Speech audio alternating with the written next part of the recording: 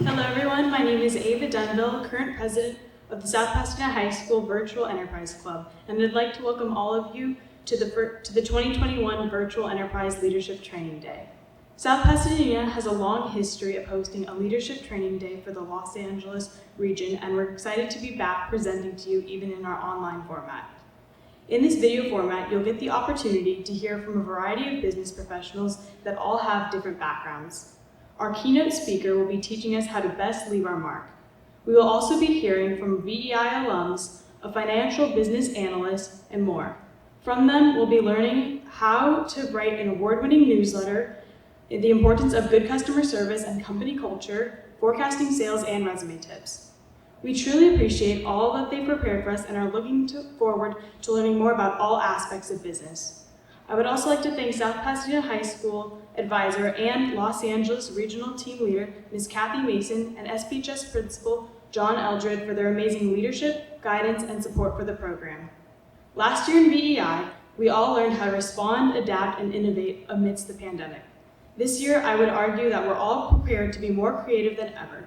I'm so excited to see what each of you do this year, how you, your team, and your school choose to leave your mark. Thank you again for tuning in today, and enjoy the rest of the video. Please place your hands over your heart and join me in the Pledge of Allegiance. I pledge allegiance to the flag of the United States of America and to the republic for which it stands, one nation, under God, indivisible, with liberty and justice for all. Please help me in welcoming Nikita Mankat for the national anthem.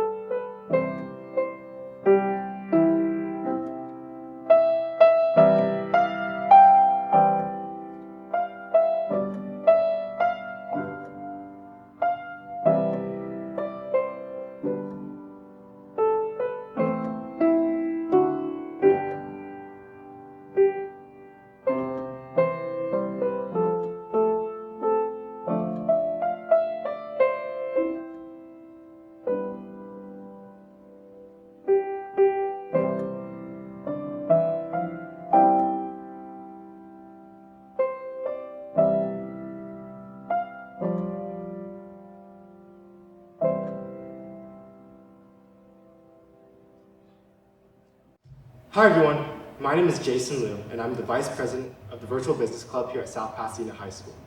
First and foremost, I'd like to thank all of you guys for attending this virtual event, the 16th Annual Leadership Training Day.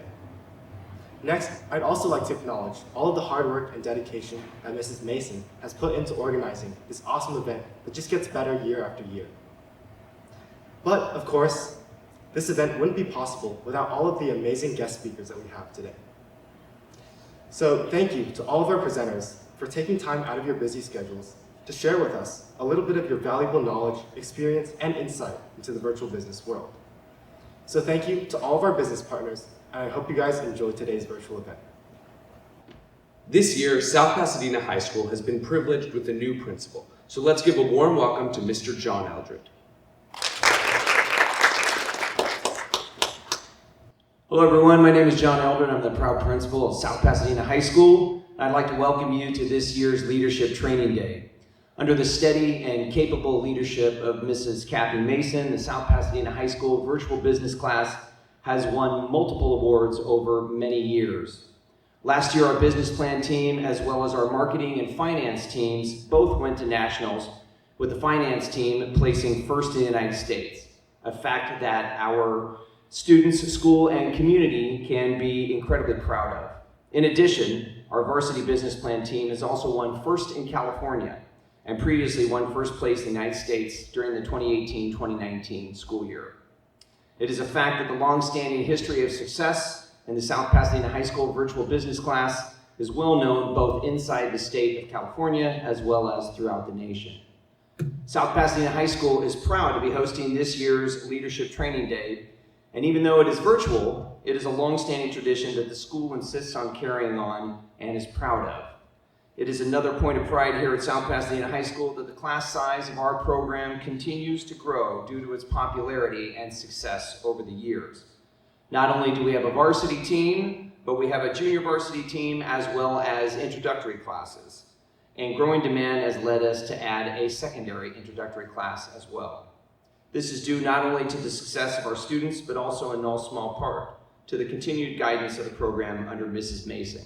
She continues to attract students with a wide range of talents, creating teams that are able to think outside the box as well as connect with each other in ways that they may not be able to outside of this particular program.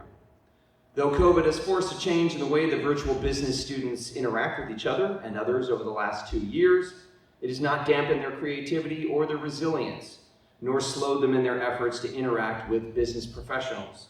They never stopped scheduling class visits with those of professional backgrounds, as well as continuing to execute opportunity after opportunity to create a sense of community both within and without the class. As the principal of South Pasadena High School, it is a particular point of pride for me personally to know that there is a class that has something to offer for literally everyone on this campus. All students and all talents are welcomed and leveraged to create the incredible amount of success that we have seen so far.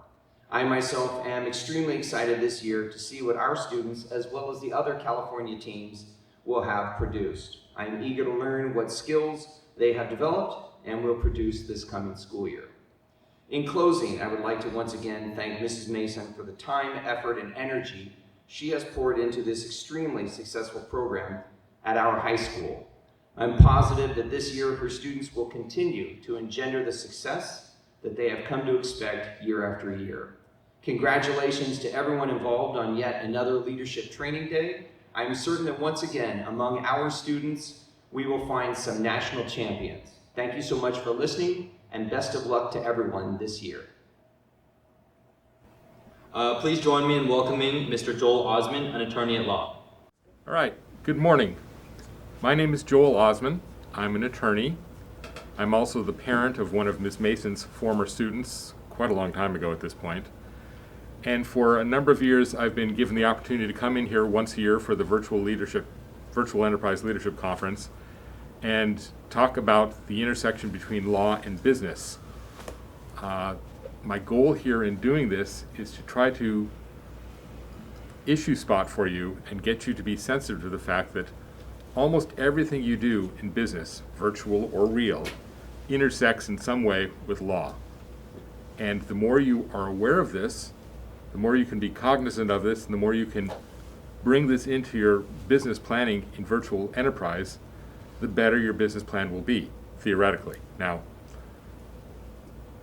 I don't actually participate in the virtual enterprise competitions, so I don't actually have input into how they're scored. But my basic theory has always been that if you are aware of these issues and incorporate them into your business planning, your business plan will be more realistic and therefore more successful on a competitive level. And also it's just kind of interesting.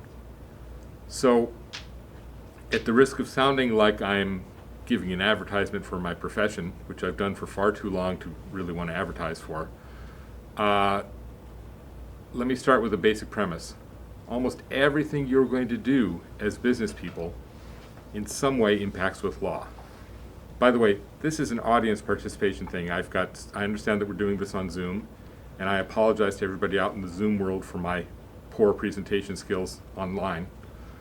But I need the people who are in this classroom to sort of participate. We're going to do a little Q&A, and I need some feedback and response, or the people out there in Zoom land are going to feel lost. So let's begin with the beginning.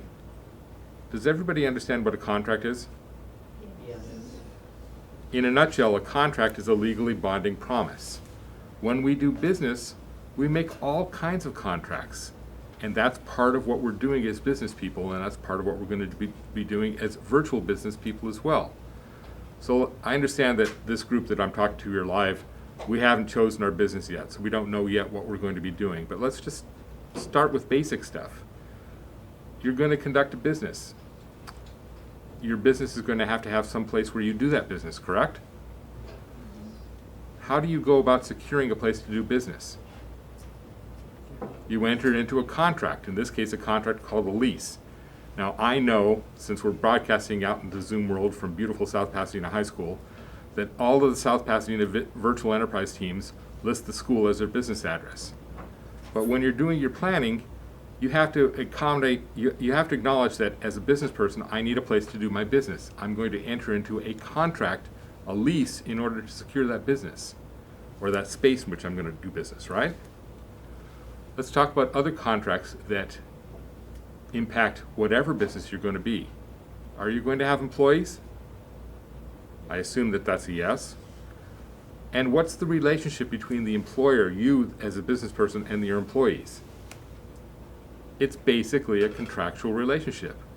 In exchange for you doing this work for me, I promise to give you X number of dollars per hour, right? Now, it's unlikely that in your virtual businesses you're going to actually have formal written contracts, but you need to understand that every time you hire an employee, you're engaged in basically a verbal contract. You're saying, hey, I'm going to give you X number of dollars an hour for you doing whatever work I ask you to do. That's a contract, whether it's written or not. A lot of us, as we grow up, before we go off to law school and spoil ourselves, seem to think that contracts always have to be in writing. That's not necessarily true. There are only certain classes of contracts which can only be binding in writing, most of them having to do with real property. Real property is land, buildings, places where you're going to do business as opposed to any other things. So for instance, the lease that you're going to virtually invent to secure your business premises has to be a contract in writing. Your employment contracts with your employees don't have to be a contract in writing, but sometimes they are, depending on what level,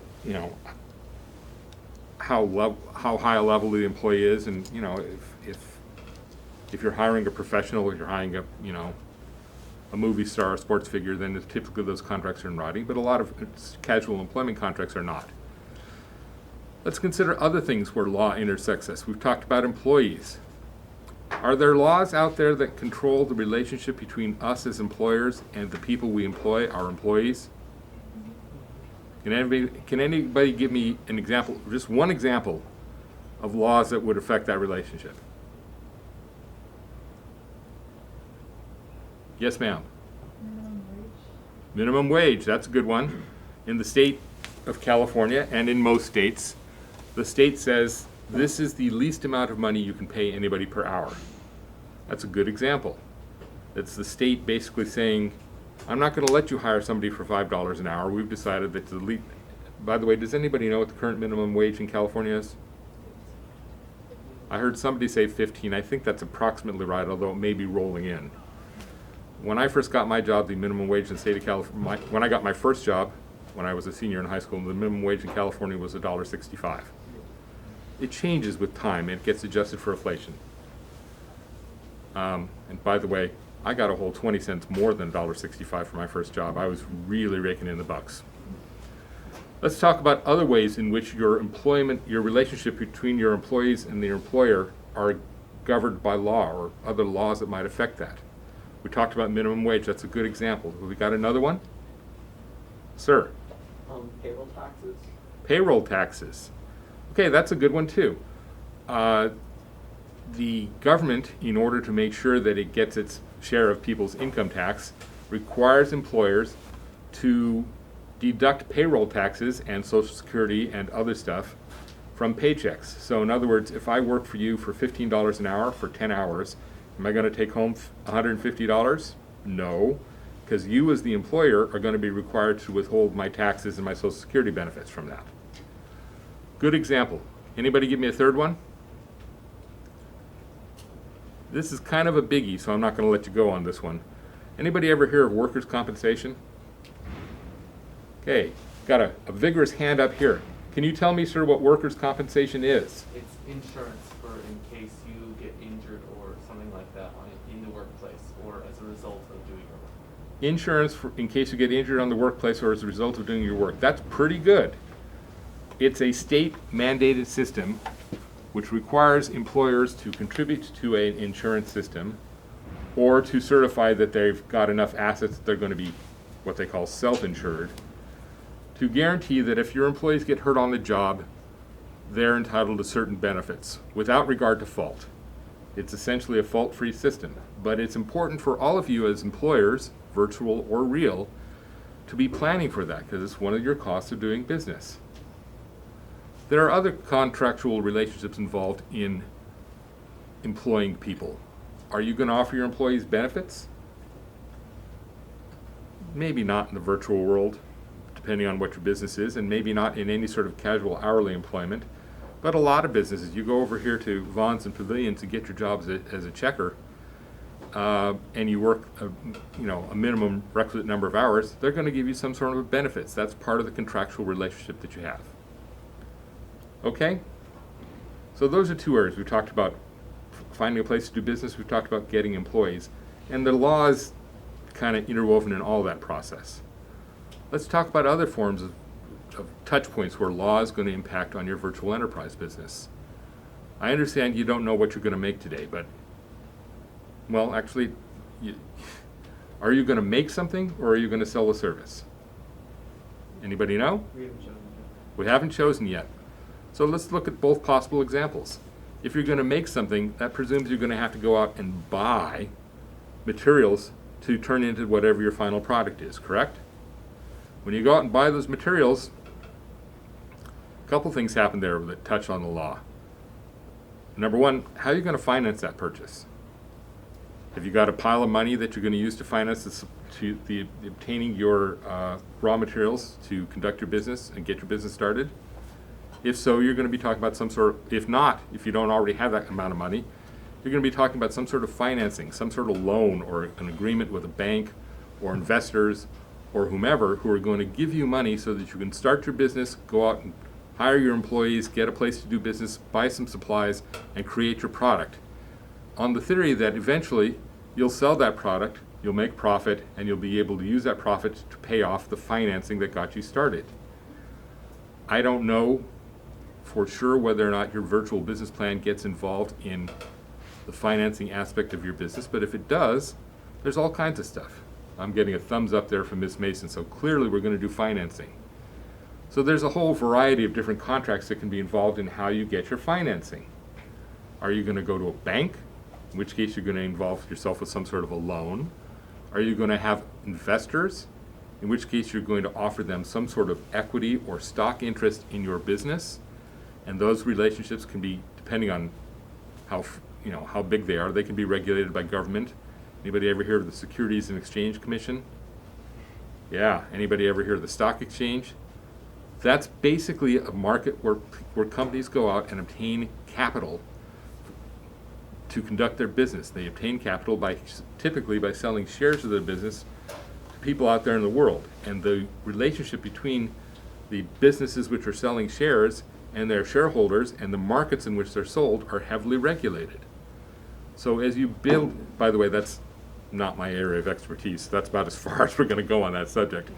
But as you build your business plans and talk about how you're going to get your business started, you have to be aware of those things, and you have to be aware that every time that you touch on those things, you as business people may need to at least virtually employ lawyers to help you and advise you how to do that. You guys ever hear of something called an initial public offering? Can anybody give me sir, your hand is up, you get to answer. Initial public offering is the minimum value of how much you're going to offer the company. For example, I think that Airbnb just went up, which means they're selling a fraction of their company to the open market. It's just from being a private company, they're now being public to anybody who can purchase their stock. Okay, so that's a good example, and I hope the mic picked up my answer over here. Basically, Airbnb, which up to this point has been a privately held company, has just made its first initial public offering of stock to the public. They're going to sell off part of the ownership, the equity of that company, in order to raise more capital to expand their business. Those things, initial public offerings, can be a big deal. Sometimes if you pay any attention to reading the business news, you'll see somebody just had their first initial public offering and it went great. and the value of the stock went well above the initial offering value, or it didn't go great and the value of the stock didn't do well. Point is, this is a way that companies such as yours might raise capital to conduct business. And all of it's regulated. And all of it requires lawyering. And in fact, when a big entity like Airbnb does a big initial public offering, tens and hundreds of lawyers get to spend a lot of time doing a lot of money, or doing a lot of work and earning a lot of money to help set that up. Again, that's not what I do personally, so I can't tell you much more than that, but you need to be aware that that's one of the things you're going to do, okay? Let's move on. We talked about the scenario where we're going to acquire raw materials to create a product. What if we're not selling a product? What if we're selling a service? How do we evidence the sale of that? We're going to have some sort of an invoice, we're going to have some sort of a piece of paper, we'll have some sort of a writing that evidences what? A contract between us and our customers. Dear customer, in exchange for you giving us X number of dollars, we're going to give you this service on this time frame. Again, you're talking about creating an agreement which is in essence a contract, and a contract is fundamentally a legal document. It's getting a little repetitive, isn't it? Let's move on and talk about other things then that you might not necessarily think of. How are you going to advertise or market your product? Sir, are you raising your hand? I know, scratching my ear. Too bad, you got volunteered. How do you go about advertising or marketing whatever your service or product is? You could advertise or market the product using anything from billboards to television ads to social media. Okay, you can do that. What are you going to do first? First thing you're going to do once you decide what business you're going to be. You're going to decide on a name. You're going to decide on a name. You're going to call yourself something. Can I decide that I'm going to call my new company Apple? I'm getting a nod of a shake of the head. Why not? Because Apple is a big company with a trademark name. Ah, magic word, thank you. Trademark. So there's such a thing in the law that's called intellectual property. Intellectual property is a property right, but instead of the right to own this desk or this room or this building or whatever, it's the right to own an idea. Intellectual property is intangible. A copyright is a good example. A trademark is another example. For instance, if I write something and I write a book and I want it to be mine and I want to be the only person who benefits from the sale of my work from that book, I have to copyright it. I have to protect it legally to create my intellectual property right, which I can then enforce. If I set myself up as Apple Inc. of South Pasadena High School, it's now, okay, if I did that virtually, I might get away with it because, they don't really care about virtual, but in theory, if I set up another real company out there and called it Apple, I might get a call from somebody up in Sunnyvale saying, hey, that's our trademark, we own that, you can't use that. And if I persisted in doing that, I could get involved in some lawsuits with them where they said, no, you can't do that. The intellectual property rights of companies are very, very zealously guarded. Harley-Davidson makes motorcycles, but mostly what they make is Harley-Davidson branded accoutrements and gear and clothing and stuff like that. They make as much money off that as they make from selling motorcycles. And they're very, very aggressive about protecting those rights. You decide that you're going to use a company logo that involves a mouse with a couple of big ears, you're going to hear from those people because they protect their rights very zealously. So when you decide that you're going to create a company and you're going to create a name, one of the things you have to figure out is whether that name and that idea is available in the public domain or whether you're going to be violating somebody's trademark. Just like, come up with another example. Okay, I've used this example in years past and it's proven to be too old for most of you guys, but we'll try it anyways. I talked about Apple. Anybody ever hear of a company called Apple Records? I'm getting a nod of the head. You must have like musically inclined parents or something. In the late 60s, early 70s, there's these 4 guys in England who played music together, and they created their own record company. called Apple Records. And John, Paul, George, and Ringo basically let Apple Records publish their catalog of Beatles music. And then in the mid-70s, late 70s, a couple of guys started creating computers up in Sunnyvale, and they started calling themselves Apple Computers. And what happened? The two Apples got into a big, long, decades-long fight over who could actually use the Apple symbol as their records. I say records, you guys remember records, you know, pieces of black vinyl that used to spin on a turntable, and there used to be a little paper label on the middle of the record, and the label for a Apple Records product had a picture of a green apple on it. Didn't look a whole lot like a multicolored, like that thing on all the computer screens here. Didn't even have a bite out of it, but these two companies spent literally a decade and a half fighting over who had the right to use Apple as its symbol. So this stuff kind of matters, and it matters to you as virtual business people. Again, it matters in the sense of making your virtual business plans realistic and accurate. I don't think that any of these companies are going to likely come to knocking on the door of your school and saying, hey, you're violating our trademarks, but something you want to consider. You know, you also need to consider it with respect to excuse me, your other advertising materials. You have slogans, you have copyrighted print materials or electronic materials. All that stuff falls within the general ambit of intellectual property. Let's talk instead about something a little bit more concrete, not as abstract as intellectual property. And let's assume that we have a product. Thank you. I don't know how you teachers do this.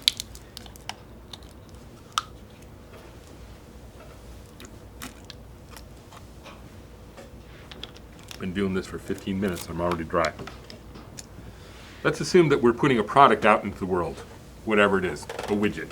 We don't know what our product's going to be yet, it's early in the school year. And let's assume that that product goes out in the world and something bad happens.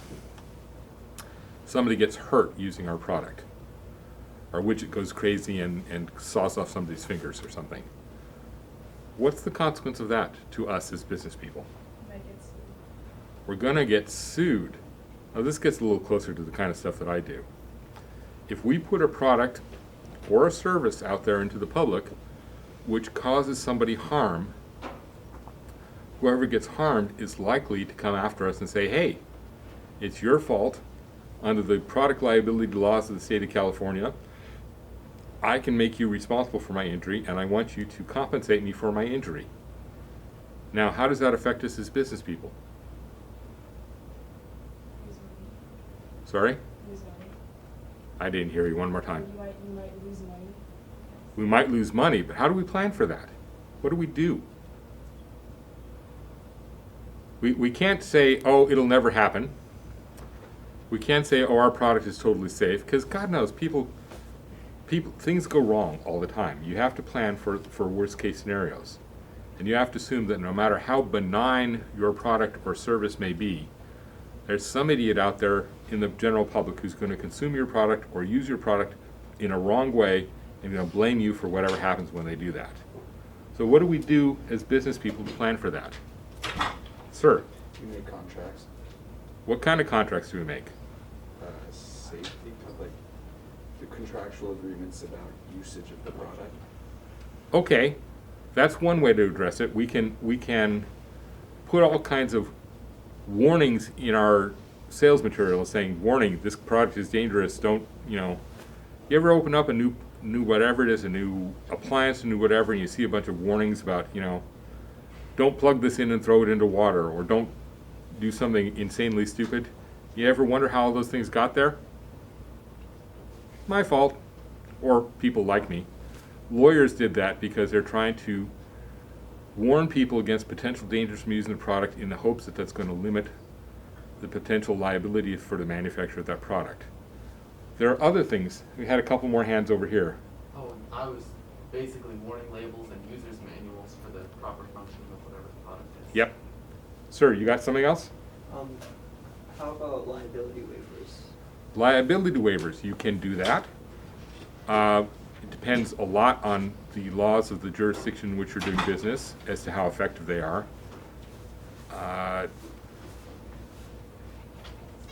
There's another more fundamental thing that business people do. And again, the assumption is whatever bad can happen is going to happen.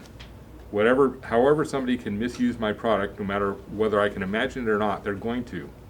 So what am I going to do as a business person to protect my company and help spread the risk? There's a big hint there, spread the risk from any bad stuff that people might do. Go ahead. Purchase insurance. Purchase insurance, exactly. So we've already talked about workers' compensation, which is a form of insurance.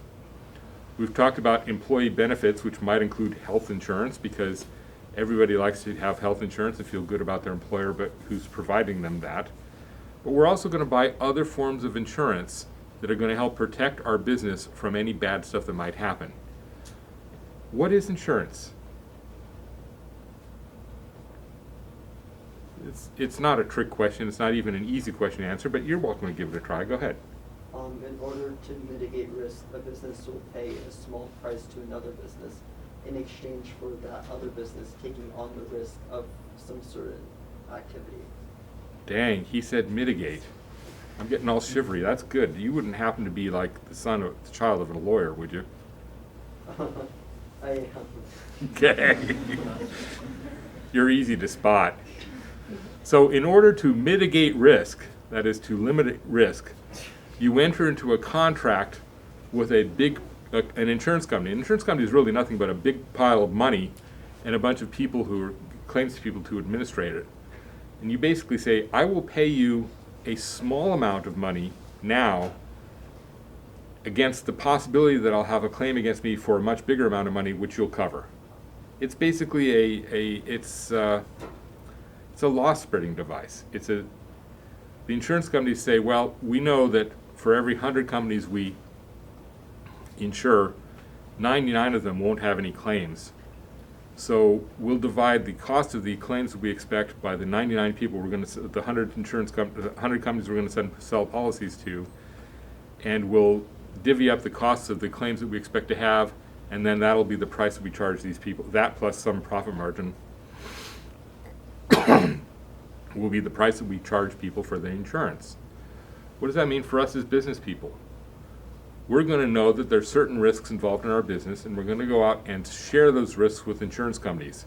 We're going to give them some of our current cash money right now in exchange for their promise, a contract that says if something bad happens, we'll help defend you up to the limits of our contract.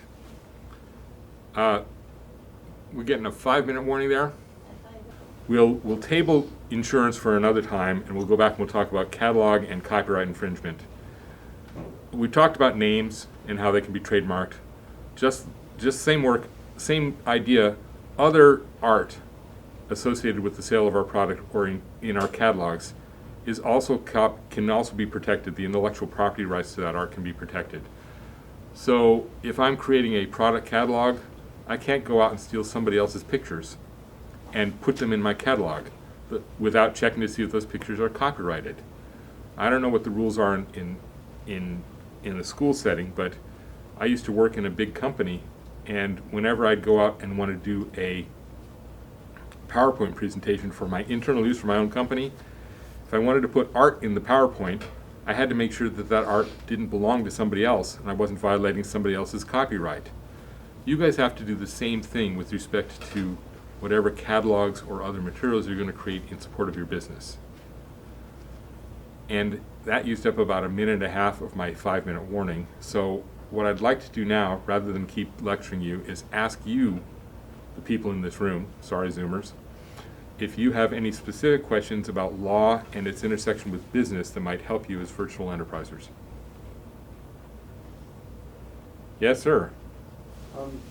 I know it's not your specialty, but could you possibly explain some of the contracts involved in equity and loan sales? Could I possibly explain some of the contracts involved in equity and loan sales? Short answer, not very well, but I'll give it a shot. When you enter into a loan agreement with a bank. The bank's going to give you a bunch of money, and you're promising to pay it back to them over a set period of time. Typically, that agreement is you're going to offer them some sort of security. They're not going to trust you just because you're a nice-looking young man. They're not going to trust you just because they think your idea is good. They're going to want some sort of concrete security to protect them in case you don't pay back. The most common form that you see that is a mortgage. You guys don't own property, but eventually you will. You're going to buy a house, and you're going to get a loan secured by a mortgage. And basically what it says is, if I fail to pay back the lender who gave me my mortgage, the lender could eventually take the home away from me because that's its security. When you're selling equity, selling stock in your business, it's a somewhat different transaction. You're not, the security is simply, when you sell equity in your business, you're simply selling somebody a share in the profits of your business. Typically, shareholders,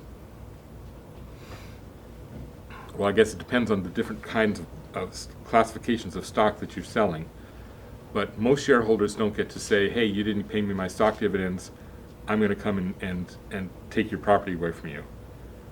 Typically, a shareholder is entitled to a share of the profits, assuming that there are any. And if there aren't, the shareholder is kind of out of luck. That's a vast oversimplification because I'm just a stupid litigator and not a high-flying fancy business person, but that's the basic distinction there. Okay? Other questions? Sir? What kinds of companies have you managed legal responsibilities for prior?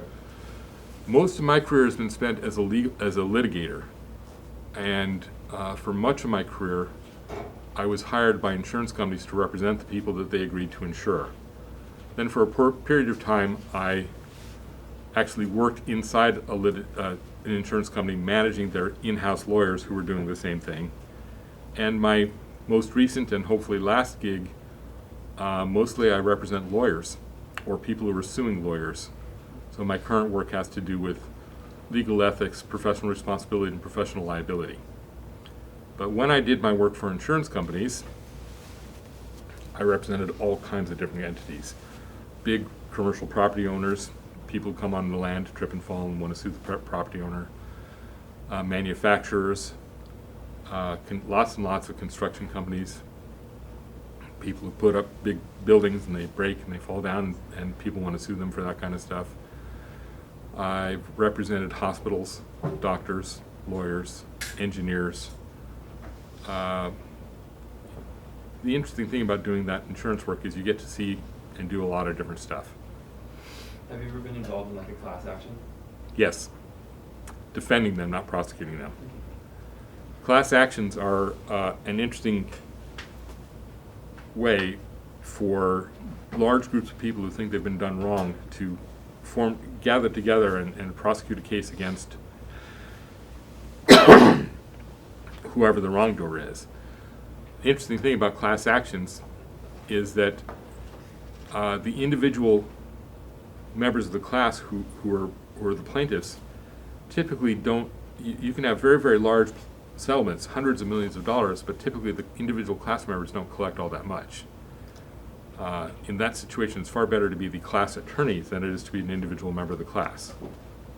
But it's a device to sort of help people, empower people who've part of a large group who've had a small wrong done to them, to actually give them access to the courts and an opportunity to try to get back from the people who did wrong from them whatever they should.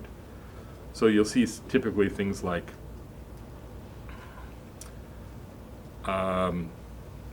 store X over here overcharged its customers, and there's a class action by people who bought products from the store X during a certain period of time. And the members of the class, if there's a settlement, may get like a voucher for some store credit or something. Nothing really huge, but it allows a big, widespread wrong to be addressed in a way that actually, gives them access to a court. Other questions? Yes, sir. In starting up a business, what are the legal considerations you should make, whether it be contractual, workman's comp, or consulting with lawyers that should be considered? Well, the answer, and I'm required to say this by the bar, is always consult a lawyer. We need the work. But and I'm sorry we're a little pressed for time here, but first of all, you want to start out and figure out what kind of business, what form you want your business to be. Is it going to be a sole proprietorship? Is it going to be a limited partnership, a limited liability company, a corporation? How am I going to create, what entity is my business going to be held in? Because that's going to affect my personal liability, my exposure if the business fails, and those sort of things. All of those things require some lawyering and certainly some consideration of the tax consequences and other things. So it's very, very hard. Now, the flip side of the coin is that lawyering costs money. We don't do this, we try not to do this for free. So you may or may not, as a startup business person, be able to afford the maximum amount of lawyering you might need to sort of figure out all this stuff. But you do the best you can. Everything about business is a compromise. But my basic thesis, and this ties nicely into this, where we started, is pretty much everything you're going to do as a business person is going to impact and involve law at some point. How much lawyering you can afford, you have to build that into your business plan, you have to count for it, and you have to make compromises. But do build it into your business plan. Do count, do assume that there's going to be some legal costs, and make sure that your business plan reflects that, because that's a more realistic way to do it. One more question. Yes, ma'am. I'm sorry, I might have missed this side of the room. I was wondering, like, how law kind of crosses over into social media and advertising. How law crosses over into social media? Well, I'm probably the wrong generation to be asking about social media, but I know people who know social media, and the answer is all over the place. Let's pick just one example. If I go on whatever your favorite social media platform is, and I say, you know, that Miss Mason, she's just terrible, I may have defamed her. By the way, it's not true. Miss Mason is a wonderful teacher, and I've known her for many, many years. But the point is, the simplest example is if I go on social media and I say something bad about somebody, I might have defamed them, and they might sue me for having done that. Same thing, we talked about copyright infringement and trademark infringement and intellectual property. You could easily, in a social media context, violate somebody else's intellectual property rights and get yourself into trouble. There are other more basic stuff, but I thought Facebook was like as far as I could ever get in social media, and then somebody hijacked my account and I'm not even there anymore. So I'm not the guru of social media that I'd like to be. I can refer you to my niece though, who just got a job doing that stuff. Anything else? Any other questions? Oh, there's one more. Yes, ma'am. So regarding copyright infringement and like specifically like the relationship between like workers and like large corporations, let's say like an employee creates something that's more that's like their intellectual property, like do contracts like consider that, and like what if that person like wants to use what they made? That's a really good question, and it really depends on the relationship between the employee and the employer. My father-in-law was an engineer. He worked for Lockheed Missile and Space Company. He got to hold the copyright, not the copyrights, the patents on some missile stuff that he invented, but he didn't get to hold the profits from them. He got, it's like, his agreement with his company was, well, we'll throw you a bone, we'll let you be the patent holder, but we're keeping all the profits from it. Which is kind of a shame, because he was a very, very successful missile as missiles go, and he could have made a lot of money that way, but that's mostly a function of the contractual relationship between the employer and the employee and how you work that out. Okay, I think we're probably at the end of our time allotment for the Zoom people. I thank everybody for your interest and patience. For those of you in the room here, sorry Zoomers, I'll be happy to answer any other questions you have, but I think we're signing off on Zoom at this point. Is that correct, Ms. Mason? I am, thank you. Bye, guys. Any other questions? We're good? Anything else, guys? Can you guys thank Mr. Osman? I feel like I rushed this one.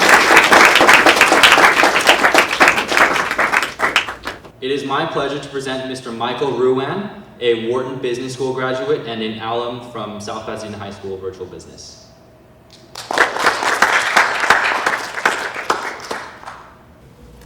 Well, hey, good morning, everyone. My name is Michael Ruan. I grew up here in South Pas, graduated from this high school in 2014. I was the CEO of Oasis, in blue. We were the first virtual enterprise team to win Business Planet Nationals, and I heard you guys have been doing super well on that front, so keep up the good work. The theme this year is leaving your mark. I know many of us have experienced a sense of powerlessness this year because of COVID. We feel stuck in place, or we're prisoners to this pandemic until, time just passes and it goes away. So how are we going to leave our mark? At the same time, we realize this year, more than ever, that our choices do have consequences. Where we've ended up as a society, whether it's politics or COVID, whether it's politics or COVID, where we've ended up in this situation, has been the result of individuals making choices. Both the good and the bad, you have more power than you realize to shape what becomes reality. So I want to suggest 2 ways that you can make impactful choices. 1 is by addressing big problems, and 2 is performing little acts of kindness in your daily life.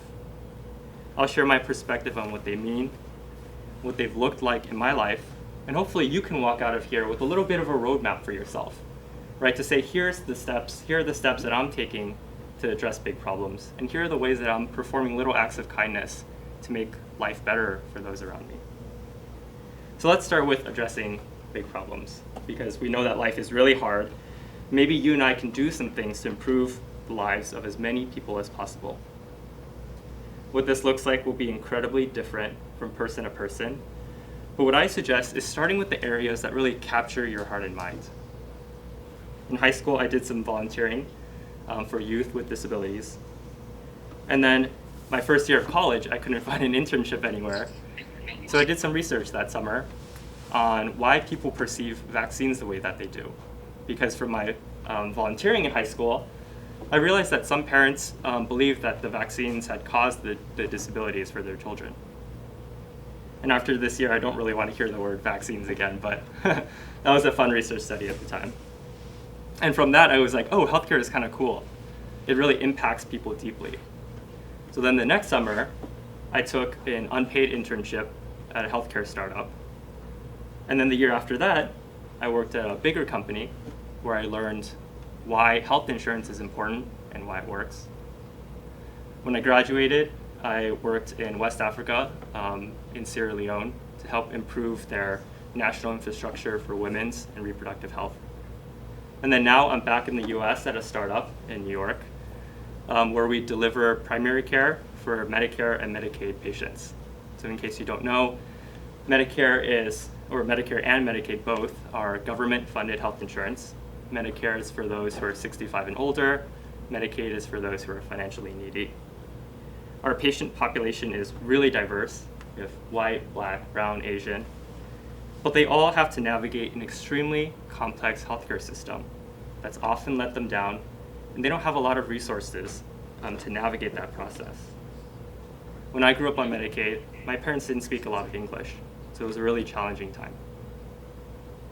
So what it means for me personally to solve a big problem is just playing my small little role at this company to help our doctors and nurses and therapists and care navigators deliver really excellent care to our patient population.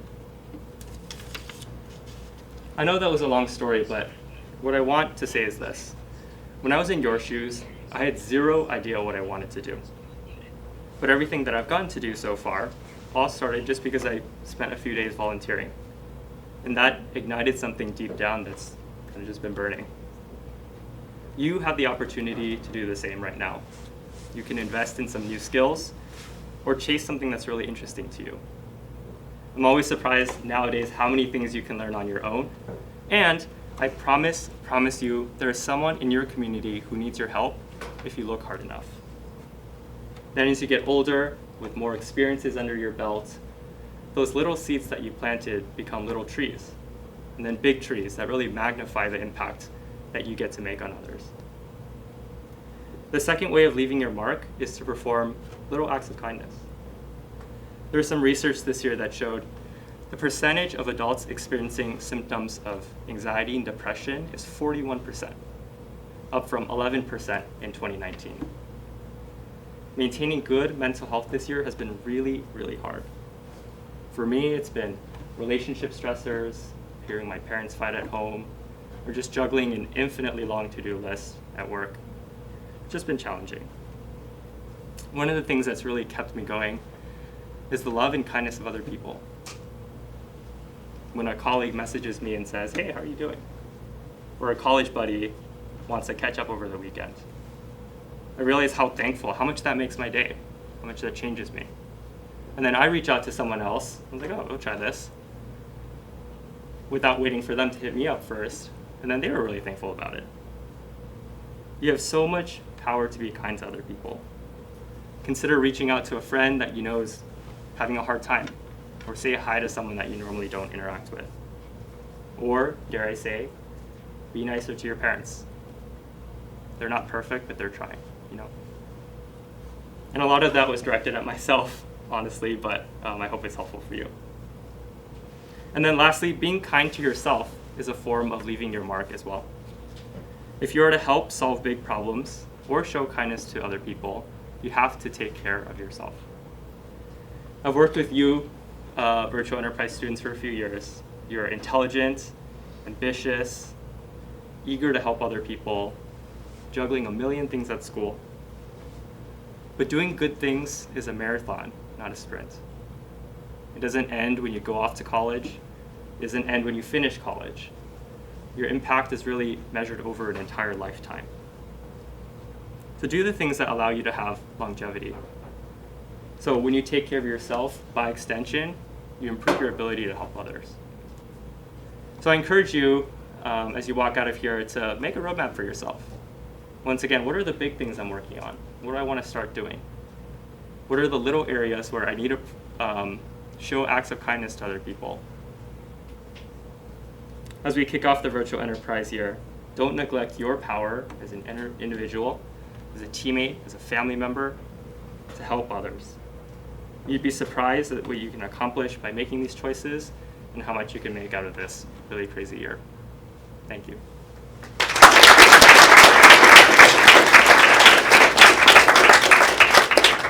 Okay, so I'm going to talk about something that's very near and dear to me, working at a startup. Yeah, like I said, please interact. It's so much more fun for everyone if you share your ideas. Okay, so first, for those who don't really know that well, let's discuss what is a startup.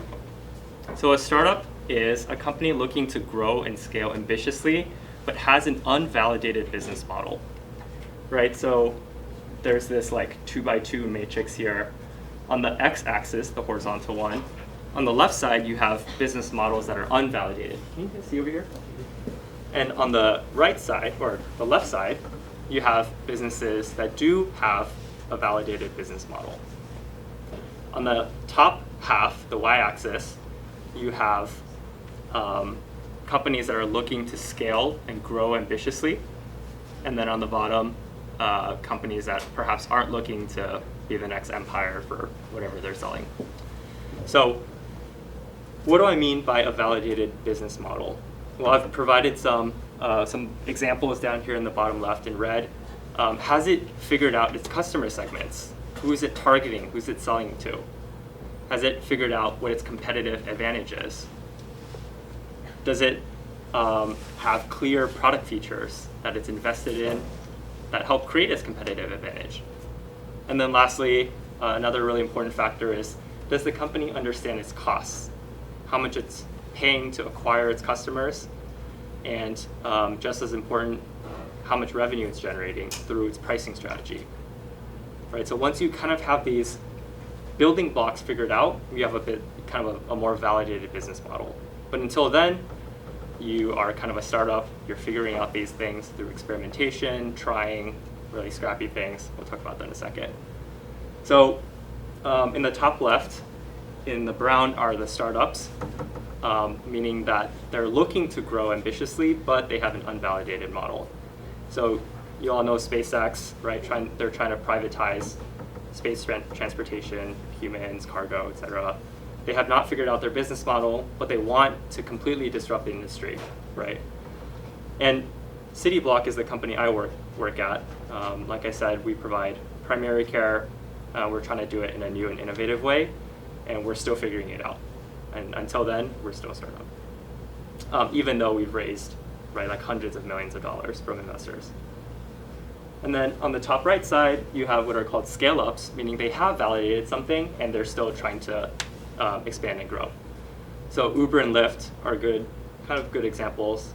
We'll talk more about that in depth. And then recently I went to Porto's. Have you guys been to Porto's? Yeah. All right, sick. So while I was at Porto's, I was like, oh, they're kind of a scale-up, right? They figured out their customer segments. They're like this chain of Cuban cafes, tremendous real estate holdings. It looks like they have a lot of things figured out, and they're branching out pretty expansively. So, and then in the bottom right, you have maybe stores that have figured out their business model but aren't really looking to grow. So High Life, it's been around for like 200 years, right? There's just one little burger store. It's been there forever. Nothing changes, but hey, if it works for them.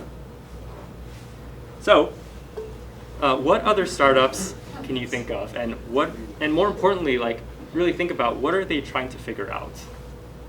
So, can anyone shout out a startup that you might know of and share like what are they trying to figure out?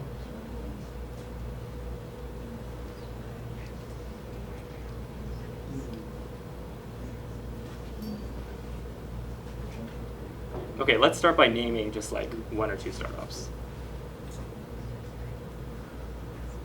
Is Airbnb a startup? Yes, yeah, exactly. Airbnb is a little past startup stage. Same with like Apple, but Airbnb until last year was a startup basically. And what does Airbnb do? People can temporarily like rent out their homes for people who like want to have like a vacation. Mm-hmm. Yeah, so it's a marketplace, right, for renters and homeowners. And if you were in the shoes of Airbnb, what are you trying to disrupt? What industry are you going after? The hotel industry, exactly. So you're trying to figure out, is there demand? Like what are the customers that would prefer living in some rando's house instead of a reputable hotel, right?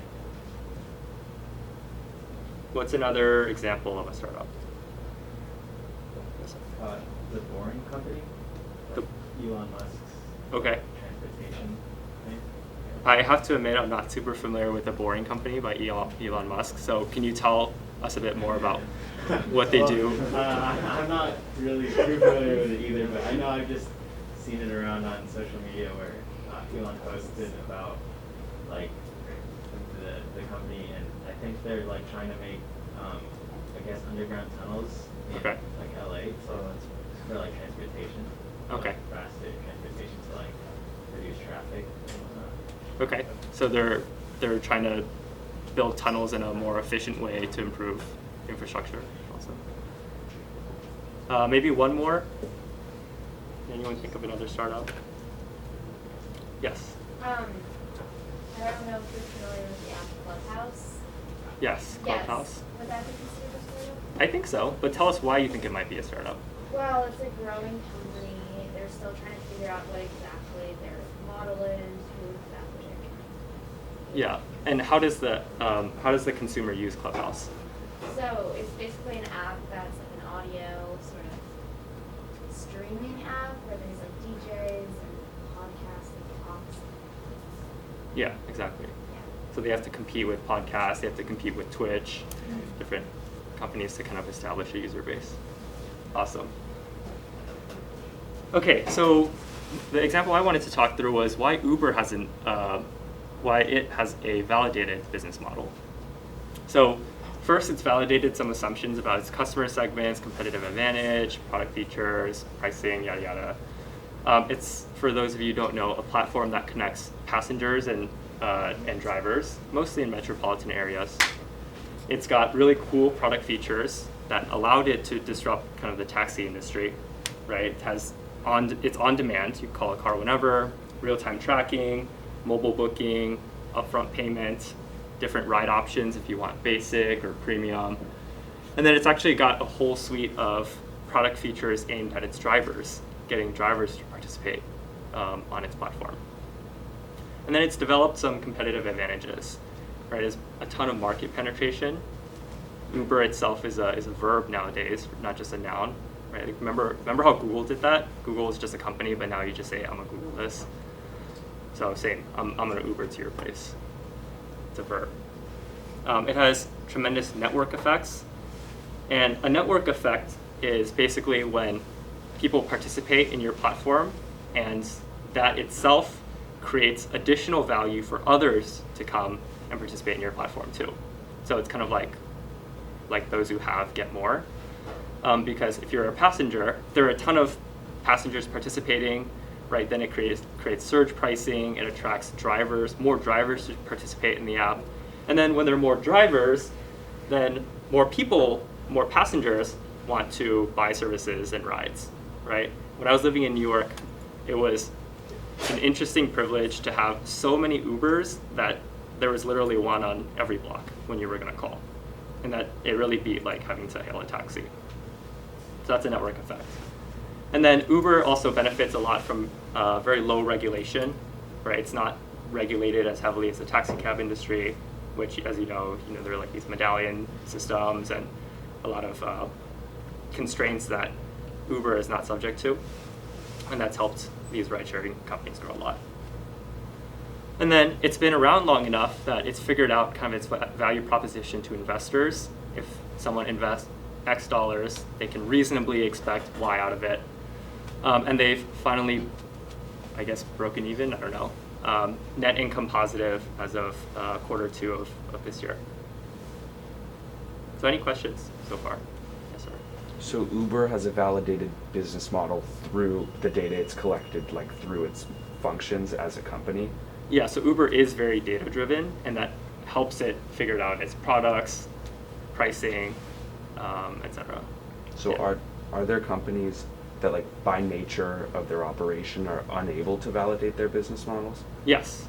Yes. A lot of companies don't validate can't validate their business model. They're not data-driven enough. They don't get enough stickiness and attraction to be able to test anything, and so they might just go bust. Yeah. So a company is considered a startup just based entirely on like the status of its business model. There's no like financial threshold or like it doesn't matter like what your like gross revenue is if your business model is not validated yet. I don't think so. Okay. I don't think so. And don't forget, like, the second component of being a startup is the ambition to scale and grow, right? Like High Life might be doing super well, but just due to its lack of growth ambition, would not consider it a startup. Or other small businesses, right, in that general space.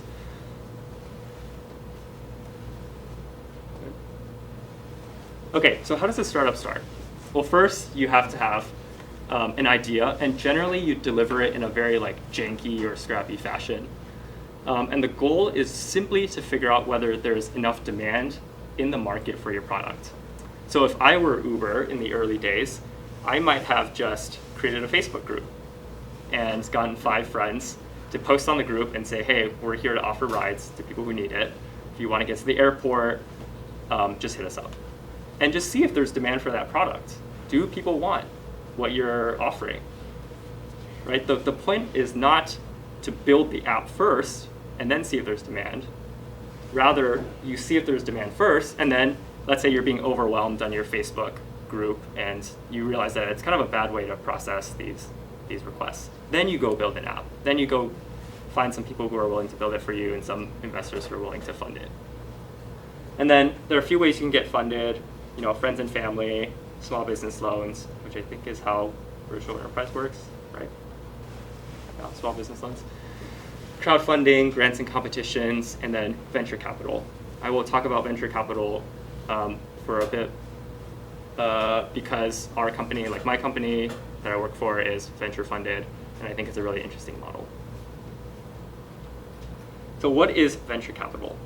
Venture capitalists are basically institutional investors in startups, and they give you money for a % ownership of your business, right? Like a loan might just be, hey, I'll give you $1 million, and I want this $1 million back with interest, and that's how I make my money. But these guys are different because they want % ownership in your company. So let's say you have a deal with a VC, venture capitalists, and they want to give you $10 million for 50% of your business. So my first question is, how much is your business worth? 20 million, right? Great. And then let's say the next year you're doing really well, you double your business and your business is worth like 40 million. So how much do the sharks, the VCs, own in value? 20. So just like that, they've kind of doubled their investment from 10 to 20 million. So that's kind of their model. They employ a shotgun strategy. They're not looking for everything to work out. For every 10 investments they make, they'll look for just one to succeed wildly, and that will bankroll all the failed other investments that they made at the time. They are generally experts in a particular domain to help kind of these budding entrepreneurs figure out how to go to market and provide some operational excellence. And then lastly, just a note that startups generally need to be very careful of how much ownership that they give away. One is that the more you give away, the less wealth that the founders and the employees can share in, right? So if you give away 75% of your company instead of 50, now you only have 25% to divvy up amongst your founders and your employees. This is really important because if you think about it, like a startup isn't really cash heavy.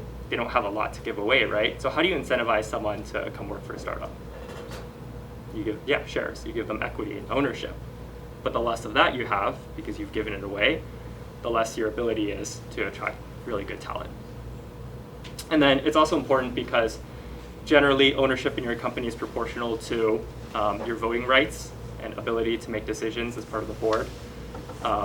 So you also don't want to give away too much of your decision-making ability. Any questions here?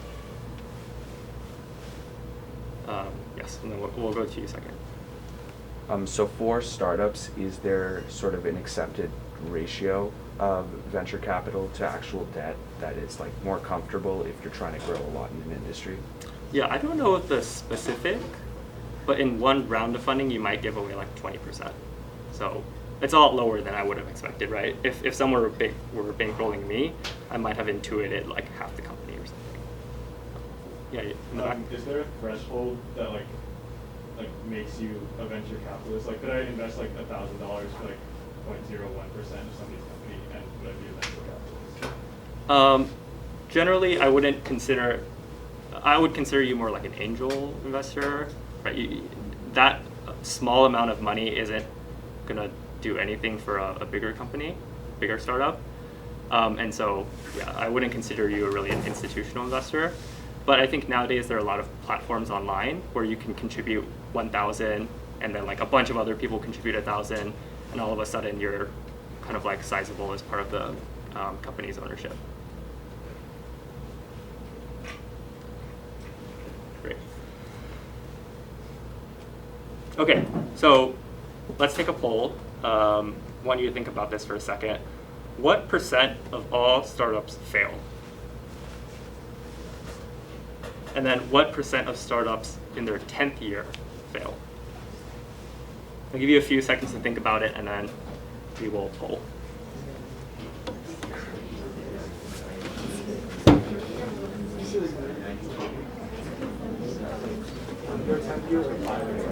In their 10th year of existence. I think you're better.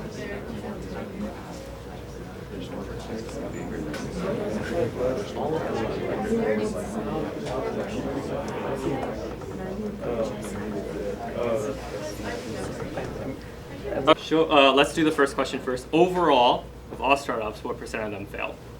30%. Raise your hand. 50%. 70%. 90%? Oh, nice. And then what % of startups in their 10th year fail? So 30%? Okay, 50%? 70%? 90%? Okay. Pretty good. I think your intuition is pretty good.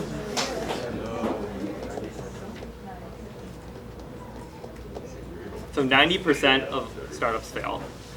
And then I think the second one surprises me more, which is that if you've made it to 10 years, that 70% of them still fail. But that is the nature of the game, right? You can tread water for so long, and then eventually, like, people stop funding you. You lose the desire to keep pushing, and that's that. So, why the heck would you do it? If so many startups fail, why would you start one? It's hard. You give up perhaps a cushy job to do it. Why? So the first is because you want to solve a problem, and you're incredibly passionate about an idea or business, and you want to pursue it with speed and focus.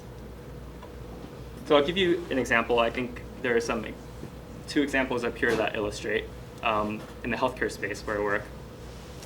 So Haven was a company that was a joint venture. Does anyone happen to know which companies were part of this venture?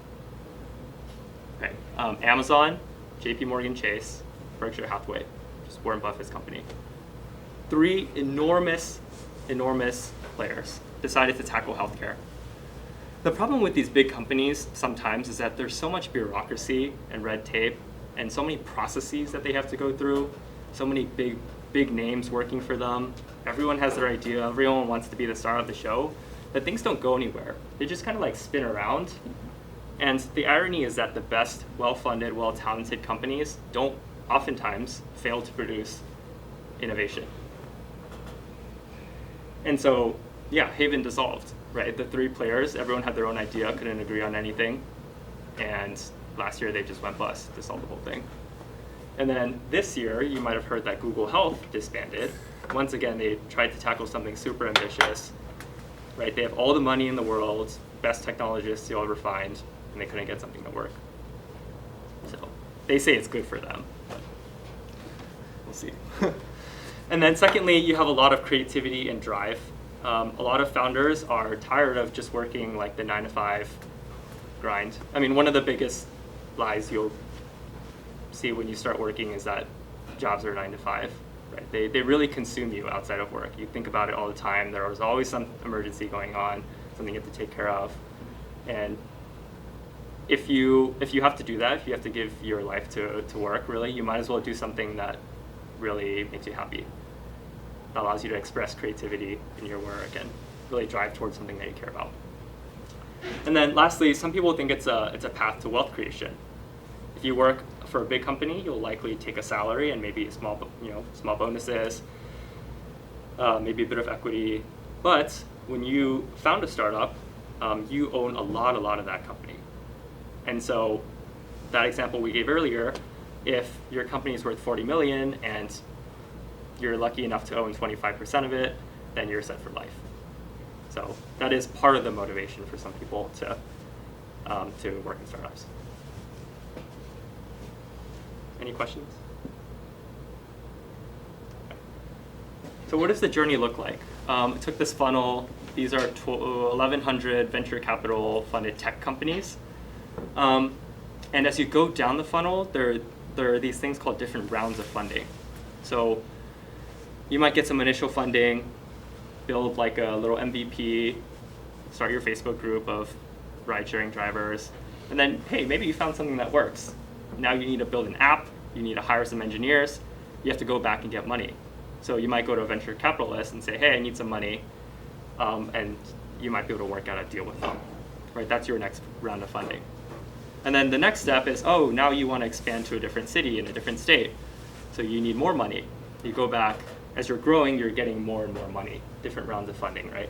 So that's all this funnel is showing, different rounds of funding. And as you can see kind of on the right side here, a lot of companies fail to raise. They don't get more, they're unable to get more money, or they just choose not to, and kind of exit the funnel. And then those who continue through the funnel, you can see kind of come out at the bottom here. Out of this 1,100 tech companies that are seed funded, only 12 of them, or 1%, became unicorns.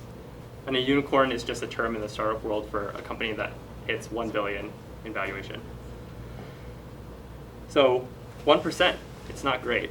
I mean, it's a lot of failures. And I was talking with you guys earlier, like, why do we have to be so critical of these ideas that you're pitching? Why is everyone grilling you all the time about it and trying to find problems? Because most of them don't work. Like, they're great ideas, but there isn't a market for them. So you have to be critical if you're going down this path.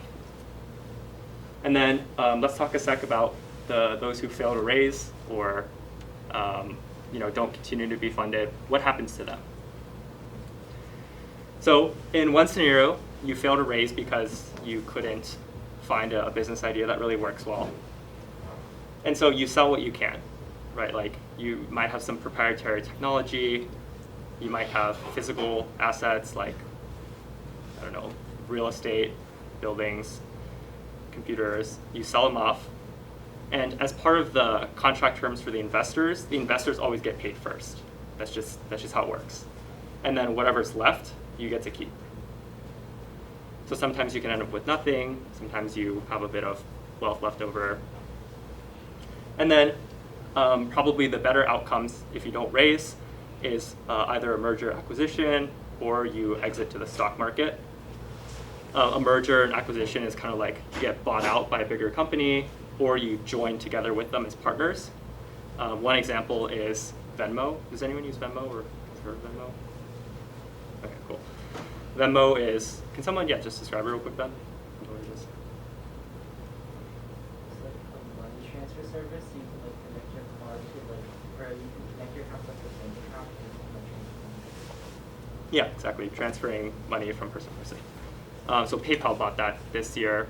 Well, PayPal bought Venmo's parent company for $600 million this year. And then the other option is to go public, right? You list on the stock market, and then people like you and me can buy their stocks online. Someone mentioned Airbnb earlier. They IPO'd last year for $47 billion.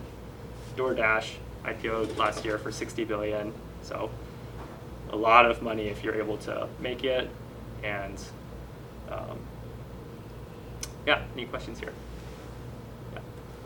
Is there a general time frame between rounds and the time it would take to become a unicorn? And what does that look like for an average startup? Yeah, on average, so the question was, what are the timing of the rounds? How long does it take? There's no hard and fast rule. It really depends on how fast you can move from round to round, meaning that's generally like a function of business indicators. Are you able to find product market fit? Are you able to validate your pricing strategy? Are you able to generate enough customer retention? And that dictates whether you're able to get more funding. Generally, it takes 1 to 2 years. The company I work for has been on this like rocket ship trajectory, and I think we're fairly unusual, but so the time it takes you to get from top to bottom of funnel might be like 10, 15 years. Just out of curiosity, like how is City Block shaking up the primary here? Yeah, I promise I will answer that in the second part of this. We can skip slide. Okay. So a few important notes. Someone had mentioned this earlier, so I think it's worth addressing. Just because you're funded and growing and big, it doesn't really mean jack sometimes. So one example that came to mind for me was MoviePass. Can someone tell me what MoviePass was about? I'm pretty sure MoviePass was like you pay a monthly fee and then you can see as many movies as you want at movie theaters. Yeah. Right? Do you know how much you had to pay to participate in MoviePass?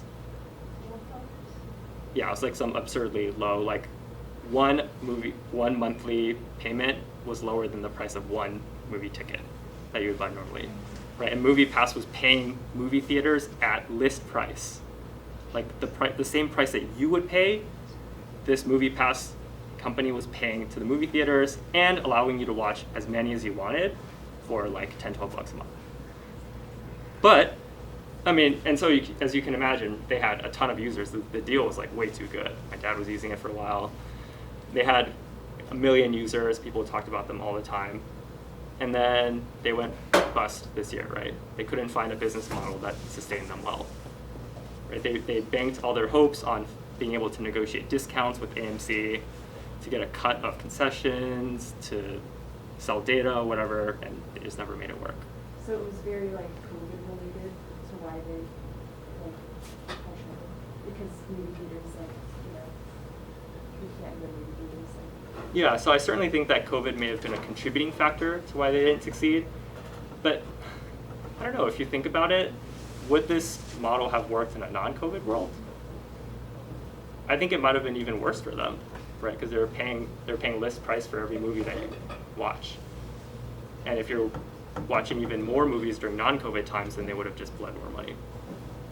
I don't know. And then Uber, I actually had mentioned this as an example of a validated business model, but there are also reasons to believe that that their scale is deceptive, right? So they're subject to so many threats of regulation, of having their drivers become benefit, or like having their drivers receive benefits like employees do, which would really kill their financial model.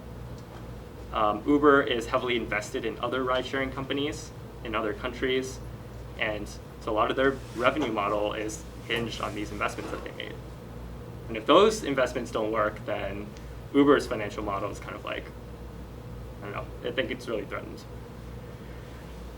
And then the second piece of advice, second thing worth noting, is that you don't want to start with an idea that you have that you want to build. You need to start with a problem that genuinely needs solving. So I want to open it up again. What are companies that have solved problems for you? For me, working now, I think Uber and Lyft have been helpful. Venmo, I absolutely love. What do you use that helps solve problems for you? Amazon. Okay, Amazon's a great one. Postmates? Apple. Apple, yep. OfferUp. Sorry, what was that? OfferUp. OfferUp, what does OfferUp do? It's sort of like Craigslist, but it's like a modern Craigslist, I guess. Craigslist.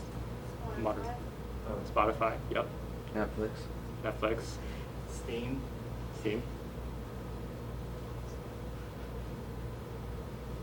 Quizlet. Excellent. Any others that you can think of? Zoom. Sorry, what was that? Well, what is that? It's like you can sell old clothes and like buy clothes from people online. And you can like put on the things. Oh, cool. Yeah, there's so many startups nowadays that are just marketplaces, right? They don't. What's cool about marketplaces is that they don't need to own infrastructure. You don't need to buy the factories. They'll just let you, as a consumer, be the factory yourself, and then they take a cut. So it's a pretty popular model nowadays. Okay, so I think one more slide. So here are some characteristics of good founders that I've noticed in my work. For a lot of you thinking of entrepreneurship down the road, it's worth thinking about, and then we'll do questions. So one is you want to solve a problem and you don't want to make, or your primary goal isn't to make money. If you primarily want to make money, start a small business, right? It's like you want to wash windows and cut grass. It's a market that's been figured out. You know there's demand for it, and you just have to find a way to like scale it in your local community. That's a good way to make money. But if you want to really solve a problem and create a startup that generates like really lasting impact and a lot of value, let's say nationally, then you really need to focus on trying things that don't work, innovating, and generally that's not conducive for making money anytime in the short run. So different mentality there. Second, you need to be an independent thinker, right, to challenge what people say to you. So when they're like, oh, this doesn't work, I've never heard of anything like that. You have to say, oh, here are the reasons I do think this will work. I see the data, I see the factors that would drive success, I'm gonna go do it. That makes you an independent thinker. And as a lot of you go to college soon, I really wanna challenge you. Being an independent thinker is probably the most valuable thing you can do for yourself. It's just not just to like take everything at face value, but really challenge it. Think for yourself. Disagree when you think there's reason to disagree. Many of you are creative, so being a creative problem solver is a good one. Having a breakthrough walls mentality. That's a phrase we use in the startup world. That means when you encounter challenges, which you will every day, that you're just like, screw it, I'm gonna run through this wall. I'm not gonna let these little challenges stop me. Whereas some other people are just like, I think it's okay. I'll just do with this wall. Like I can live with it. And then lastly, I'll do it myself mentality. You're willing to do something scrappy, get in the weeds yourself. You're not just about delegating to other people. So yeah, list of what I think are the most important characteristics. So I want to pause here before I discuss the work that I do. Any questions about startups? Anything at all?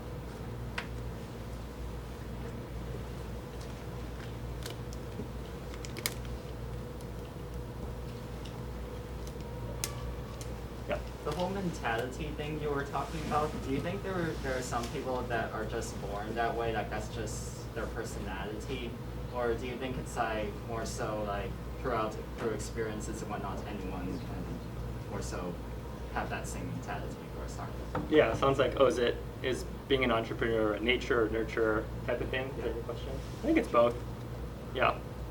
I, by nature, am pretty entrepreneurial. Like, I love taking risk. But because of my cultural background, I have not been taught to take a lot of risk. I've been taught to do like really safe things. So yeah, it's a lot of clashing that you kind of just figure out as you, get older. Yes?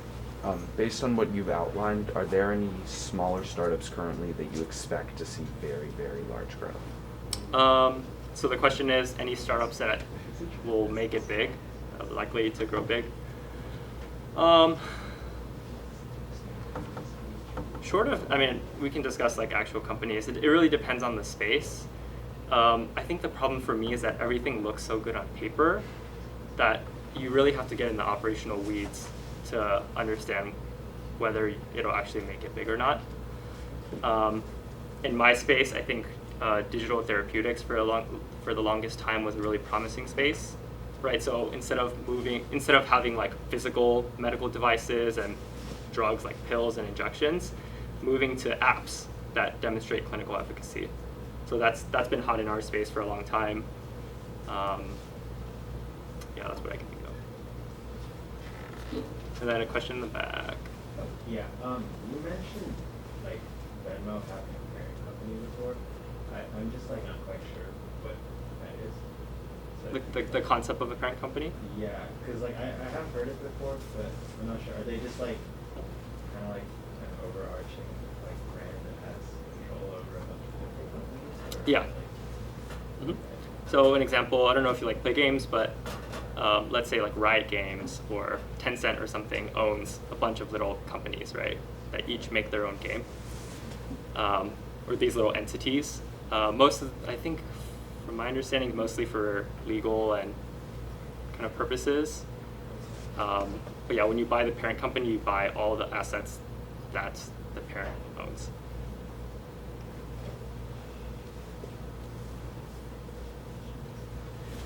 Okie dokes. Any other questions? Okay, so part 2, I wanted to talk about the daily joys of working for a startup. So I moved from a big company to a startup for 2 reasons. One is that I wanted to take a risk. I felt like in a place in life where I didn't have a lot of financial obligations and just wanted to do something that was different. Right? If I want to work for a big company and just stay in one place for a while, like I can do that later. And then secondly, I'm really passionate about the mission of my company, which is to improve health equity and serve patients who need it most. We'll talk about what that looks like. But like I said, it started in high school, right? It's just volunteering, and then it eventually blossomed to this, what is now my career. And I really love it. It gets me up every morning. Okay, so what is the problem that CityBlock is trying to solve? Notice that, as I suggested to you earlier, don't start with what you do. Start with the problem you're trying to solve, right? That indicates there's some kind of demand for this product. So what are the problems? So for health, actually let's start with the patient. So for patients, care is extremely fragmented, unaffordable, and complex to understand. Many of you guys have experienced this personally, right? Watching family, friends, relatives try to get the healthcare that they need and navigate a million options, deal with their insurance company, find ways to pay for it. The number one cause of bankruptcy in the US is medical debt. It is a huge problem for patients. And then patients need different facets to their care, right? They need mental health care, they need primary care, they need specialist care, and there are Lord knows how many specialties. So it's a really tough experience for them. For the doctors, their power is limited by the few things that they can do in the clinic. They can give you advice, they can't make you follow it, it's a huge problem. They can give you advice, they can prescribe you medications, they can't make you take the medications when you go home, and half of adults don't follow their prescription anyway. And they're limited in a lot of ways by what are called the social determinants of health, meaning what are the things socially around the patient that contribute to their health, even though it's not like health per se. So an example of this, actually, can anyone think of what might be considered a social determinant of health? Something that would affect your health, but technically isn't like healthcare per se?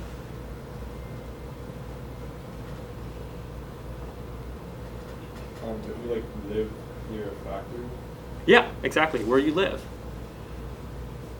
Where do I live? No, sorry.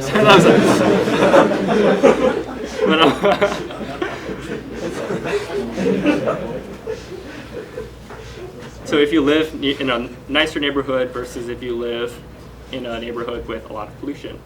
New York is like that, right? All the pollution goes up to the Bronx. The other boroughs kind of have it nicer. What about education?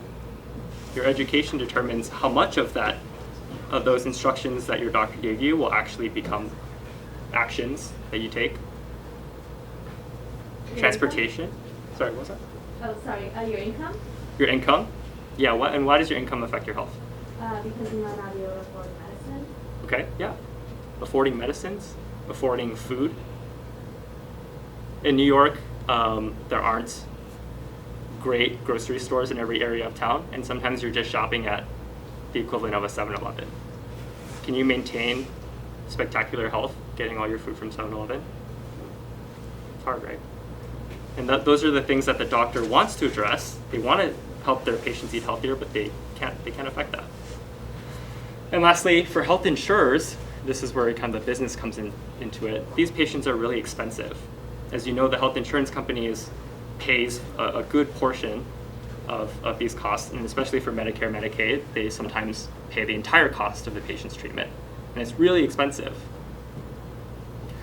So how we come in, the City Block, is we do a few things. One is we meet patients locally and understand their lives. We go in their neighborhoods. We build clinics that are on their exact block that they can walk to. We understand what they're going through. We build trusted relationships because we meet them at their home or at the Starbucks. And that's different for a lot of people that, wouldn't be able to get to the doctor's office normally. We provide integrated care, which means having a lot of support in one place. So instead of having your primary care person here, then your mental health specialist there, and then your care navigator there, it's such a mess to navigate. We make that all under one roof. And we only send you out to another team if you really need to. But otherwise, we try to minimize the times that we send you and make you go find something on your own. We address social determinants of health, right? We help, for example, people with inadequate housing find the benefits that they need to get into better housing or more stable housing, or people who are experiencing food insecurity. We help them navigate to community resources that can provide them with that food security. We provide Uber and Lyft rides to people who otherwise, because of, let's say, a physical disability, are not able to take the New York subway. And then we focus on preventative care and not just solving the disease after it's manifested. If you can prevent it at the source, it'll be a lot cheaper and the patient doesn't have to endure kind of a really long disease process.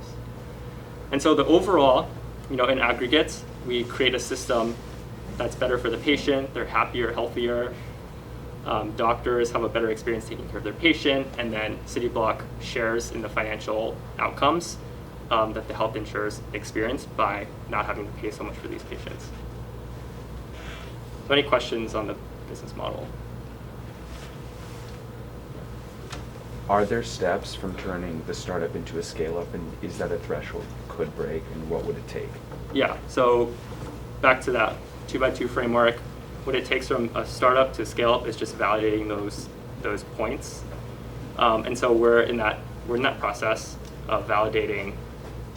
I think I can't talk too much about the specifics, but yeah, having just to figure out some of those details and showing our investors that we've done that well. We had to start at a very small scale. The company started as like one clinic in Brooklyn, New York, and everything was done in a very personal way, but in a not very efficient way. And now, as the company has expanded to like multiple states, we have to rely more on technology and kind of scalable processes to show that we can like scale up. Okay, and I think this is the last slide, but just to give you a sense of like what I spend my time on, kind of think about it 40, 30, 20, 10. So the biggest thing I do is business and clinical operations. So an example of that, I don't think I'm allowed to talk too specifically, so I'll just give you some best practices in the industry, and you can take that for what you will.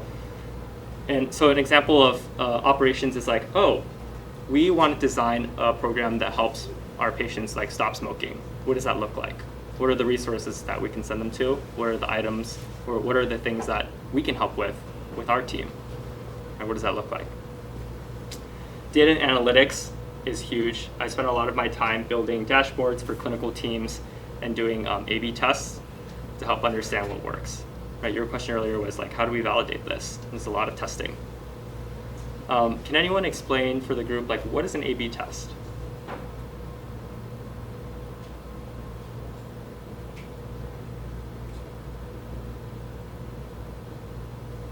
So an A/B test is a really popular concept nowadays. It's basically like putting two very similar options for the consumer and seeing what they pick. So, for example, like on a dumb example, but on Facebook, you might have a sticker that's like a heart emoji. Not a sticker, what is it, like a react? You might have a react that's a little heart sticker, or you might have a react that's like the face with the little heart eyes. And you might just put those options out, right? Like half the class gets one, half the class gets the other, see which ones people use. And then you learn something. You learn what works better, and then you can use that one for the entire class. Once again, because a lot of you are going to college, I really recommend learning data and analytics. Analytics is really useful, and then if you can't, like, you might have to take some stats classes.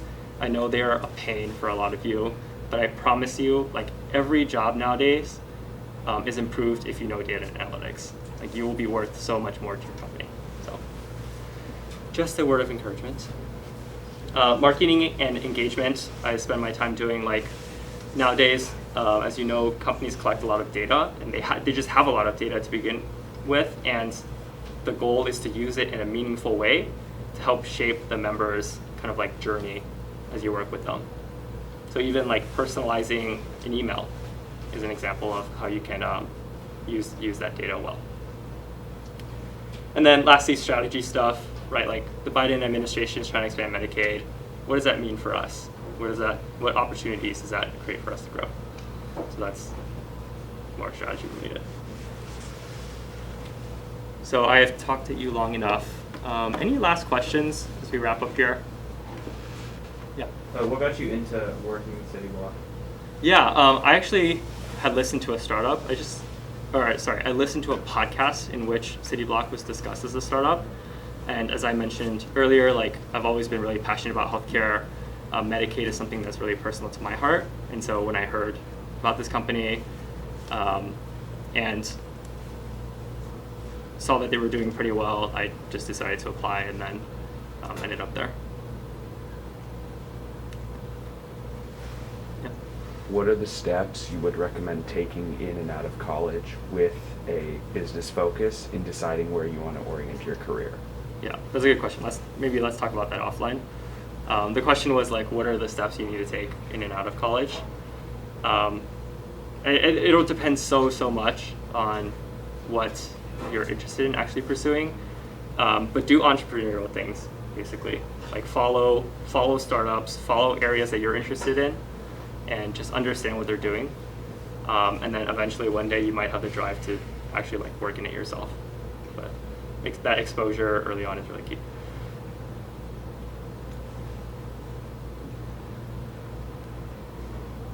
Okay, yeah, go ahead. You said something about how like originally when you were based in just Brooklyn, you had like one clinic and it was a very like personal connection with like the customer.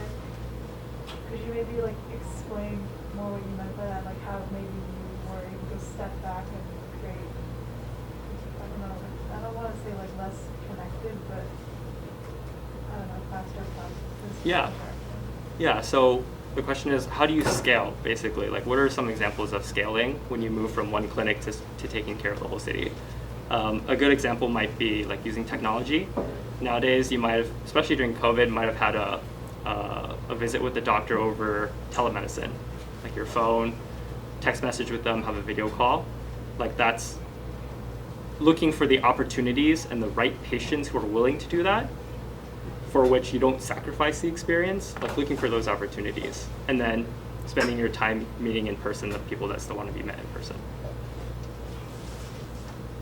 Yeah, and another example might be like, normally like this patient has to fill out a form to obtain some benefits. Instead of sitting there with them and doing the whole thing, like maybe you just build a tutorial for them or make it really easy for them in some other way to do it. Okay, I think we're out of time, but I will hang around if you have any questions. Thank you so much for having me, and really excited to see what you do this year.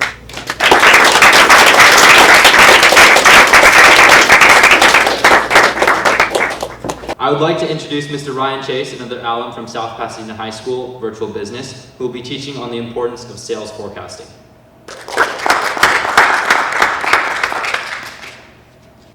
Good morning, everybody, and hello. My name is Ryan Chase, and I'm so excited to be talking to all of you today.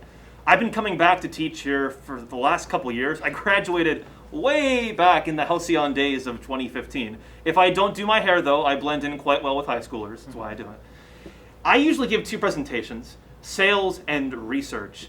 This year, I figured research would be a bit more applicable for all of you and what you're doing, since I'm only giving one. Now, was anybody actually here the last time I visited, 2 years ago?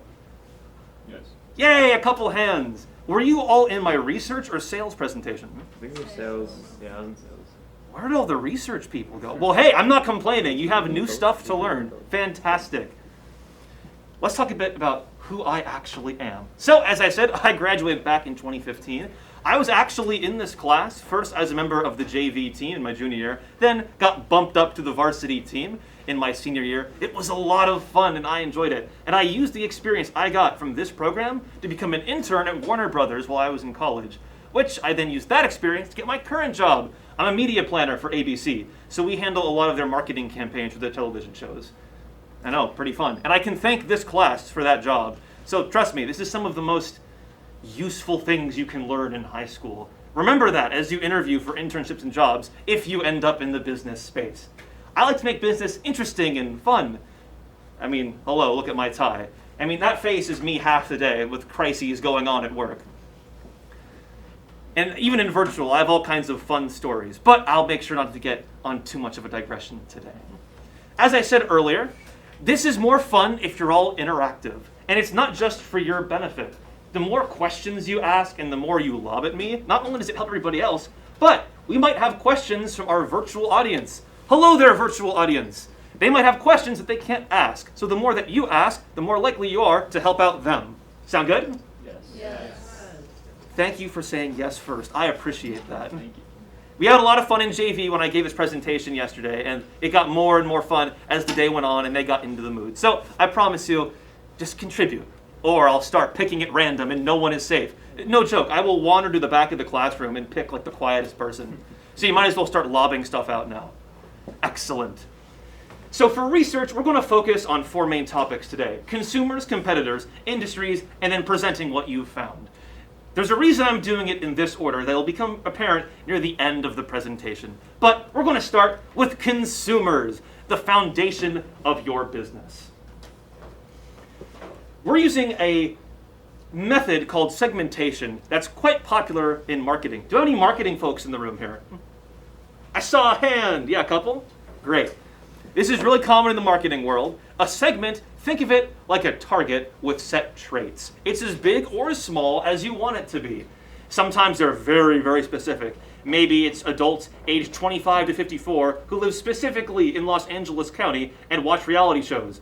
Shockingly enough, that's where all of my work lies, since I do a lot of reality TV advertising. Or it can be super broad, like United States citizens. If you ever get ads, say on YouTube or Facebook, you can actually click, usually on the info, and see why you're being targeted, and it will lay out the segment that you're in, or the interests. One note here is that when you get into traits such as ethnicity, national origin, or age, this is something that we call demographics, because it focuses more on qualities that either you're born with or change very little over time. It's also related a lot more to the US Census. That's where much of that data comes from. A little bit different than people who watch reality shows. Does this make sense so far? Yes. Yeah. I like affirmation. A quick note though on demographics. Recognizing that your product appeals to certain groups or even cultures, that's totally fine. It happens. Racially profiling those consumers, though, is very wrong. Over the decades, marketing has played a big role in stereotyping, as well as spreading different types of racial slurs and abuse. It's good to be cognizant of that and understand when targeting should be demographic-based and when it shouldn't be. A good example is providing product info in multiple languages.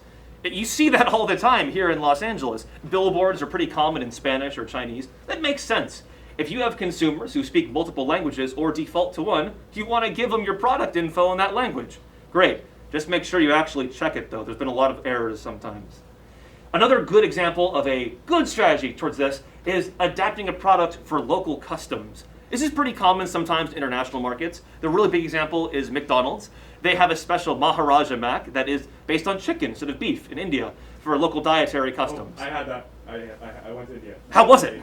It was actually, it wasn't that good. I'm disappointed. It was good. I mean, it was a good experience to be able to say. Does anybody else have any examples of that? I'm curious. You've traveled, you're like, whoa, this is an interesting local version. Yes? In Hawaii, there's like spam suey at McDonald's. Oh, they have like 100 spam flavors in Hawaii, right? Yeah. Or Kit Kat. They have like hundreds in Japan.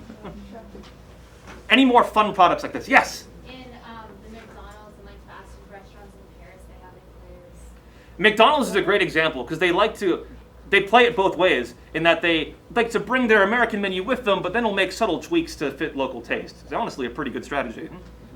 Awesome. I'd like to get some color in this. Now, what about a wrong strategy?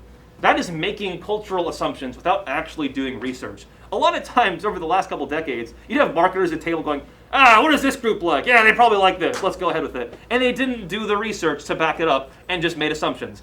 Never do that, because the research can either prove you wrong or lead you in interesting directions. So never make assumptions based on culture alone.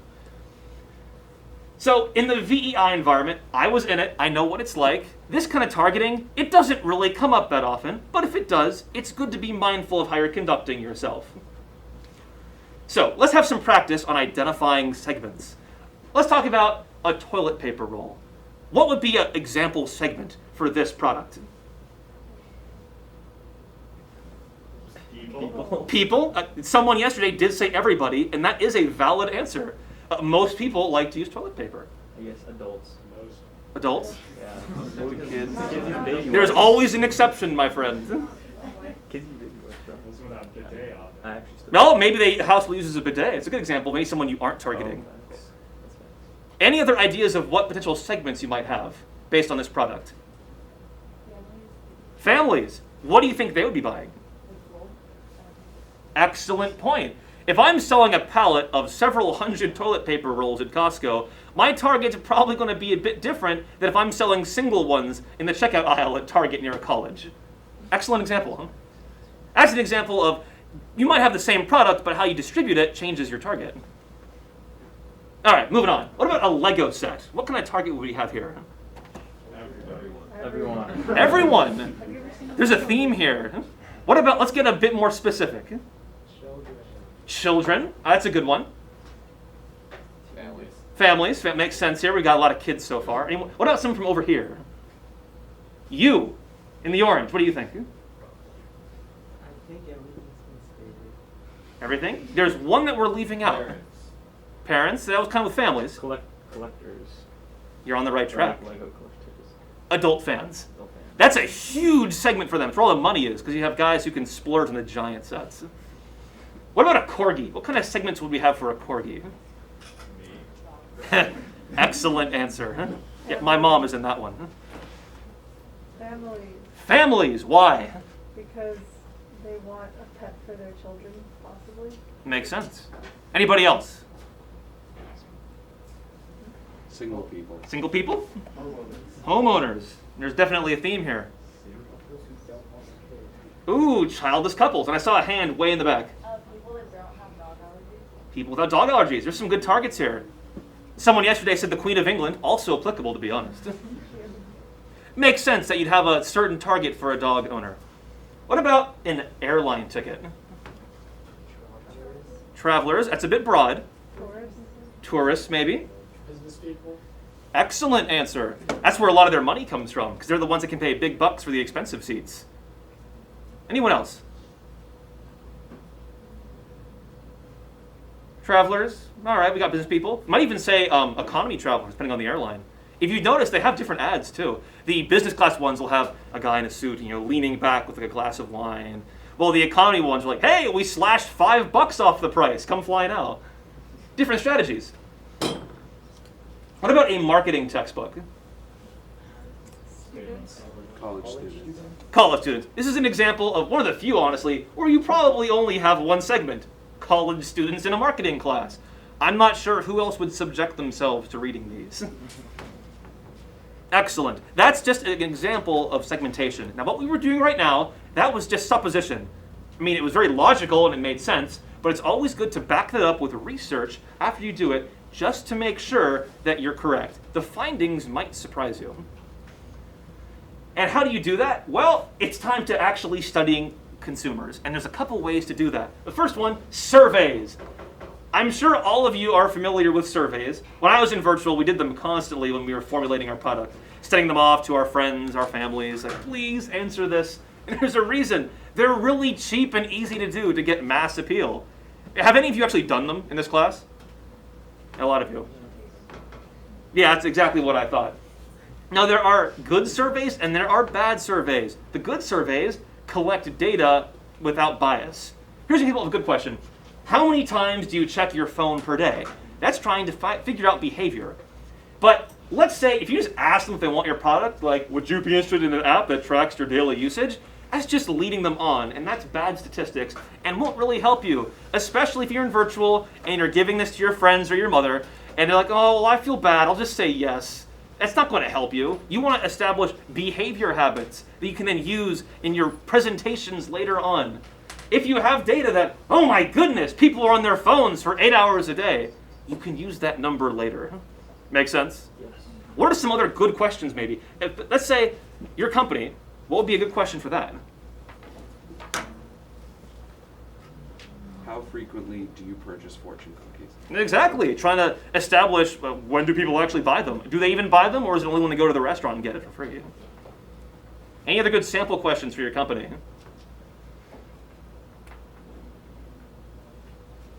Are you satisfied with the coachings that are in the Ah, post-purchase tracking. I mentioned that later on. Huh? Getting ahead of us. Good. Oh, I meant like typically. Like, are you usually satisfied with it? Ah. Not our own coaching, but like the ones like the regular ones. You're on a good start. You even want to get more specific because people might have a different interpretation of that question. How crunchy is it? Did you enjoy this part? What about the message? Do you even read them? Now, also got focus groups. This is a little bit more involved than a survey, and they're nice. You have someone from the company sitting down with the group, anywhere from usually 6 to 12 people, and asking them questions. It's very effective because you can guide the discussion, well, if you're a good moderator at least, and make sure that it leads into a productive direction. And what's cool about focus groups is that sometimes the people in them bounce ideas off of each other and are inspired. However, that's also the drawback. If you have one very vocal member or a small group, they might start to overpower the others. And we have a situation where they might start going just in a totally unproductive direction, or even take a minority opinion and convince the group that it's true. There's a lot of cases of this happening in the business world. They'll do focus groups and go, oh my goodness, we gotta change everything. And then they realize it was just like a random focus group instead of consumers. Coke famously got misled back in the 80s. They did a lot of research and they said, oh shoot, our soda, it's not sweet enough, we gotta increase it. And so they did, and they changed the recipe, and everyone hated it. Because it turned out the groups in the studies, what they actually wanted or said was different from their habits in real life. So it's always good if you do stuff like this, do it with a grain of salt and don't automatically believe it just because the focus group said it. But it is useful for broad trends. Interviews are pretty similar, but they're even more focused because it's usually just one-on-one or an even smaller group.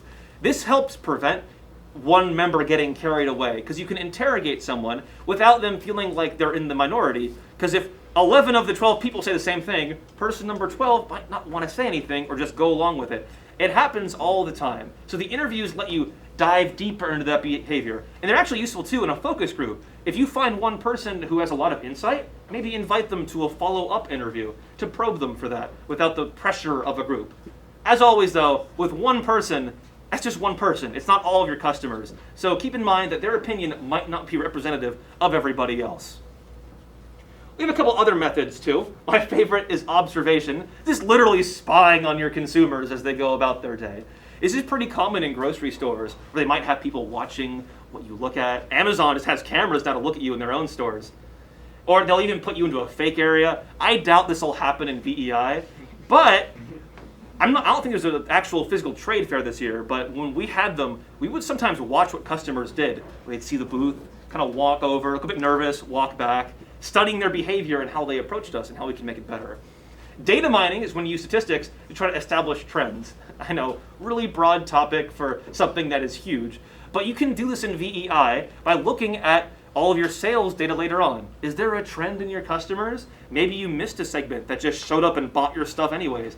That happens all the time where a product becomes suddenly popular with a group you had no expectation it would be popular with. Purchase monitoring is also pretty similar. That's where you follow up with somebody after the fact to see if they enjoyed it or if they want to improve anything else. I'm curious, does anybody else have any other methods that spring to mind? I don't, so I'm asking you all. I miss stuff sometimes, and I'd like to hear your input. Well, I'll take the silence as a no. Do we have any questions, though, on consumers before we move on to competitors? None? Could you go back to the previous slide? Yeah. I saw a hand over here. Thank you. Yeah, it was just something previously, but I do remember last year for our company, Pedley, we would use Google Analytics to see what parts of the stores that customers spend more time on, like which web pages. Oh, you're ahead of me. I mentioned them later. Excellent resource. So the observation technique, like, is that the sort of thing where, like by walking into an Amazon store, like I'm consensually agreeing to being recorded, or? Yes. They have their fancy new technology where you just walk in and takes stuff off the shelf and it monitors you and then charges your card. I know, the future. It's harder in a VEI environment, I get it.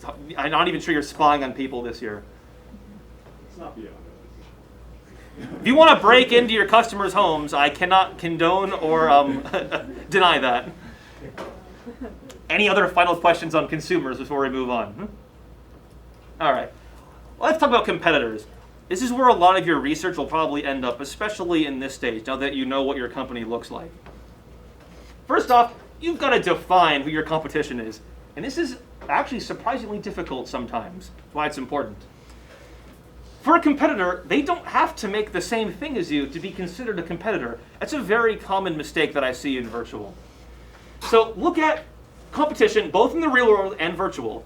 And trust me, if you say you have no competitors, you're just being lazy and doing a disservice to yourself. I guarantee you, someone competes with you. Even if you don't have an exact other fortune cookie company, there is some company out there that satisfies a similar need. You need to find out who they are. They're out there, I know it. Let's do an example here. Of these 4 companies, or I should say products, which of them do you think compete with Netflix? We're going to raise hands. There may be more than one answer. I'm just going to do it as a group, actually. Who thinks Fortnite is a competitor? All right, got good 2/3 of the room. Who thinks CBS is a competitor? All right, almost the exact same people kept their hands up. Who thinks Hulu is a competitor? All right, almost the entire room. Who thinks YouTube is a competitor? All right, all of them. Here's what Netflix's answer was. They said, this is their CEO a couple years ago, that Fortnite and YouTube were their main competitors. Why? Does anybody have an idea why? You've answered a lot. I'll come back to you though. You in the back. Because people spend a lot of time playing Fortnite at time that they could be spending viewing Netflix. Yes, all the time you're spending on Fortnite or YouTube, they could have been on Netflix, especially with their younger watchers. Netflix is a very young viewing population. That's why Coco Melon's been in like the top 10 for the last 2 years. I have to track this stuff for work, I know. Now, the actual answer, in my opinion, is all 4 of these companies compete in a way, because it's all viewing time. Netflix likes to be sneaky and sometimes mislead competitors. For years, they said, oh, we're not competing with cable. We're a complement to them. And then they stabbed them in the back and took all of their business. It's a lot easier, too, to look successful when you're comparing yourself to a video game instead of Hulu, where the metrics are much more easy to compare. So a lot of you kept your hands up for all 4 of them. Good thinking, in my opinion. So when you evaluate competitors, think about what their advantages and disadvantages are. Don't just do disadvantages. That's lazy. There's a reason they're your competition. They've got to have at least some positives to them. Maybe it's a brand awareness. Some companies have been around longer than any of us have been alive. That's a huge advantage. And there's a lot of equity built up in those brand names. Think about low prices as well. I don't even have to explain that one. Or large reach. If they're all over the world and you're in Southern California, they might have a bit of an advantage. And finally, innovation. That's usually the spot where virtual can shine. You can think outside the box and have interesting products. Does anybody here think of any other advantages or broad ones that you could compare your company to, or just ones in general? I'm gonna start calling on people. You. You, yes, you. Other cookie companies, like, I don't know, Oreos. Oreos. Yeah, not too bad. What about, let's think about a broad, topic. What's like a big thing you could judge a company on as an advantage? I don't know how to explain it, but like maybe their consumers really actually like the company, like what they do outside of just the product that they sell, but maybe how they participate in like maybe environmental things or maybe CSR. Oh, you've hit 2, yeah. So first we got brand loyalty. That is huge. I did a marketing test once. I was in a class, and they laid out 4 types of cola. It was Coke, Pepsi, and 2 name brands. And I had people do taste tests. No one could tell the difference, but everyone was like, oh, I want Coke. It's what my grandfather drank. It's the family drink. And it turns out they all taste the same. As for CSR, that's a big thing now. It has been for years, but the last couple of years has been even more important, where people will look to companies to be socially responsible. Yes? Before I thought you were asking like other competitors, but like an advantage could be like storytelling. Storytelling. Ooh, fancy marketing.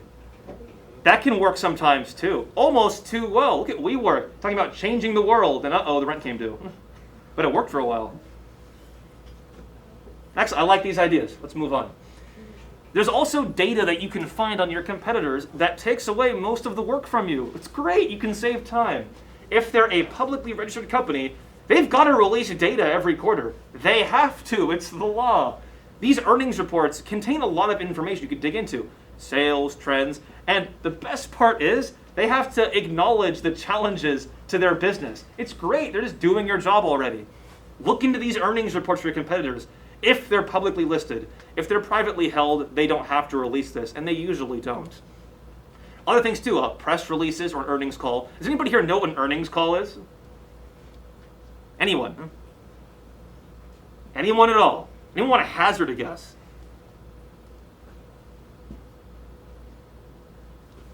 You in the purple. What do you think an earnings call is? Balls from your earnings. To be honest, you're actually not that far from the truth. It's not that hard, everybody. See? Yes? Could it be how much a company makes? Yeah. Essentially, it's the CEO every quarter gets on the phone and either apologizes or brags about the quarterly results. But they are useful because you can see where their minds are. And they're supposed to tell the truth on those. They don't always, and that can get them in a lot of hot water. But they are a useful resource. For very big companies, they'll get media coverage, and they'll even have recaps online. You can also look at financial publications, like Wall Street Journal, Financial Times. My favorite is The Economist. They have puns in their articles. It's very entertaining. I doubt any of you have subscriptions. That's okay. Public libraries usually do, though. You can get print copies. They're the ones that dig deep into a lot of these, not just companies, but also overall industries. So they're an excellent source of data. Before we move on, any questions here on investigating competitors? Or any comments? Did I just miss something? It's blindingly obvious. Do you have any tips for when a competitor's their info isn't public? When that isn't public? Yeah, when they're private, do you have any tips for that? At that point, you'll have to start relying either on outside companies, like say The Economist might try to investigate them, see what's really going on here, and they'll do the best of their ability. Also, their own documents. Most companies, if they are a startup, they'll want to brag about their statistics. You can try to dig into those. And they don't always have to tell the truth, but it can be useful because if they're a good startup, they will acknowledge any challenges to their business that you can then pick up on. It's harder when it's privately held, I know, especially if they're not a startup because, well, if they're owned by one guy, who even needs to release the info? They already know what's going on. You can also try to find a proxy, maybe a similar company that is public, and if they have a similar market share, you can try to draw assumptions. Going back to Netflix, they are infamously secretive. They don't release a lot of their data unless it makes them look good. But they do that all the time with their viewing figures. Say, oh, this show did really well, and don't ask about Marco Polo, guys. Ugh. Let's move on to industries. There's a reason I've saved industries for third place here out of 4. In industry, it encompasses both your consumers and the businesses within it. Now, at this point, hopefully you've done your research. You know who your consumers are, and you know who your competitors are. It's time to look at all of them as a whole. For your company, what industry is it in? Well, I heard confectionery, I heard food. Food's a great one to start at. It's also really freaking big. Food encompasses everything from your fortune cookies to a random farmer in a rice paddy. Let's narrow it down a bit. Desserts. Desserts, closing in. Could we also kind of be in entertainment because of the fortune aspect? Ah, I like that thinking. Yes, you are technically in entertainment. When you're working in food or a broad industry like that, it's always good to narrow it down a bit, to find similar competitors. Hopefully you've already done that by this stage, but it does help. Also, examining customer needs. Again, with the Netflix example, Fortnite, they don't do video streaming usually, but it's the same need. I want to sit on my couch and be entertained. Thus, they are a competitor. For fortune cookies, what would be an example of a competitor that isn't food-based? I don't know if this is something you can sell, but maybe like horoscopes. Excellent. Yeah, if you're telling fortunes or giving little life advice tips, that's a bit of a competitor for your products. Excellent answer. Anybody else? A magic 8-ball. Why? Because you can ask it questions and it will give you an answer. Another good example. Yes, it has similar little tiny statements of the future. In the back. So could it be like, I'm not sure what to say, but like these journals, sometimes there's like journals that like tell you like positive affirmations to like help you improve. I mean, our fortune to tell you like positive things, so could those be a competitor? Like self-help journals almost, right? This is really good thinking because it gets you past the usual, our competitors, our food, and gets you thinking about what your customers' needs actually are. And when you start mentioning companies that are a little bit out there at first glance, it makes you look fantastic because you've done your research and you're not thinking in broad terms. Judges love that. So, hopefully you've identified your industry or even the sub-industry that you're in. It's time to actually explain it. First, explain the customers and companies. Great, you've done that. Next, are there any trends? This is a graph that I love to use called the product life cycle, but it also works for industries as a whole. First off, the intro stage, That's the startup. Nobody cares. The margins are really high. It's not very profitable. Next, we have growth. Shoom! It shoots up. People are jumping in. Customers are all over it. Next, we have the maturity stage. Not a lot of growth, but you have consistently high margins. Profits are great. Not a lot of growth, but hey, who cares? You're bringing in the money. And then finally, decline. This can work for specific products. For example, an iPhone, when it's introduced, shoots up the charts, and eventually, after about, 6 minutes based on them, it then crashes into obscurity. For industries, it happens a lot too. Can anybody think of an industry with a similar intro phase, shot up and matured, and then declined? Like DVD players? Or? Excellent example. Those were all the rage. I mean, when I worked at Warner, they built their entire office tower using DVD money. That no longer exists, basically. Great example. Any other ones? Anyone? You. What's an industry that has gone up and then down?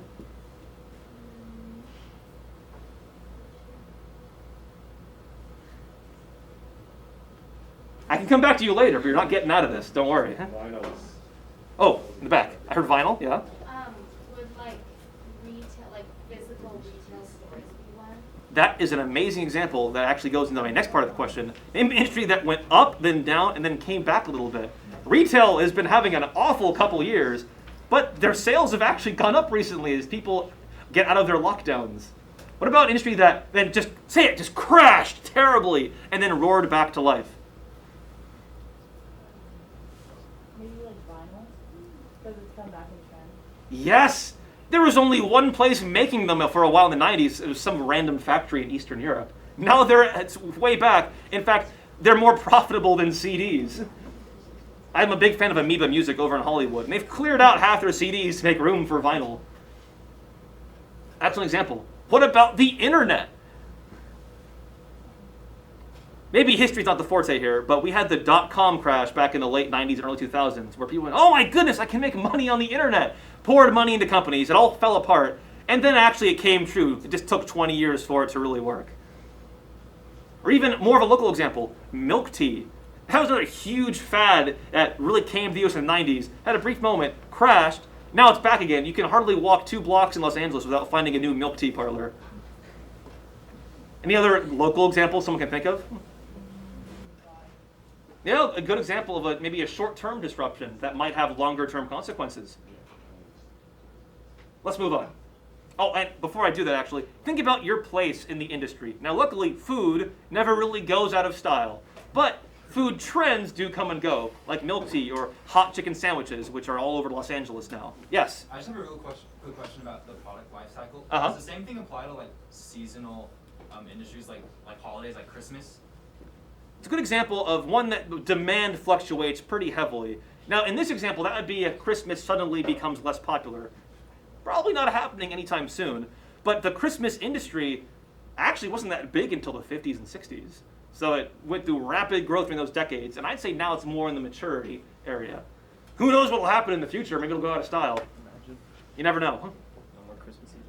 There have been past holidays, though, like that come into being and then collapse. Think about your place in the industry, though. Are you disrupting it? Are you making a new one? Or are you vulnerable yourself? Again, dessert doesn't go out of style, but dessert trends come and go.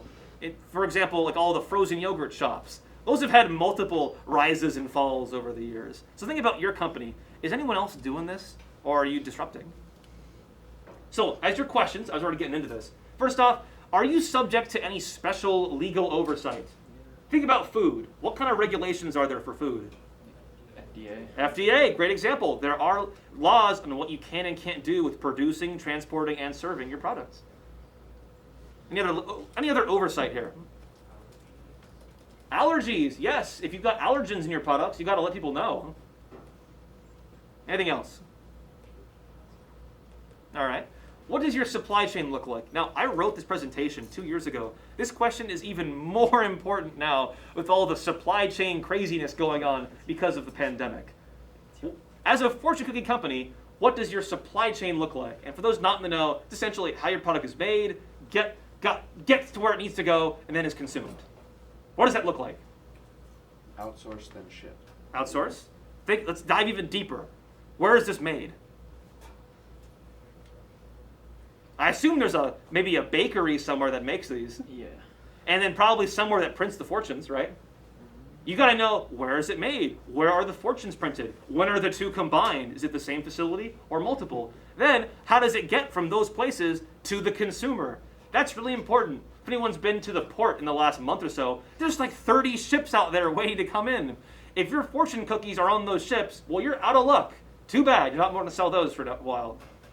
You need to know what your supply chain looks like in your industry and for your product. It'll help you. If anyone here is in operations, that'll be what your job's about. But it helps too from an overall standpoint to look at industry trends. Sometimes you can disrupt the supply chain as a method of business. Think of Netflix with DVD rentals. Like, forget the store, we'll ship them to you into the mail. That was a huge change from the model of video rental stores and the one that became their business model and then evolved into video streaming, another supply chain disruption of itself. Next, do you serve businesses, consumers, or both? You tell me. Why? So we sell to businesses to like actually for them to like give our cookies away, or maybe to other restaurants to supply our cookies as their fortune cookies, and then we're also selling individual packs for consumers to also buy. It makes a lot of sense. You're selling to both companies as well as to consumers. You might also lean in a certain direction. For example, it's pretty common, you might start off just doing direct to consumers. You have a website, you have a guy in the street corner yelling at you to get a cookie. That's direct to consumer. But over time, you build up the company relationships to expand. Good, good. When it comes to research resources too, there's all kinds of ones you can use. IBISWorld and Mergent are two big business ones that libraries usually have access to. Google Trends, I know someone mentioned that earlier. It is very useful because it's easy to access. It's free if you don't pay for the more detailed version. But there's a lot of useful data in there. I actually use that in my job too, for some of our audience targeting. Use these resources to look at purchase trends of your consumer base and look at the industry as a whole and how it's doing. IBISWorld and Mergent are also useful for finding research papers on industries as a whole. So you might find a paper tracking the growth of dessert products. I think they had a huge time over the pandemic since people were at home and wanting to do stuff. So they loaded up on desserts. But maybe that's changing a bit as we exit the pandemic. You tell me. You have to do the research. Okay, we are going to do a practice round of what we just did. Now, I know we're breaking a rule here. We're not going out to conduct research, but it's still similar in structuring how we're thinking about a company and its place in an industry. Here's the exercise. We're a company, and we release smartphone games, all of which are free, but contain optional purchases in the app or advertisements. So, we also release a game once a quarter, so 4 times a year. Let's think about our industry and who's actually in it. First off, our consumer.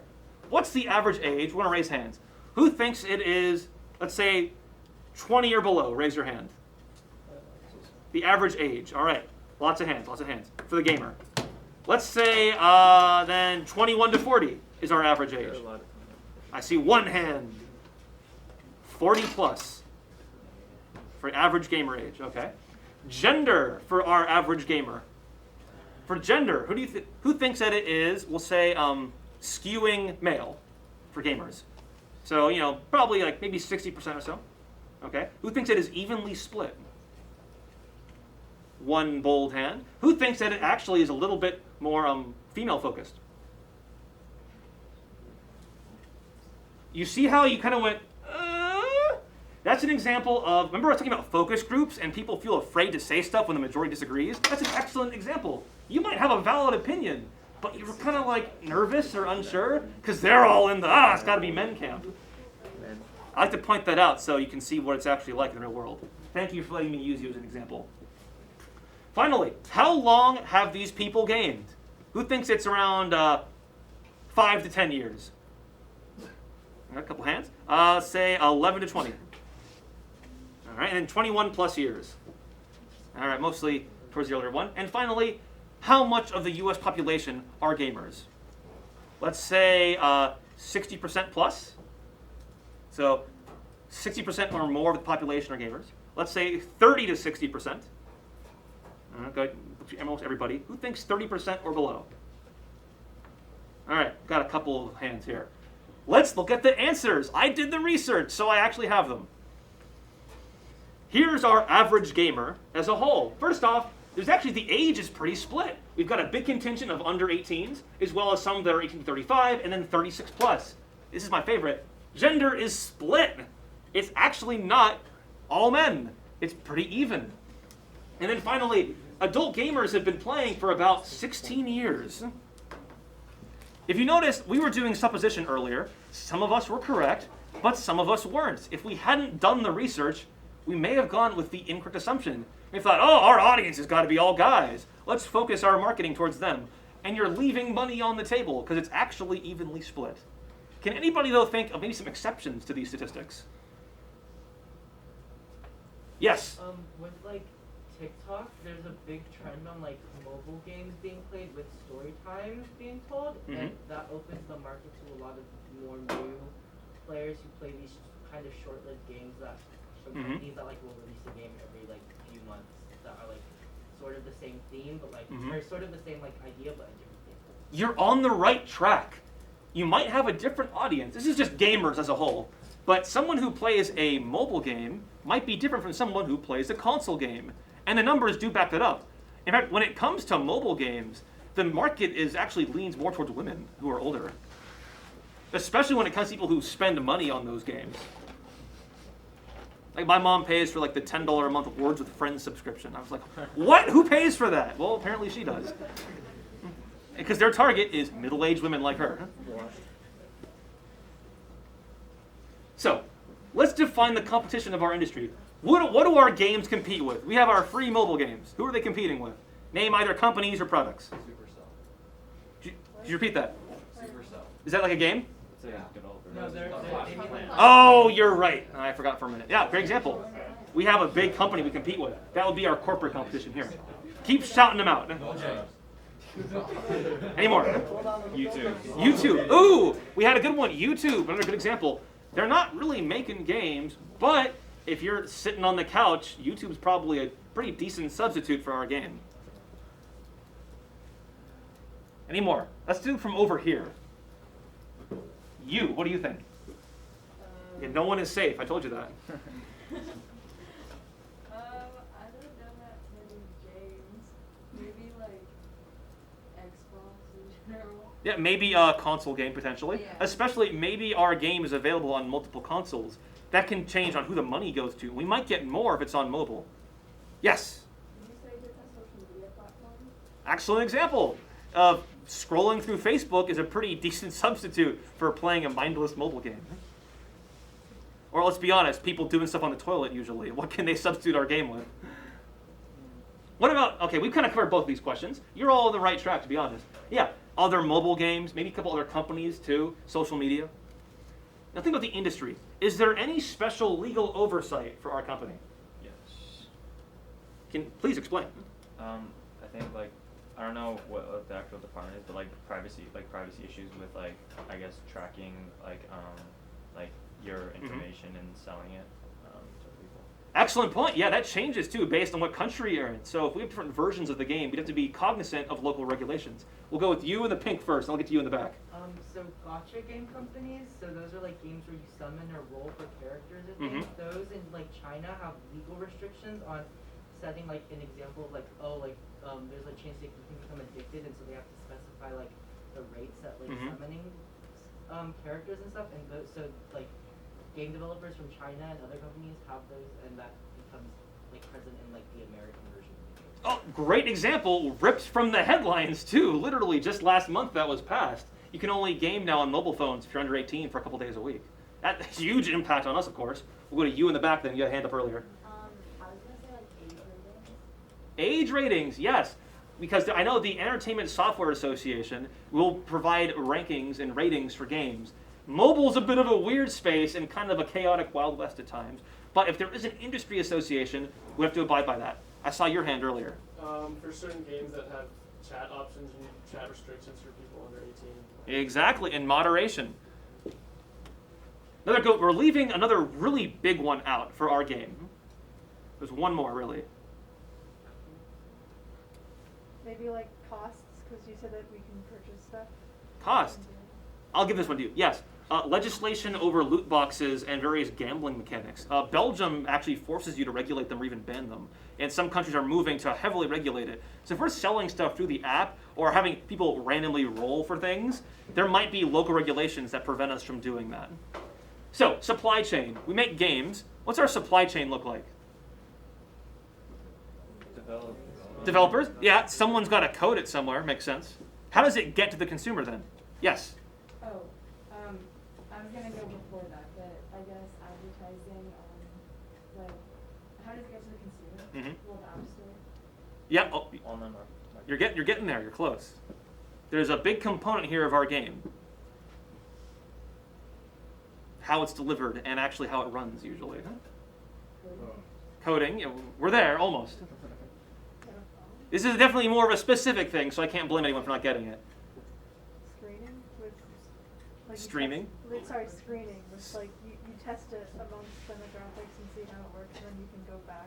Kind of, but we're talking more about the supply chain, Oh, how it's operating. I mean, Facebook has had a massive problem with this a couple days ago. Huh? I saw a hand in the back. Internet issues? Oh, we're almost there. We're closing in. Yes. Yes, servers.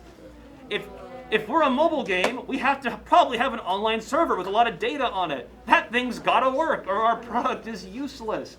For example, where would your servers be located? If we're a global game, we probably have to have different servers around the globe, so the Australian doesn't have to use the Russian server. That's our infrastructure. So, as a mobile game company, are we selling it to businesses, consumers, or both?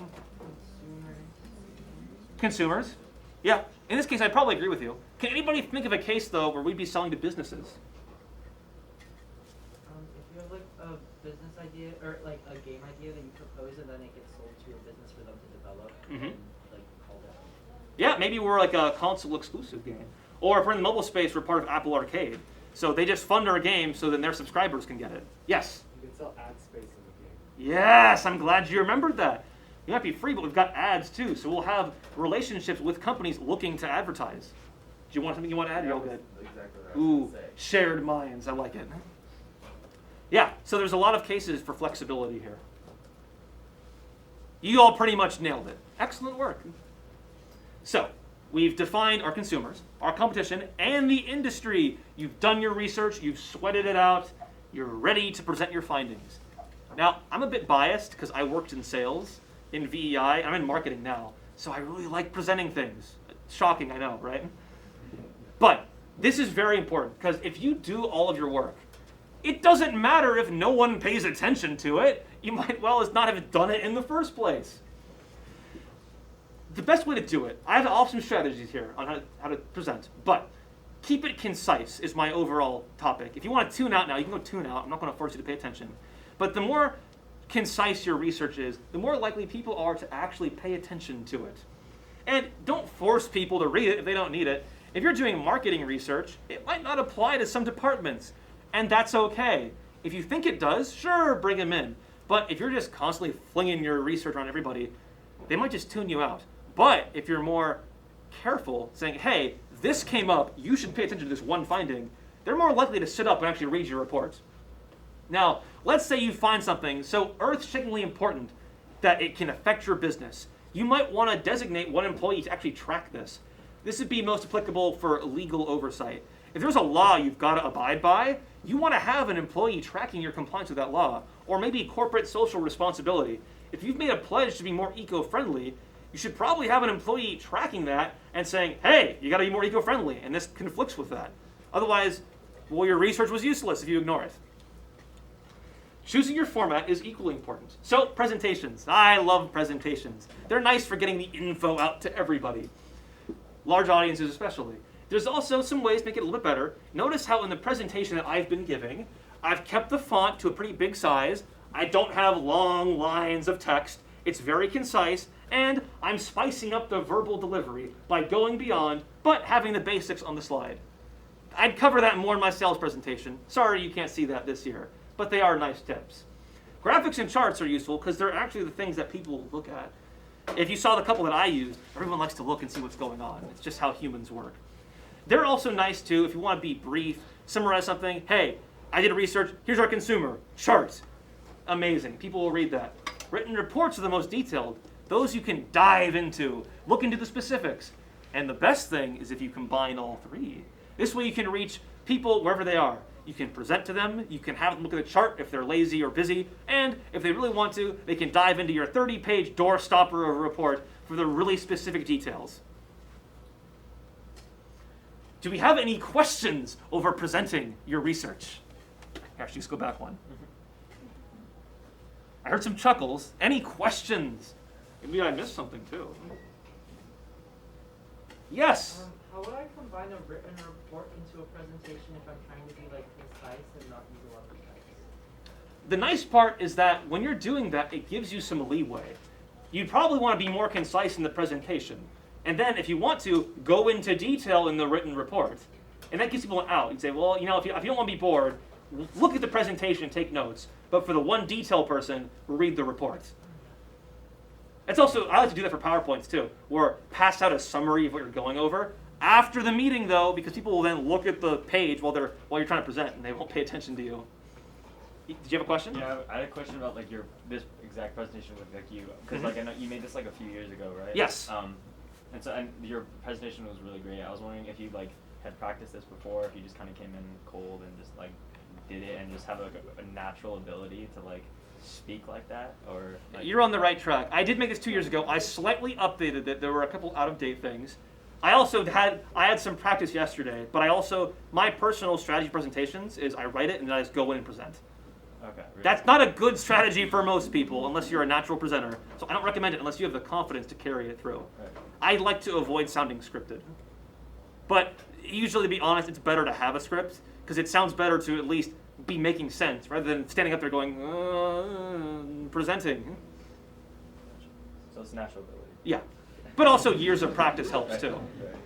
What I do have to present at work, and I do prepare points for that because there are things that if I don't say, we will be in a lot of trouble. So I'll have some basic notes of make sure to say this. Saw some more hands. Yes? Off topic, but which company did you work with in virtual business? Okay, that was way back. My first one, when I was in JV, we had a company called ZenPal. We did ready-made milk tea balls. It was a lot of fun. We had a panda mascot who'd walk around the convention floor. Grand time. Then in varsity, I moved up to Walden, who did mobile homes. At this point, I'm so old that my pictures aren't even up on the wall here anymore.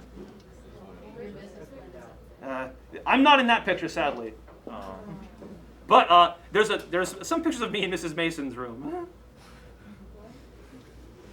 Any more questions? Yes. Okay, I'll get to you. Don't worry. So I don't know if it's like a little bit related, but earlier you were talking about competitors for like video games, right? Like YouTube or like these other gaming companies, right? But like I was wondering, what is something not a competitor like Twitch? Would that not be classified as a competitor? Was it for our Netflix example? For like video games, let's say for video games, Oh. a lot of people like I guess watch video games through Twitch.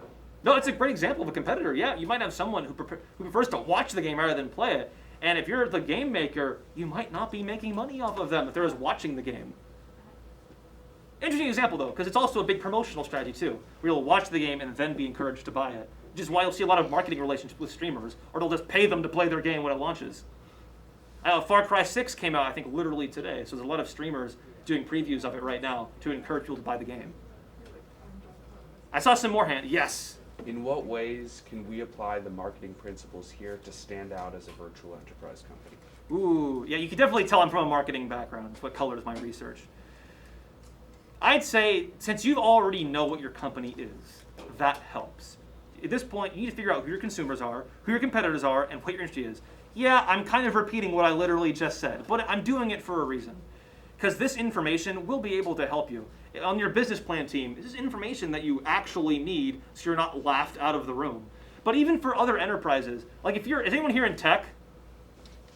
A couple people scattered around. At first glance, this might not seem very applicable. You're like, it's for the marketing people, whatever, screw them. It actually might be useful though, because you have to create different ads for different marketing segments. You might even change how your product or its website functions based on who's using it. If you realize, wait a minute, people are buying our product through our mobile store, you might focus a lot more developers onto the mobile store than your desktop version.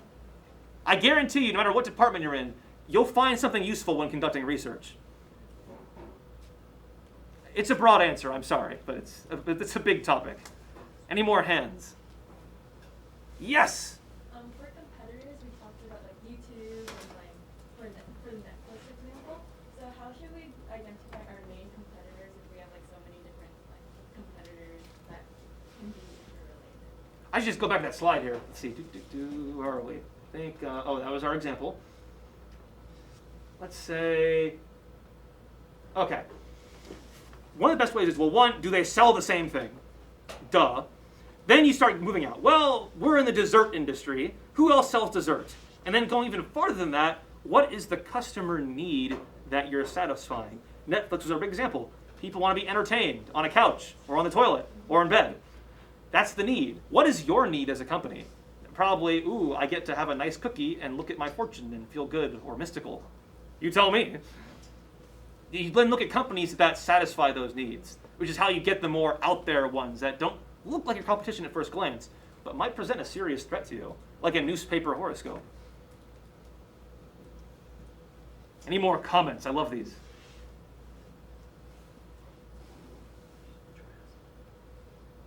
No one? All right. Well, it has been an absolute pleasure talking to all of you today. Thank you so much for paying attention and for playing along and for answering questions for our virtual audience.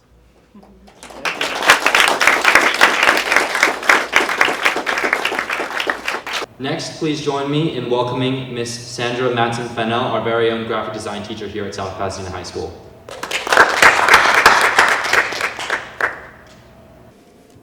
All right, good morning. I'm Ms. Matson-Fennell, and we're going to be going over some graphic design subjects that will relate to your virtual business design that you're doing for your companies. We're going to look at color and text, logos, and how to get the software to make your business collateral happen. So the first thing we're going to do is go over color, as that plays a major role in anything that you're designing. And as you're designing your logo for your company, you want to do some brainstorming first and think about what it is that you're designing and what is the message that you're trying to send and who is the audience that you're trying to send it to. And so we can do a lot of that sort of connection through color. And so we want to consider aesthetics. How does the color look? Identity, what do we identify with when we see that color in use?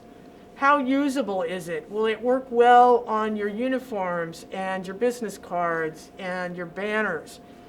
Some colors are a little more stable than others, so if you're dealing with, say, the color teal or beige, sometimes it's hard to match those if you're going to print on different kinds of product.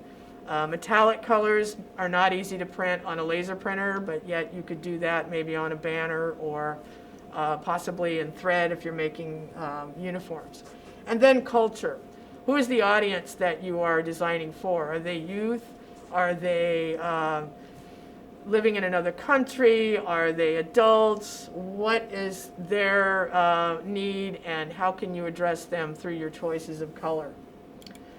So we're going to take this from a Western association because not everybody in the world uses color the same way. And since we're in the West, we're going to do that. Red is a very exciting color. Anytime you're dealing with food, warm colors are a great thing to use because they are appetite stimulating. It gets you excited, raises your blood pressure. If you're dealing with something that has to do with romance or passion, red might be a good color. Red is also very exciting, and if you think about it, how many fast food companies can you think of that have red as their color in their logo? Part of the reason they use it is to, one, stimulate your appetite, and two, to get you into their store but not have you stay there quickly. So fast food restaurants is not where you're going to spend several hours having several courses and dessert and drinks and apps. They're more about get in and get out so we can sell it to the next person. So it's very exciting. A little bit goes a long way.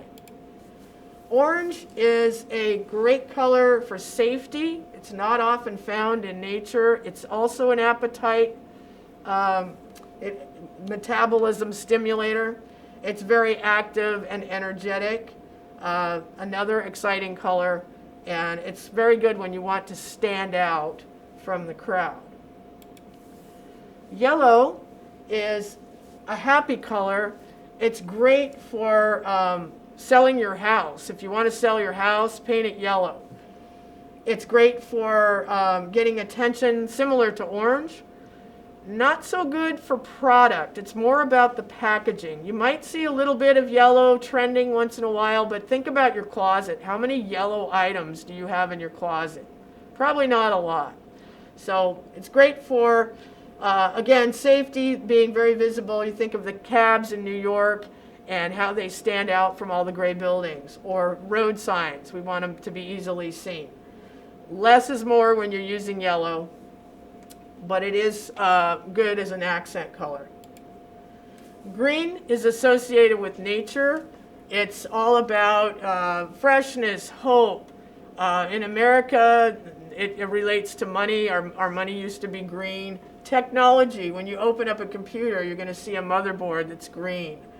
Recycling, if you're doing a green industry, green might be something that you want to incorporate. Anything that has to do with growth, money, and freshness.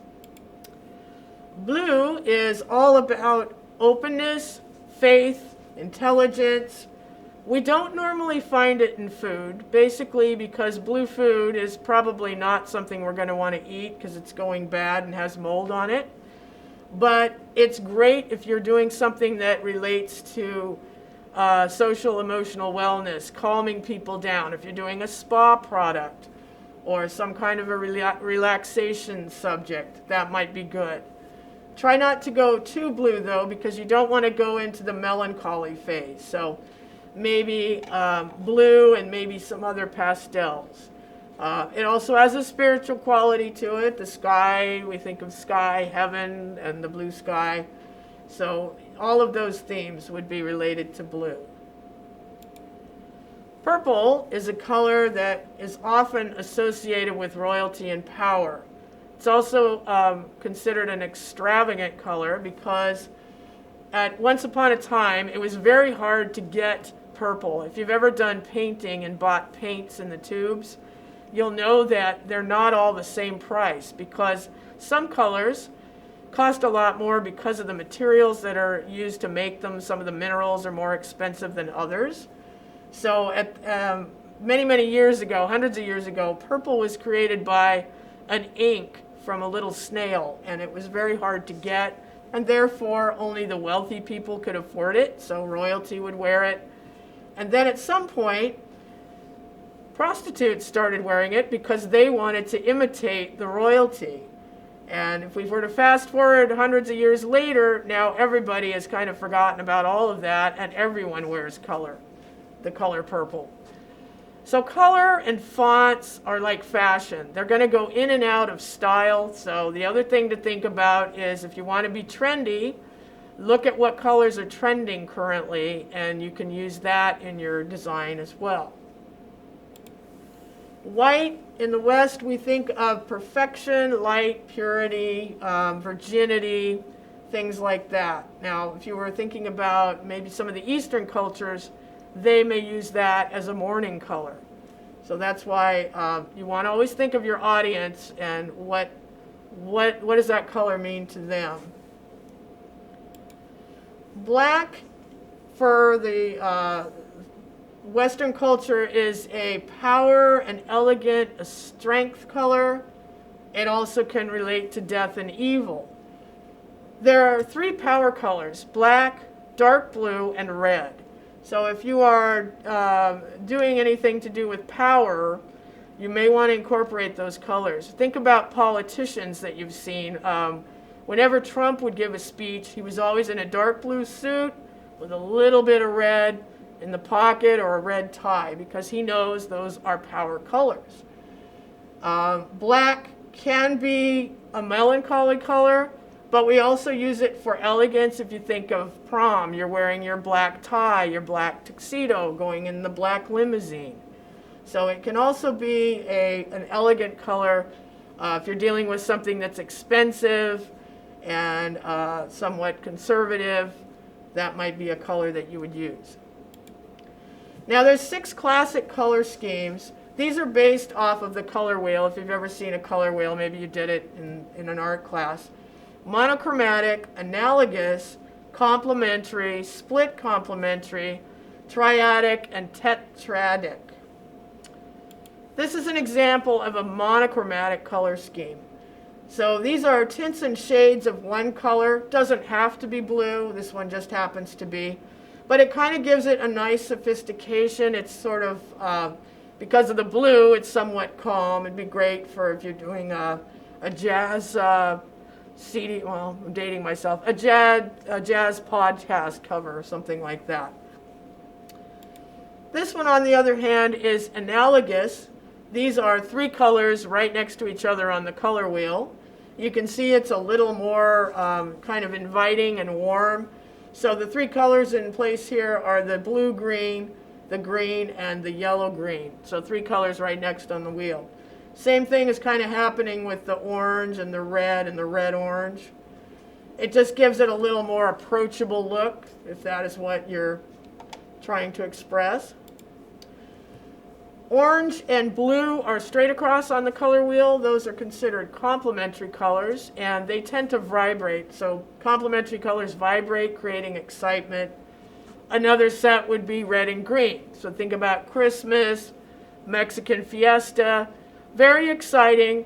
Probably not the color scheme you want in your bedroom to get rest. So there's a time and a place for everything, and you want your color scheme to support that. This is a split complementary, and in a split complementary they use one complementary color and then the 2 colors on the opposite side of its complement. So we've got, it's red and green.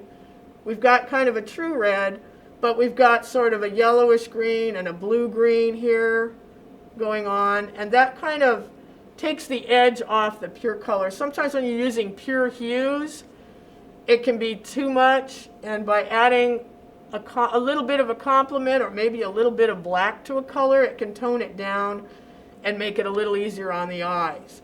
So there's a lot of green going on here because they're expressing freshness and nutrition, but we also have some warm colors because they're trying to stimulate your appetite at the same time.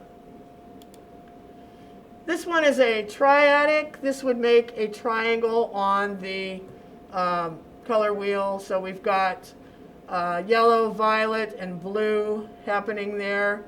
We've also got the green, and there's a little bit of red and, let's see, not quite an orange, more of the yellowish orange in here.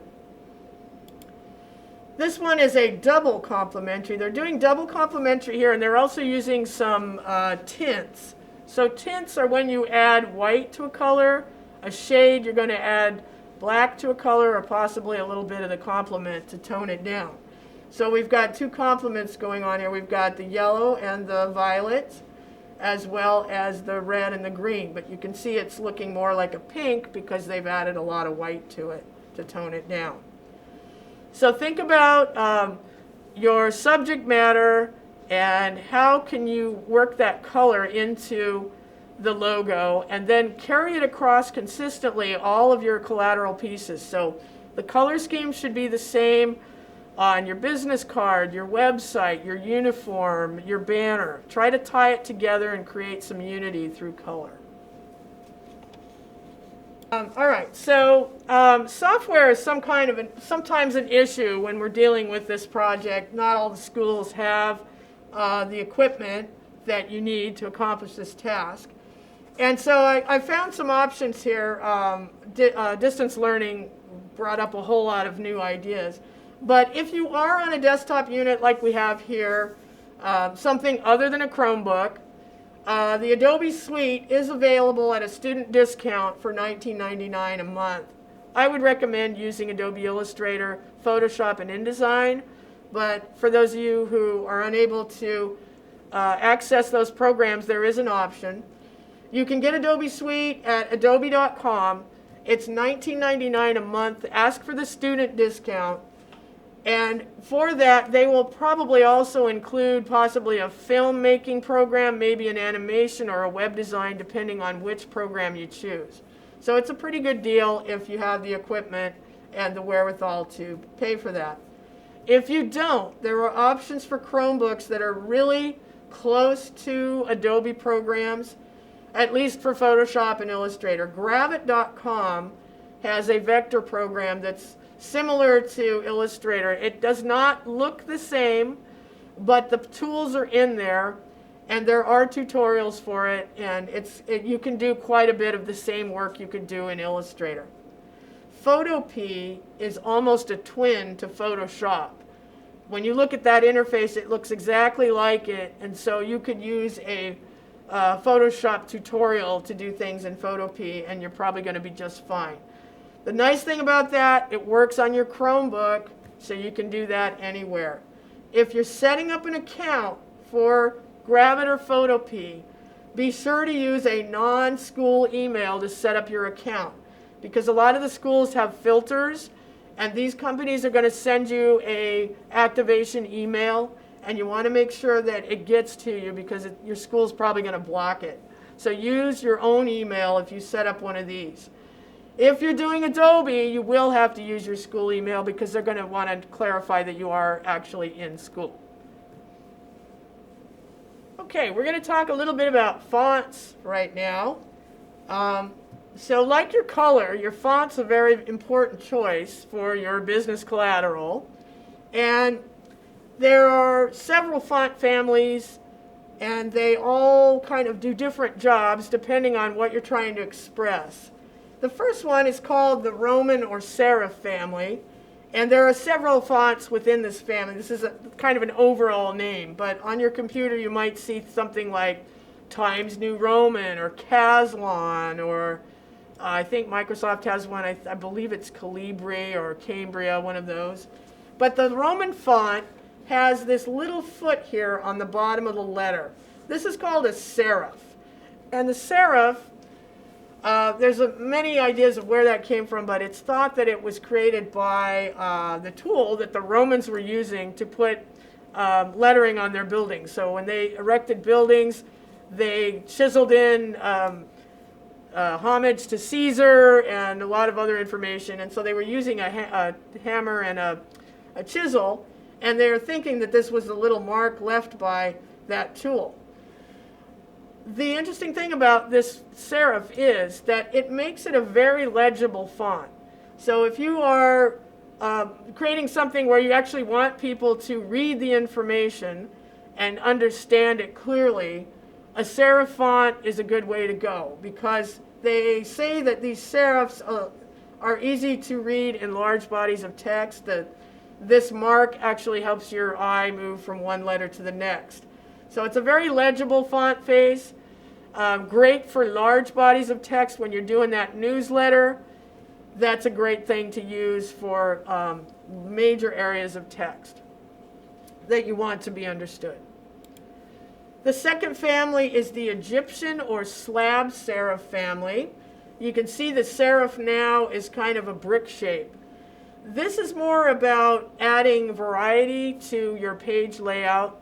It's not as easy to read in a big column, so you wouldn't want to set a whole newspaper in a slab serif font. But it's great for a headline, or if you're doing pull quotes out to draw attention to emphasize something in your article.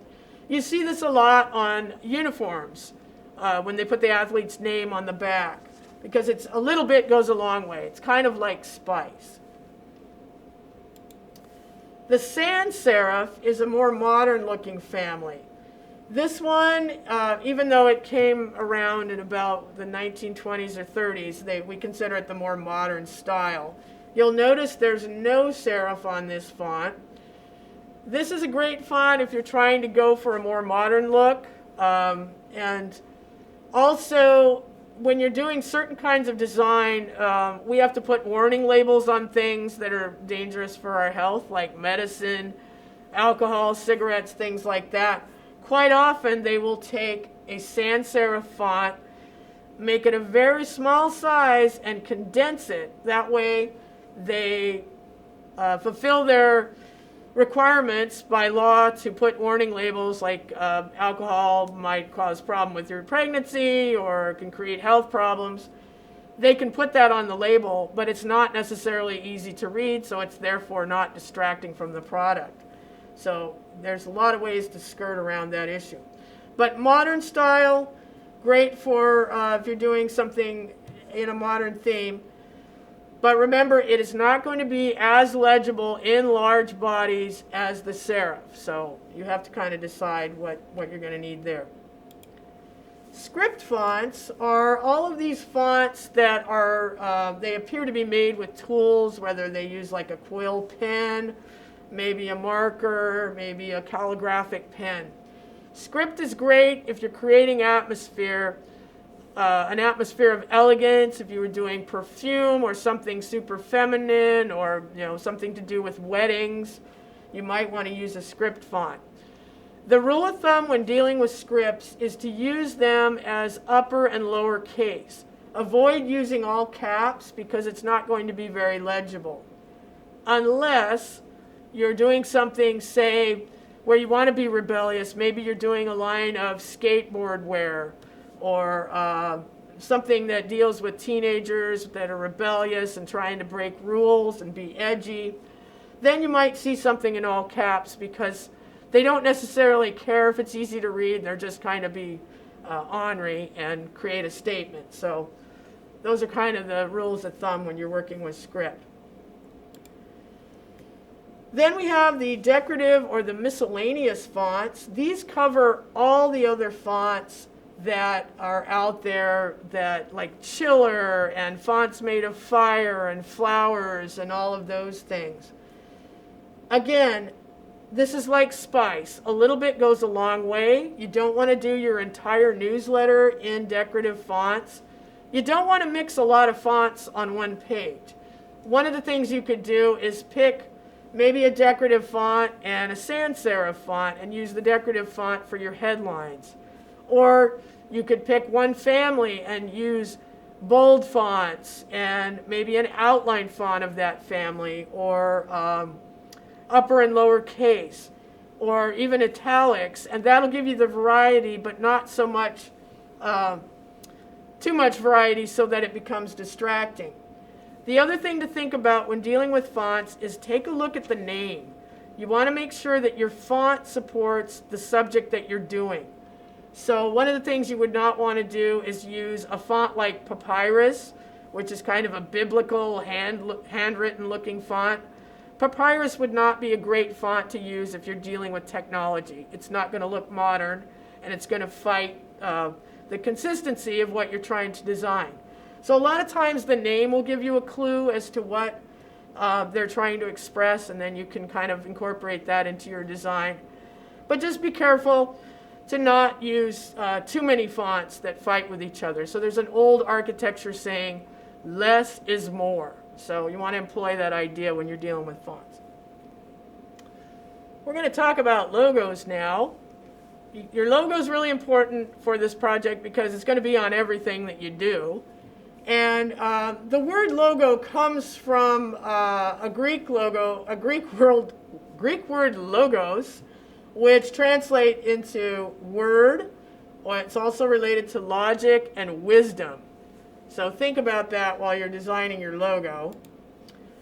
All of these things are considered logos now, but they used to be separate. We would have a symbol, a word, a letter mark, or they might be together. So the Nike symbol is a check mark, and it's pointing up and to the right, which is a positive direction. And it's also, it could be like, okay, when you're doing your checklist, it's sort of a stylized version of that. If you're not familiar with who Nike was, she was the goddess of victory. So that's why they used that name on those shoes, because they had to do with running. We were developing this back in the 1970s for We had Olympic teams that were going to Munich to run in the Olympics. And so that's kind of how that came about. A lettermark is sort of an abbreviation. HBO stands for Home Box Office. And the box office is where you would go and buy your tickets if you were going to go to a movie theater.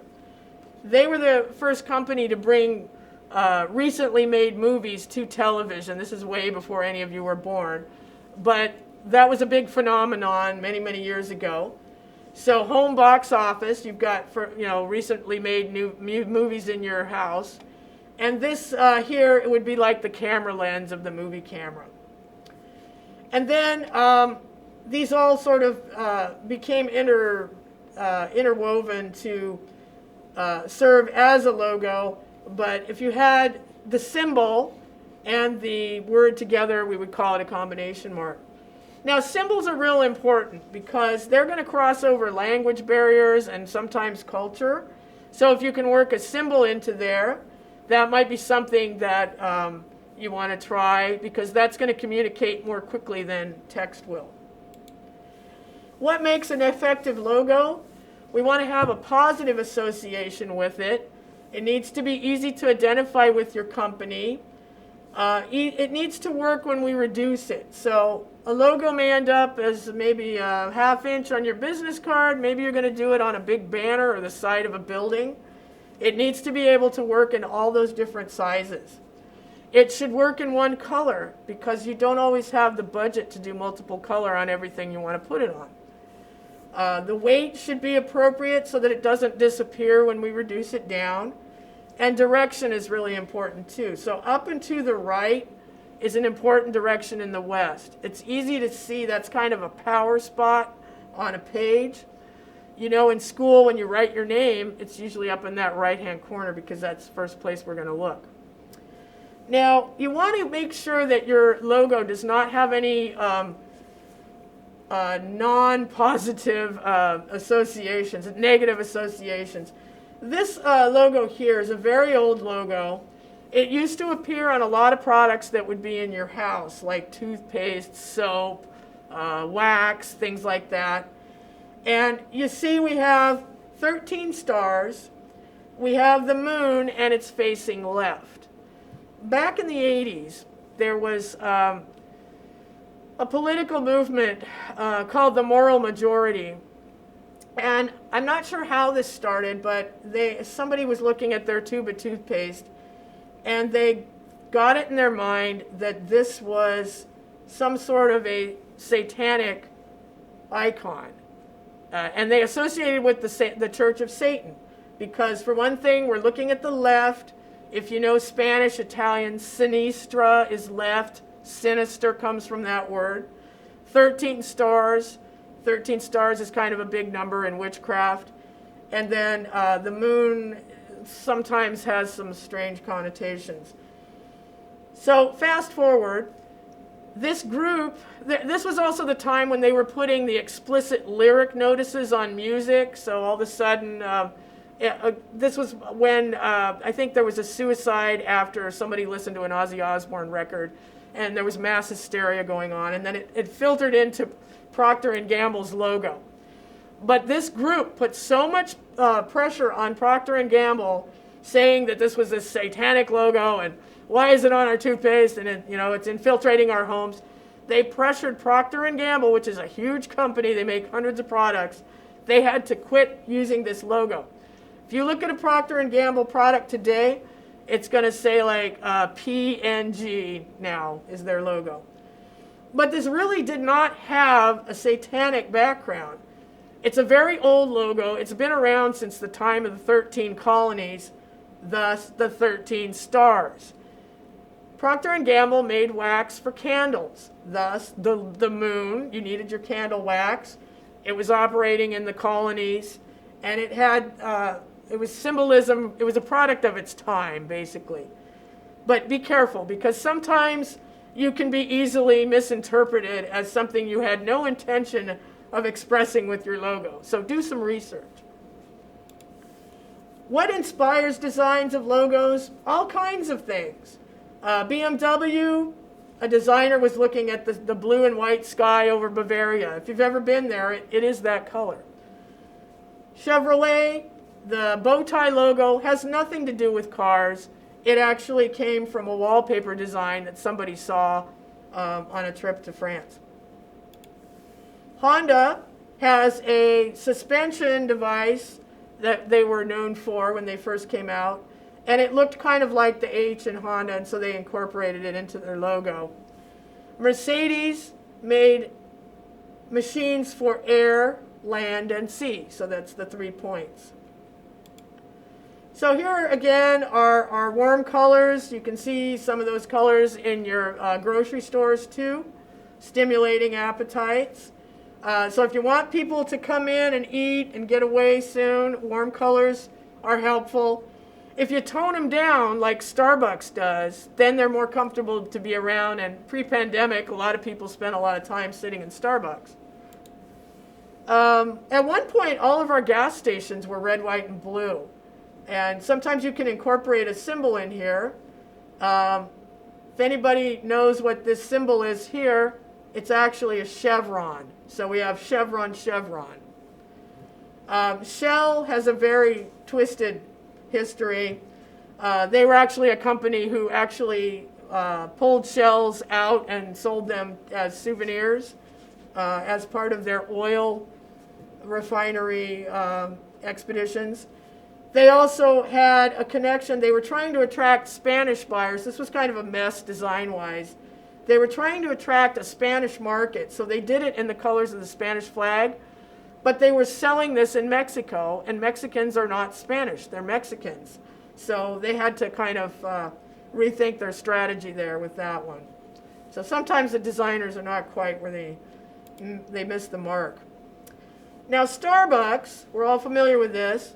I would invite you to go online and look at the original logo for Starbucks.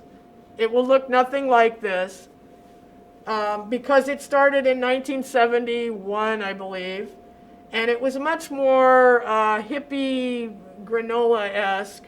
For one thing, she was topless. She's actually holding her legs here. She is the siren from Moby Dick, but there's a lot of raciness in this logo.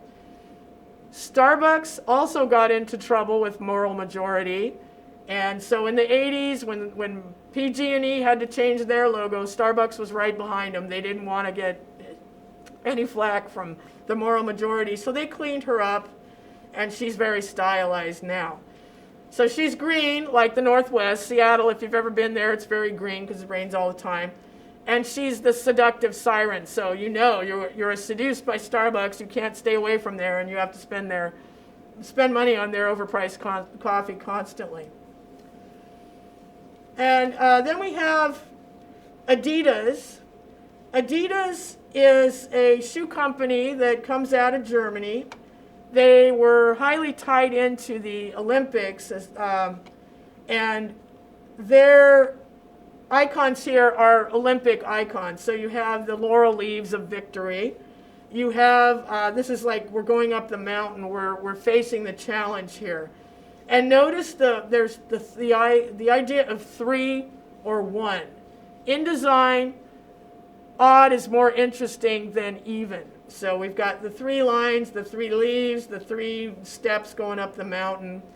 That's another thing to think about in your design. So Adidas, if you're in Europe, they call it Adidas because this is Adolf Adi Dassler, so he kind of named it after himself. And he had a brother named Raoul who started Puma, but it didn't quite work the same, so they used the Puma instead. And they designed shoes for the Nazi army because they were in Germany and Hitler was in power, and so they had to do that. And but he named it after himself. So that's another place to get a name for your business. So the bottom line is your well-designed logo, it's going to be a reflection of your business. You want to put thought into it and make sure that it's expressing the mission statement of your business. So research and think about appropriate colors and appropriate fonts. Let's look at some existing logos and the symbolism that's in them. So when you're taking a look at FedEx, for instance, do you see the little arrow here in the X? So FedEx, they're moving forward with speed and precision. So this is a use of negative space. This is another thing you can do as you're playing around with text. Think about using your negative space. Wendy's, when they first came out, they were supposedly known for their food that tasted like Mom made it. Can you find the word mom in Wendy's? Right here in her sweater, it says mom. So subliminally reminding you of home cooking. Not in my case, but that was their thought. Baskin-Robbins, 31 flavors. The BR. Life is good, and you're smiling about it. Tostitos. We're having a party here in the middle of the word. Here's the dip, here's the chip. Hershey's Kiss. Can you find the kiss in the negative space? That's the shape of their product right there. Hope for African Children. Do you see Africa? And here's the mother and the child. So negative space, very powerful. People will spend a little time looking at your logo and they'll say, ooh, I didn't notice that. So if you can work that in, that's good. Toblerone is the city of bears in Switzerland. Here's the bear in the Matterhorn here. Pinterest. This is a stylized push pin that you might have on your bulletin board. Goodwill. You're doing something good for somebody else, so they're going to smile about it. And the little smile is actually in the word, in the G for goodwill. Formula One, we're racing. Again, we've got the one in the negative space. We're using an italic or an oblique movement and some motion here to get that idea of racing and speed. Bronx Zoo.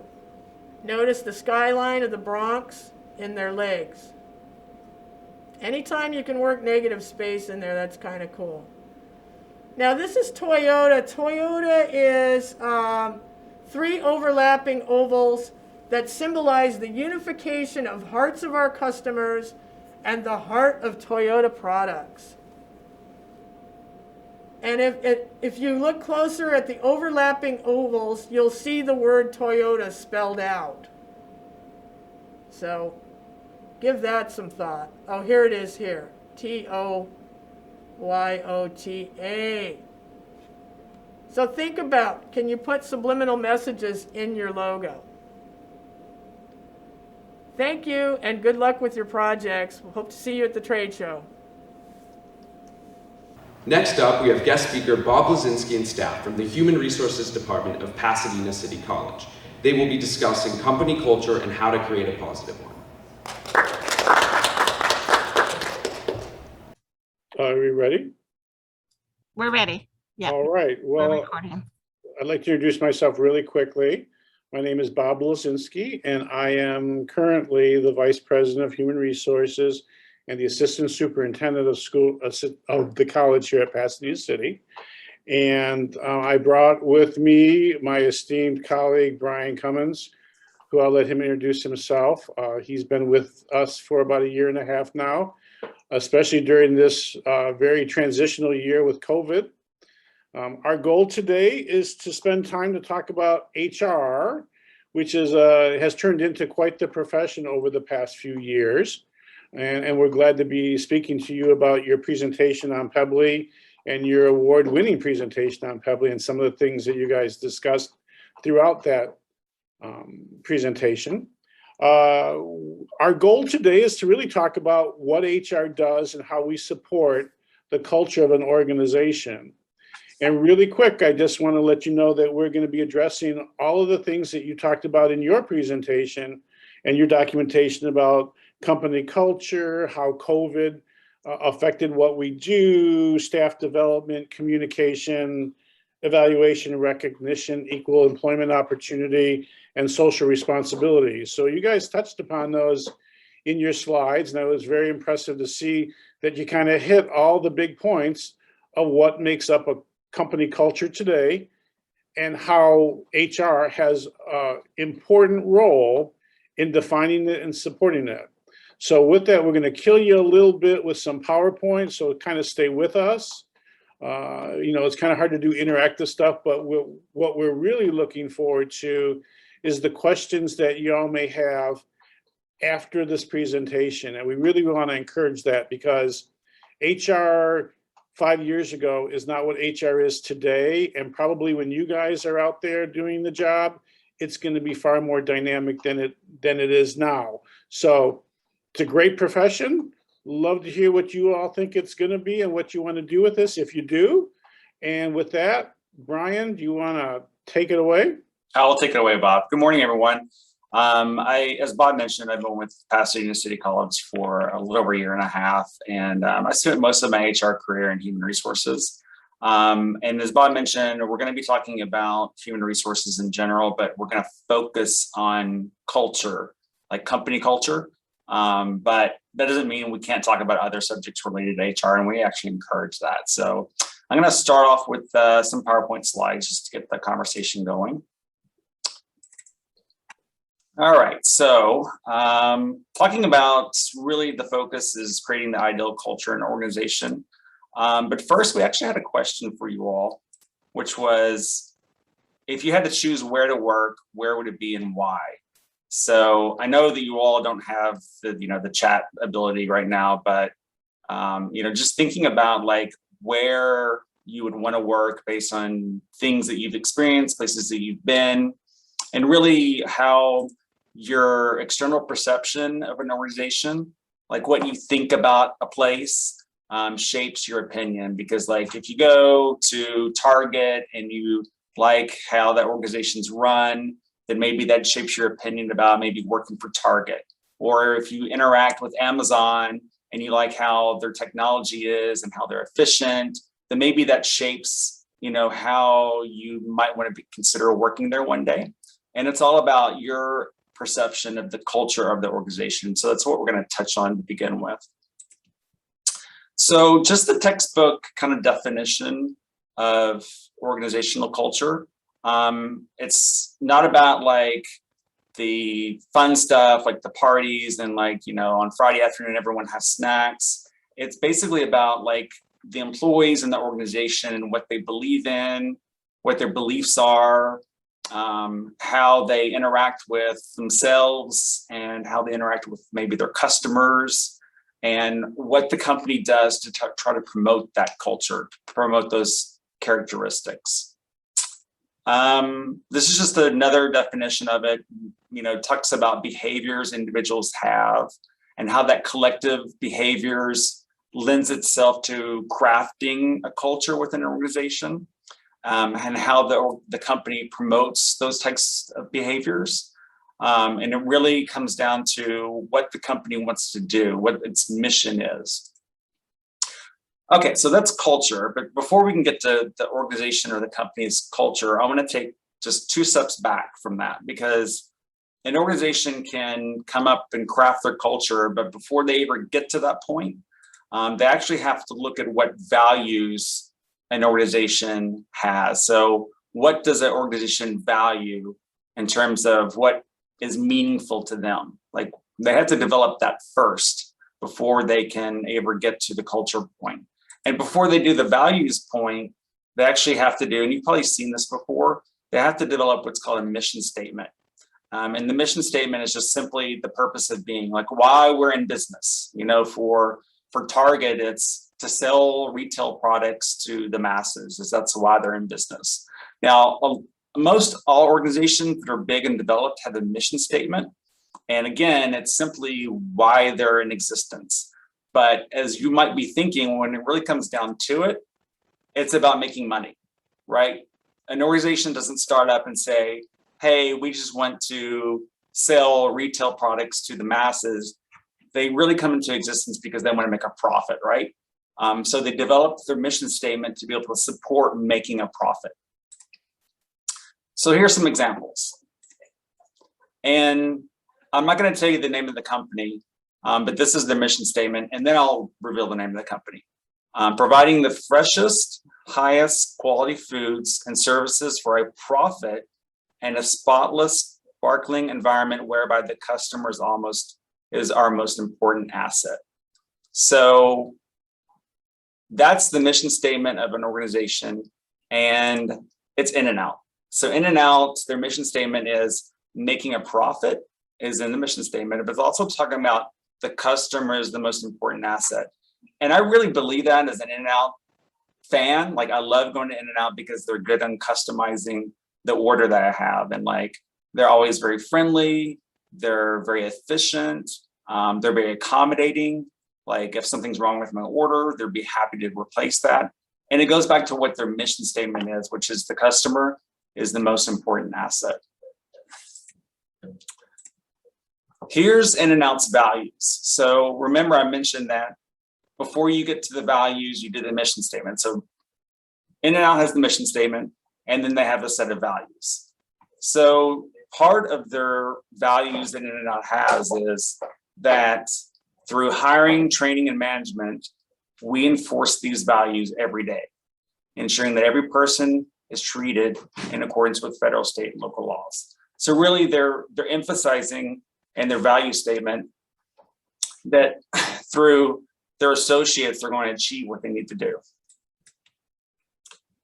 So you might be wondering where HR steps into this equation. So this is an organization, In-N-Out. They've said what their mission statement is. They've said what their values are. Where would HR step into this equation?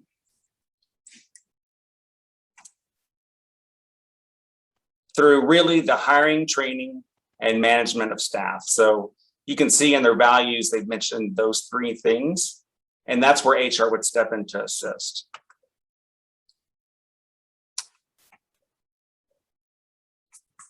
It could be hiring people, training people, making sure they're paid correctly,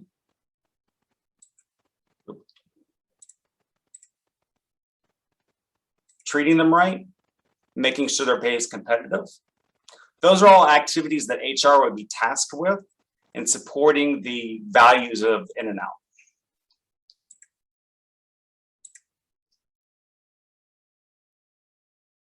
So really, its organizations should build their culture around the characteristics they have identified that are the keys to success. It's not the same for every organization. So In-N-Out, for example, as we just saw, they build their culture around training, employee development, and putting the customer first. And that's what has become their key to success. Versus, here's another example. This is a mission statement that says, we promise our customers stellar customer service, our suppliers a valuable partner, our investors the prospects of sustained profitable growth, and our employees the allure of huge impact. So this is completely different from what we saw with In-N-Out. This is more about, the impact, the employee focus. That's Netflix. So Netflix has this mission statement, which is a bit different from In-N-Out, but it's really focusing on what they want to achieve. So when I think about Netflix, I'm thinking like, what is it about their company culture that makes them successful? Like, I know from being an In-N-Out fan, like I know what it is about their culture that I enjoy experiencing. But like with Netflix, I'm like, what is it about their culture? Like, I don't really interact with people at Netflix on a customer service level. I just watch the shows they put out there, but I really enjoy a lot of the shows they put out there. I'm like, what is it that makes that work, that makes them create all this great content? So this is my favorite show at the moment. And some of you might recognize this image. This is like the #1 show, one of the #1 shows in the world. And it's a Korean language show. And I'm thinking like, what is it about Netflix and the genius minds at Netflix that allowed this to happen? Because like 10 years ago, I would have never thought that I would be watching a subtitled Korean language show. And now like I'm hooked on it. And I'm like, What is it about the culture and the world of Netflix that makes that happen? And it's really about Netflix's ability to say, we're going to give our employees the freedom to do what they want, the freedom to make the content and to be creative so that we are successful in what we do. So Netflix's culture focuses on freedom, responsibility.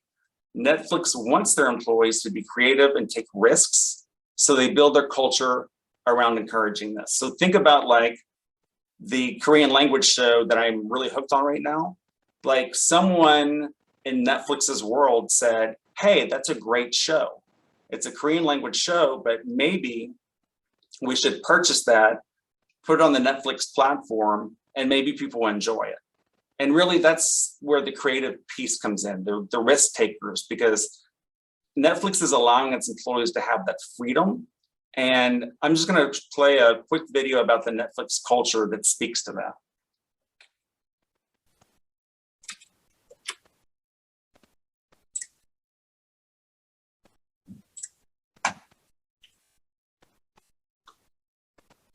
Figure out how to do the sound.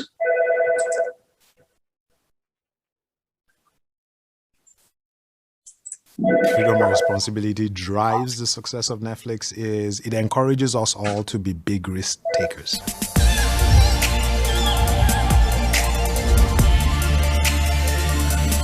So what does freedom and responsibility mean to me? It means three things. One, there's trust. I'm being trusted to make the right decisions in the best interest of Netflix. Number two is self-discipline. I have the self-discipline to exercise good due diligence and good judgment. And the third thing is accountability. I'm accountable for the outcomes of my decision, whether they're good or bad. Freedom and responsibility to me is the gateway to creativity. When you have someone telling you what you can do and not what you can't do, to me, that's a very liberating framework in which to function. What I like the most about freedom and responsibility is I think it speaks to the intelligence of people. You're trusting people by default. You step in the company, you're new, we're asking you to be thoughtful, to find the context, but actually we're giving you responsibilities, we're giving you the trust. I think for me, I try to separate the two. I have the freedom to make the best decisions for the business, for my life, and responsibility is for me to make sure that the freedom in those decisions creates a positive impact for the business, for myself, for my family. That's how I look at it. Freedom and responsibility means having the autonomy to make my own choices. It doesn't mean that I can do whatever I want. It is freedom to make the right decisions for the business. It's not freedom to do what I want to do in any given moment. For me, it felt like I was being employed by somebody who recognized I was a sensible grown-up. In many cases, we mistake having the freedom to take decisions with not having to listen to others. I think freedom and responsibility speaks about the trust that is deposited in you to make the call at the end of the day, but it should be a consequence of all those conversations we've had with your peers, not taking decisions by yourself and not considering the context and the people around you.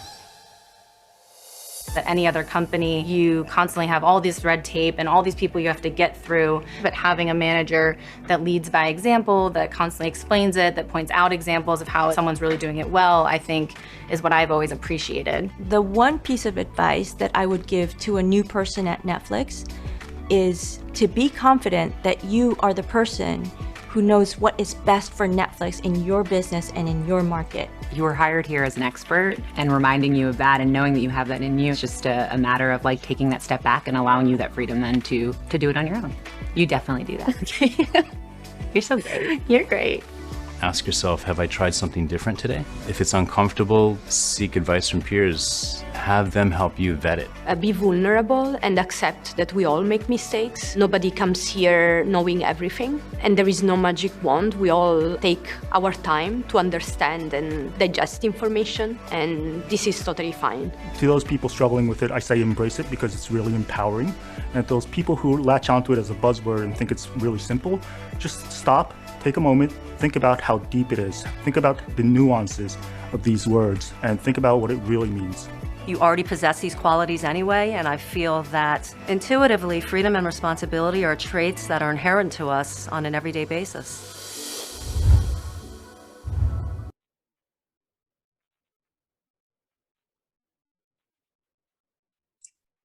So that's a glimpse into Netflix's culture. And one of the things you might have observed while you were watching that video is, one, their workforce is very diverse, and they have offices all around the world that contribute to the content and the success of the organization. I think that really matters because, again, going back to my favorite show right now that's in a different language, that's probably something that was sourced at an office, not in LA, not in the United States, but across the globe.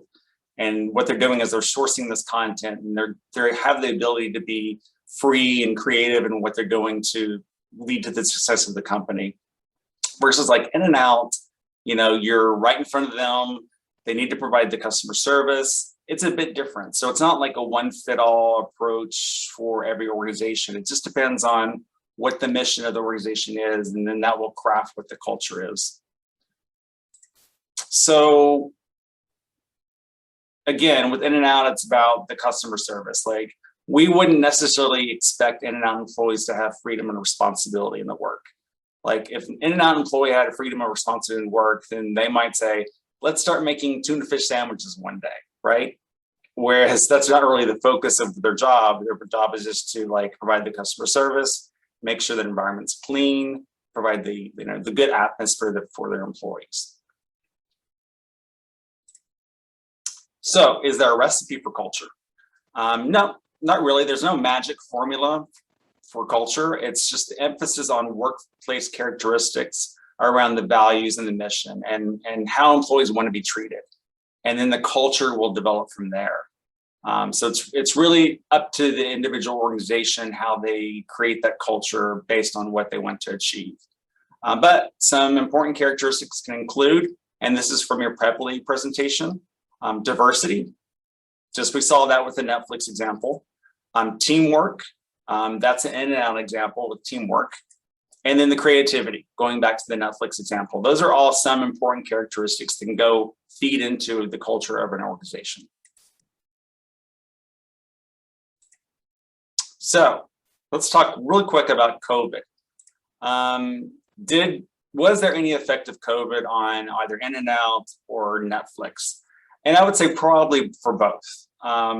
Most especially for In-N-Out, but also in a way for Netflix.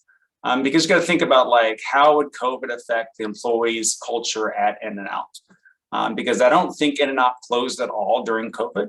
I would go there and just go through the drive-thru and do takeout. More than likely, COVID affected In-N-Out because their customer service had to kind of switch or kind of adjust because they still wanted to be there for their customer, still have the focus on the customer service and the sparkling environment, but they knew they couldn't have in-person dining and they had to be precautious for the safety of their employees and for their customers. Versus Netflix, because of COVID, the freedom responsibility was probably elevated because Netflix basically closed their offices in LA, I know, and then they allowed their employees to work remotely. But because part of their culture is freedom responsibility and they were working remotely, they probably were even more creative, sourcing content and coming up with ideas than they were before. And I don't know about you all, but I spent most of 2020 watching shows because we were home a lot. So they probably contributed to that success. So culture really happens whether you plan on it or not. Every organization is going to have some sort of culture. The high school that you attend has a culture that's different from another high school. The employees that work there have a different culture that might be different from the culture at another school. It just depends on the organization. And I'm going to hand it over to Bob. So hopefully we haven't put you all asleep yet and you're off your phones and computers and trying to follow this, because there will be a test at the end of this. I'm just kidding. Actually, that's not true. But anyway, one of the things I want to talk about and that you should hear throughout this entire conversation is the word values, because that kind of goes both ways. It kind of goes, what are your values and how do they relate to the organization that you're going to work at or you want to work at, or even the industry that you're thinking about working at? And you need to make sure that what you believe in, if you want to be successful in what you do, is aligned with the profession you want to go into. And so as we go through these 6 core elements of workplace culture, I'm going to kind of talk about workplace culture. And those of you who are thinking about going on to college, this thought process is very similar.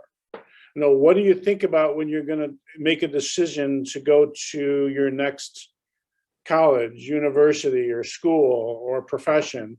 These things are all very important, and we're just going to put them in relation to what a company does.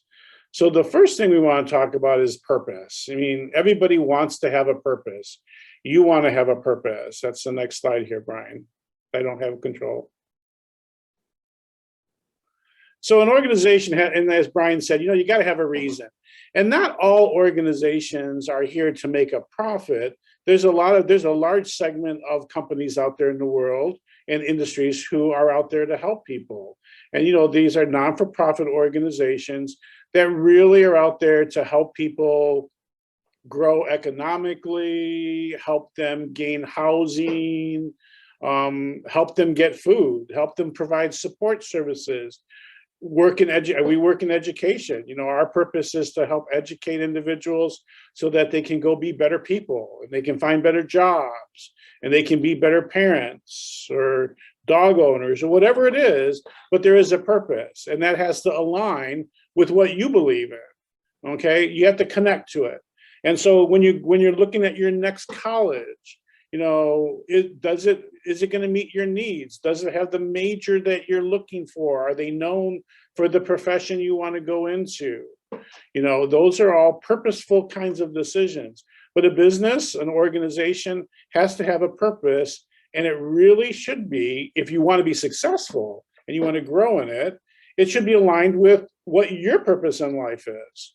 Okay? And because if you both have the same goals and the same purpose, you'll be very successful with the individuals that you work with. Opportunity. So we know the Gen Z population, which I think you guys are falling maybe even out of. Okay, opportunity. Companies, organizations, and people who are looking for jobs really want to go into a job that is going to provide them opportunity to do something different. And as technology grows, and you've probably seen more technology in your lifetime than most people have ever seen, ever, is, how do we use, and opportunity has also changed what companies do and how they do it. And so how can I grow when I'm looking at a company? Do I have opportunities for my employees? If I hire in as somebody in the mailroom, can I eventually be the president of the company? Is there a reason to believe that I could do that? Or is there a reason that I might only go so high? But we do know that employees that we hire now are looking at opportunity. And, if they're going to stay, companies have got to offer this. Company has to have a strong purpose. They got to provide opportunities for their folks to move up in the career ladder. And career ladder doesn't always necessarily mean money. It may mean opportunity for you to do new things that are important to you, that are of value to you, because your values will change as you get older, folks. And what's important today is not going to be important when you're 20, is not going to be important when you're 30, and will definitely not be important when you're 40.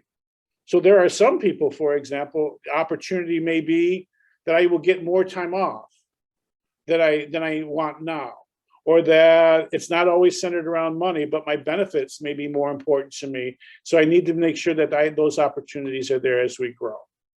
And then the next thing that companies need to offer their employees and have a good culture about is the thrill of winning, the thrill of doing a good job, the fact that people are rewarded for their success and being a part of the winning team. Right now, I can guarantee you that Netflix is reveling in their success of the show that Brian just showed you a few minutes ago. Those folks are flying really high because they've had huge success. And when you have that feeling of success and the company provides that for you, then you're going to stay. You're going to be engaged. You want to be a part of the next success. And so these are all things that we're talking about today that are important to keep people engaged and not running out the door to go to the next company, because this is what people are looking for. And so if companies can do these things, they will keep their people engaged. They'll keep them wanting to come back. The next thing is appreciation. Everybody likes to be patted on the back. And when you all become successful managers, or let me change that word, when you all become successful leaders, okay? Appreciation, a simple thank you notes. How do you appreciate your employees? And it's not, once again, I'm going to go back, it's not always about money. It's not always about bonuses. That's what we did 20 years ago. Everybody looked forward to appreciation was a bonus check. Now appreciation is, hey, you did a great job. Do you want to work on this other successful team? Or, hey, here's a card for you and your significant other to go out and have dinner on the company. Or, you know, here's a trip that we're going to send you and some of your colleagues on just for vacation. But is acknowledging the efforts that you as an individual contributor or even a part of a team, that is actually publicly acknowledged, and that the leadership team and your peers appreciate what you bring to the table. Like Netflix, everybody gets to bring their expertise to the table, and those are celebrated. And celebrations are really important to make sure that I know, and that I know that I'm valued at the organization, and that the organization really appreciates me. So I was looking in, and these are things that you have noted in your appreciation. It can be a great performance review. Okay, you can be appreciated through great feedback that comes as a result of those kinds of interactions. Perhaps the most important piece, if there's one slide that is important, is the organization respecting and caring about the well-being of you as an employee. Employees look for companies that respect their overall health, that understand that there are family needs that employees have. You know, back in the day, we used to tell people, leave your problems at home. You got to be two people. You're this worker, and your family life is not important to us. You come in here, give me your 8 hours worth of work. Okay, that was how companies used to work. And now we've had legislation that has changed that, but I also think it's been a cultural change where companies have figured out that if you're not happy at home and you're not healthy and you don't exercise and your mind's not stimulated, and we don't consider what challenges you have at home, you are not going to be a happy worker in the office. If you're miserable at home and you're not happy because your significant other is always nagging at you that you don't spend enough time with the kids, or you don't go to the PTA meetings, or you don't show up at the basketball game, okay? Either gender, by the way, right? Because we have we have more women in the workforce than we do men, okay? That is important, and companies need to realize that we need to respond to that. We need to understand that you're not two separate people, you're one person, and that we need so many laws, and we'll talk a little bit about those, have changed. But there's parental leave, family medical leave that has been legislated. But companies need to do more than just is what is legislated. Gym memberships, the cafeteria that you have at the type of food that they serve at the cafeteria, the type of work that they give, the type of support and technology they provide for you to learn new tasks. And what underscores that is what I'm going to talk about is leadership. And I think people, especially younger folks out there in the workforce, do not want managers anymore. And I'm going to talk about what the difference between the two are. Back in the day, you had a job. You had to do a job. Here was your task. And your manager's role was to make sure that you did that task. You had to accomplish A, B, and C, and they just checked off the box. And if you did A, B, and C, you were successful. Now folks require, and rightfully so, a leader. A leader is someone who's going to motivate you to do more, right? who's going to get you and recognize that you do a great job, that values what you value, integrity, honesty, being transparent, because the need to know and the need to be involved is huge with employees. And companies have figured that out, that their management team is not the only one who knows how to run an organization and is not the only people who have the ideas that are going to bring their organization to different levels. I'll go back to Netflix. It's a great example of doing the same isn't going to make you grow. Letting people be creative is the way to have companies turn into what they need to turn into. Look at COVID. COVID changed business and industry throughout the world. As you know, we economically did not collapse. And why was that? 20 years ago, I guarantee you this economy would have just shut down completely because we didn't have the technology, the skills, or leadership out there in the world to change on a dime. Literally, on one day, California changed.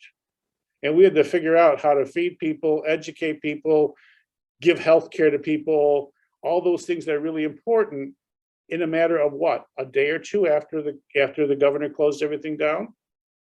That was a sign of good leadership. That was a sign of everybody pitching in and help. And organizations that didn't have good leadership, well, you see what happens in your cities and towns across. They boarded up. They couldn't make the change. They couldn't respond. They didn't use their people as effectively as they might have been able to. So leadership is hugely important. So what do we take away from this? Brian, what do we take away from this?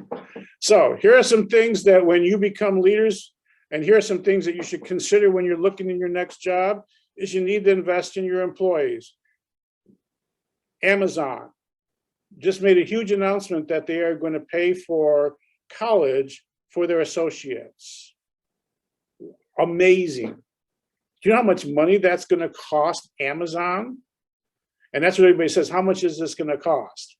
Well, it's going to cost them a ton of money, and they're going to help their people be successful and turn into great adults and great people and educated people. And they're going to lose some of those people because they're going to go find new jobs, but they're also going to keep a lot of their people there, which is going to reduce their turnover. It's an investment, and they're betting on that investment is going to keep their people there. Competitive wages, okay? I'm going to say that in every employee survey that we do around the country, wage is always the third or fourth most important thing that people look at. And I've always been surprised by that. What's the most important thing if you have people rank? And wages always comes in third, behind being a part of a team, being valued, being transparent, being in the know. That's what employees really want. Okay, money's important, don't get me wrong. We don't go to work for free, okay? But it's not always the number one reason. Flexible work arrangements, well, we all saw that. You all spent a lot of time with a lot of your parents sitting at home in front of a computer, probably much to your dismay, okay? But a lot of people were able to work at home and conduct business, keep their jobs, keep food on the family, pay the rent, okay? So, and to this day, companies have decided, wait a minute, I may not need all this office space anymore. We were able to function just fine with everybody working at home. Or maybe people can come and go every once in a while because we want to have that interaction, but they don't have to be here every day to get work done. I don't have to see you to make sure that the work is getting completed. So we talked about career ladders, okay? We make employees feel valued. Hi, how are you? Glad you're here. Appreciate it, employees, when you can. Healthy work-life balance, we talked about how important that is. And that's more than just time away. It's also the entire culture of being a healthy individual, being an active individual, keeping your mind stimulated. Mentorship program, which is helping people when they come into a company, which is the most difficult time for a new person, is when they come in and they don't know anybody and they've got to figure out who is important. they got to figure out where the restroom is, and they got to figure out, where can they park their car and where can't they park their car. It's like the pews at church. Everybody always sits in the same pew every Sunday. You don't want to sit in somebody's pew, right? So it's that same kind of mentality. So how do you get people to figure it all out and feel that they're a part of that team faster, quicker, better? And of course, I talked about the number one thing that most people talk about when we do employee surveys is transparency. I want to know what's going on. I want to be a part of it. I want to know if the company is profitable. I want to know if the company is not profitable. Okay, I want to know where we're taking the company. I might have some ideas. I might know some people. So other things that HR does and is really responsible for is, who do we recruit into our organizations and why? And this has been a topic that you've all been seeing about, and particularly since 2020, there's been a huge emphasis on diversity and the value that it brings to organizations. And companies have learned to rely on, or are beginning to see the value of diversity in the workplace, and how does it help them attract new customers, keep employees, create new products, market products differently.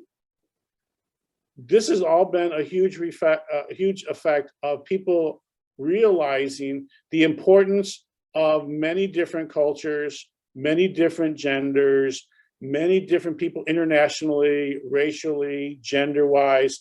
Everybody brings a perspective now in an environment where we're now beginning to evaluate people's thoughts more and more and more.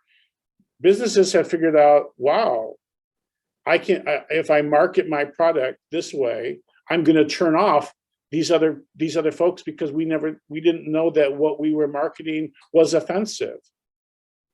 I'm going to give you an example. The whole government push on vaccines.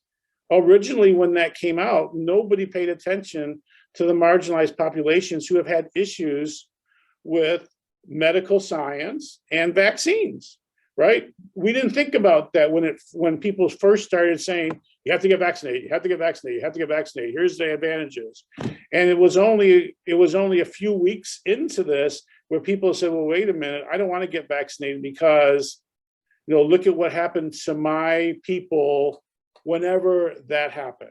Or and it was like, oh, wait a minute, we didn't ask. We didn't take the time to talk to people other than us white folk who were pushing it out there, that, wow, we probably should have sat back and said, okay, where are our populations who might not view this the same way we did? Then we had to change our whole marketing. And you saw that happen very quickly in what happened with COVID. So I have another story to tell you, which is quite interesting. I think this is the next slide. The next slide after that. So was talking to a friend of mine not long ago who is a surgeon, and he was telling me about some problems that his hospital has recently had. And he was talking about, after they did heart surgery, which is, you have all these people in the room, they take the person out of the room and there's aftercare. And it's pretty much after you've had your surgery, there's a team of people that take care of you. And they found out that they had like a 30% failure rate as far as the surgeries were going, and it was taking place afterwards. And it was like, well, why are we losing our patients? The surgery goes well, we think it went well, but it seems to be that patients are not surviving due to what's going on in the aftercare component, but nobody could understand why. So one of these guys was watching television one day, my friend, and he said, I saw what happens in a pit crew. And he said, I was watching this Formula One race, and I saw that there's 30 people jump on a car when it comes in, and in 20 seconds, that car is out of the gate, and it's fixed, and it's working, and it's racing. And he said, I was wondering why we weren't having that same success in the operating room. Because all the surgeons got together, and the team got together at the hospital and said, why isn't this working? And they all talked about it, and they couldn't figure it out. So this guy calls the crew chief and says, hey, How is it that you guys do this all the time and you turn around a car in 20 seconds and the car is out there running and sometimes they win the race or sometimes most of the time they finish it. But we're having problems, after we're done or after, we've done surgery and people are kind of not doing well. And the pit crew said, come on down and watch us what we do. So the surgeon went down to Italy, or over to Italy, I guess you'd say, and watched and learned from the crew chief. And the crew chief said, send me a video of what you guys do after you're done with your surgery. And the surgeon sent that. And the pit crew said, oh, we can see exactly why you're having problems. You guys don't do this, you don't do that, you don't have specialized people taking care of this. It seems that everybody's kind of in a panic. It seems that people are pulling plugs here and putting plugs there, and there's too many people giving orders. And what this exemplified to the physician was, if this is a completely different thought process, I would have never thought about these things had I not talked to this other profession or this other group of people and got how they make it work. If I continue to talk to the surgeons and everybody that I know and everybody that looks like me and everybody that does the same thing I do, okay, I'm not getting that diversity of thought. I talked to somebody who fixes cars and they gave us ideas on how we could improve what we do in an operating room. It's the same thing in the workplace. Diversity works. A difference of opinion works. So that is what companies have discovered that. And companies have profited from it, but it's also made for a great learning experience for people who are in the workplace themselves. 73% of people will not work at an organization who do not support diversity, equity, and inclusion, or 76. I cheated myself out of 3%. So that's become a huge, we're going back to that word, value. And that's, if you value that, and 70% of most applicants do, then companies need to make sure that that happens. And this generation, your generation, has not had issues with this, and it hasn't been a big stretch. And that's why companies have been really able to do this with such success in such a short amount of time. And we've seen that happen in the last probably 5 years. We've seen more diversity initiative events take place than anywhere else in any other time in our history, even after the Civil Rights Act passed in the 60s. So what's my next slide? Is there one? So all of you who are thinking about becoming HR professionals, let me warn you now. Take some law classes. Take lots of law classes, okay? Because you're going to have to know over 800 or 900 different types of laws, or at least know they exist, and then know where to find them, and then know when to call your attorneys to help you out and decipher what they mean. But there's a lot of laws that take place, and these are some of them that take place during this last year that has been a result of what's going on in our society today. So I just want to go through a couple of these things to let you know how things have changed in just the state of California that you find yourself in. So, we had to figure out how we were going to inform people who were exposed to COVID in the workplace.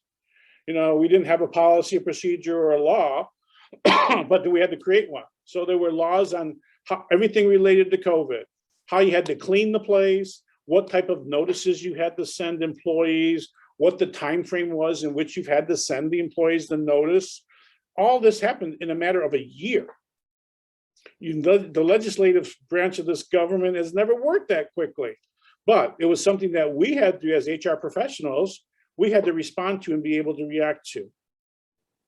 The other one that was really big for all of you that you're probably interested in knowing is that, the minimum wage has always been an issue in this entire country. There's the federal minimum wage, and then states can create their own.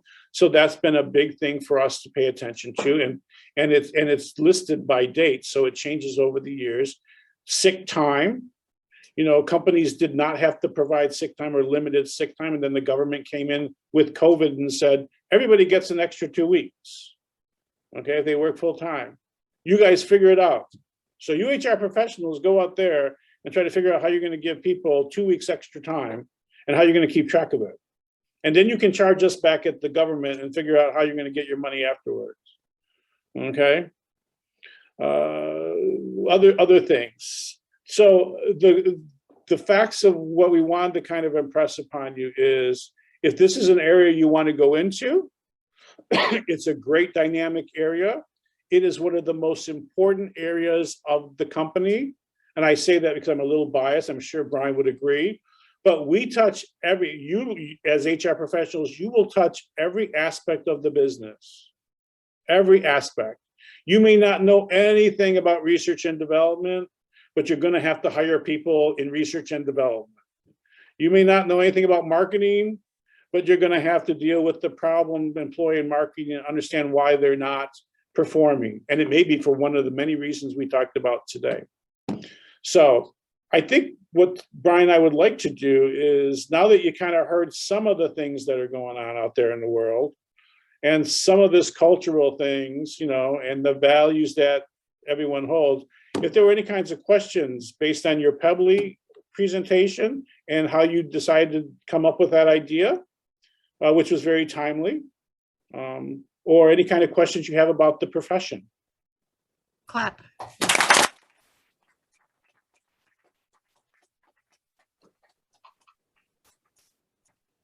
Thank you so much, you guys. That was just awesome. That's exactly what we were looking for. And I love the slides. I love all the detail on it. And I do have some students back here that have questions. So I'm going to move out of this chair and they're going to come on in and ask questions for you. Great. Perfect. Go ahead and undo the camera. Turn on the camera. Yeah, turn the camera on. Hi. When interacting with employees, what is something you can do to help dissolve the separation between the company and the employee? That's a great question. I think one of the things, it's a bright light. I think one of the things to always keep in mind from just the interaction perspective on HR is, like, everyone's human, everyone has issues in their life, and to always have empathy with what the person might be going through. And just keep that in mind and say, hey, is there something that you're not telling me, or something you want to discuss that might be affecting your work, or coming in late, or like, let's see if we can work through that. Instead of just being like, these are the rules, you violated the rule, just really keeping a human perspective on things. Okay. Thank you so much. Okay. Hi. Hi. So my question is, so I know that you mentioned a lot of different aspects of creating a good company culture. What would you say is most important to start as a foundation of company culture and build off of? Yeah, that's another good question. I think it really goes back to treating the other people in the organization like you would want to be treated. And so if you're the leader of the organization and you know where you want the organization to head towards, like the mission, then start treating the other employees the way that you would want to be treated to try to achieve that. And just really get on their same level to start developing that culture, and then we'll just go from there. Okay, great. Thank you. Hi. Hi. Thank you for the presentation. I had a really quick question. How do you personally deal with issues in HR between employees, if there's a problem or any tension? How would you resolve that in your, how would you do it? I'll let Bob take that one. Employee relations is a huge part of your job as an HR person. And it's a huge part of your job as a manager as well, even if you're not in HR. I think, I'm going to go back to what Brian said. I think people need to figure out that it's all about communication. And I think sometimes, you got to get people together and be willing to be transparent and get people to talk to each other and be able to and support the communication, and without diminishing respect and dignity of the individuals. I do this all the time. You got to play referee sometimes as the manager or as the HR professional, and you get two people in the room who don't like each other or have a misunderstanding. And 9 times out of 10, when somebody talks it through with them, that's not emotionally involved in it, which is what the manager or HR professional does, is that you can begin to get people to come to the center, and you can you can get people to say, I'm sorry, or I didn't understand, or I didn't know that. because they got so wrapped up in the moment. And that's 9 times out of 10, we have employee issues with each other. It's all about somebody not understanding that somebody had a really bad day today, or somebody's dog just died yesterday. And I'm not kidding you, those are actual things that affect and should affect people's behavior and how they respond. And sometimes those things come out in those conversations, and if no one was there to facilitate that, hard feelings could continue. So that's kind of learning how to do that and learning to be comfortable and getting people to talk. That's a great skill for HR professionals. Okay, thank you so much. Hello, I'm the last question. So my name is Aidan Bar-Cohen, and I'm the Chief People's Officer of the company, meaning I mostly focus on human resources and company culture. So my question is, what do you anticipate being the biggest challenges to company culture in a newly in-person world, and what do you expect to be the solutions? The newly in-person or non-person? Newly in-person, like everyone's back sort of in the classroom, in their workspaces. Yeah, I think part of that, Aidan's going to be like hesitancy for employees coming back to the office because they're unsure about changes in their home life that might be affecting their ability to come back to work. Maybe their children are hybrid between in-person and at-home classes, and they have anxiety about whether they're going to be able to handle that and come back to work.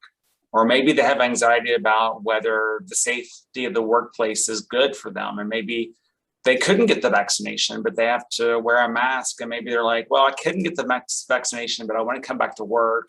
And am I going to be able to do that? So it's just some anxiety that revolves around that. And really addressing that from an HR perspective or a leadership perspective is saying, tell us what your concerns are. Let's see if we can work through them. And really going back to that level of being empathetic and the human level of things.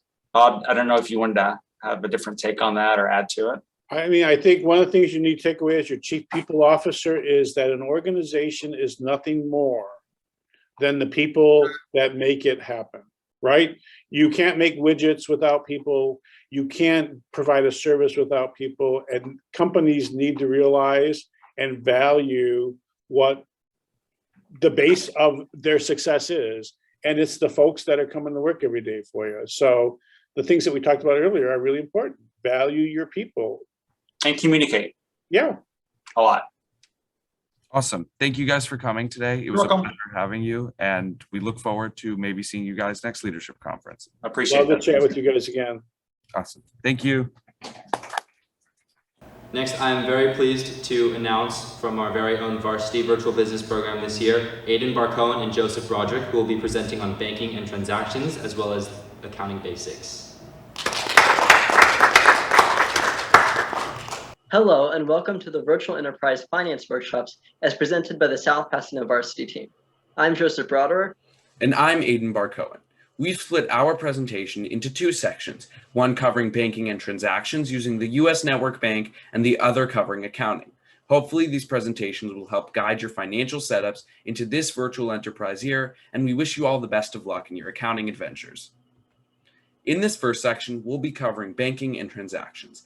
This section includes instructions on financial activities relating to startup financing, costs, revenue, and inventory in the VE system.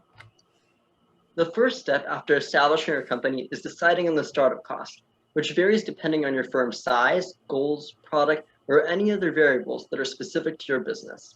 This cost should reflect 3 months of the business's expenses, like salaries, rent, utilities, etc., along with one-time purchases like computers and equipment for your firm. Also, be sure to purchase some starting inventory.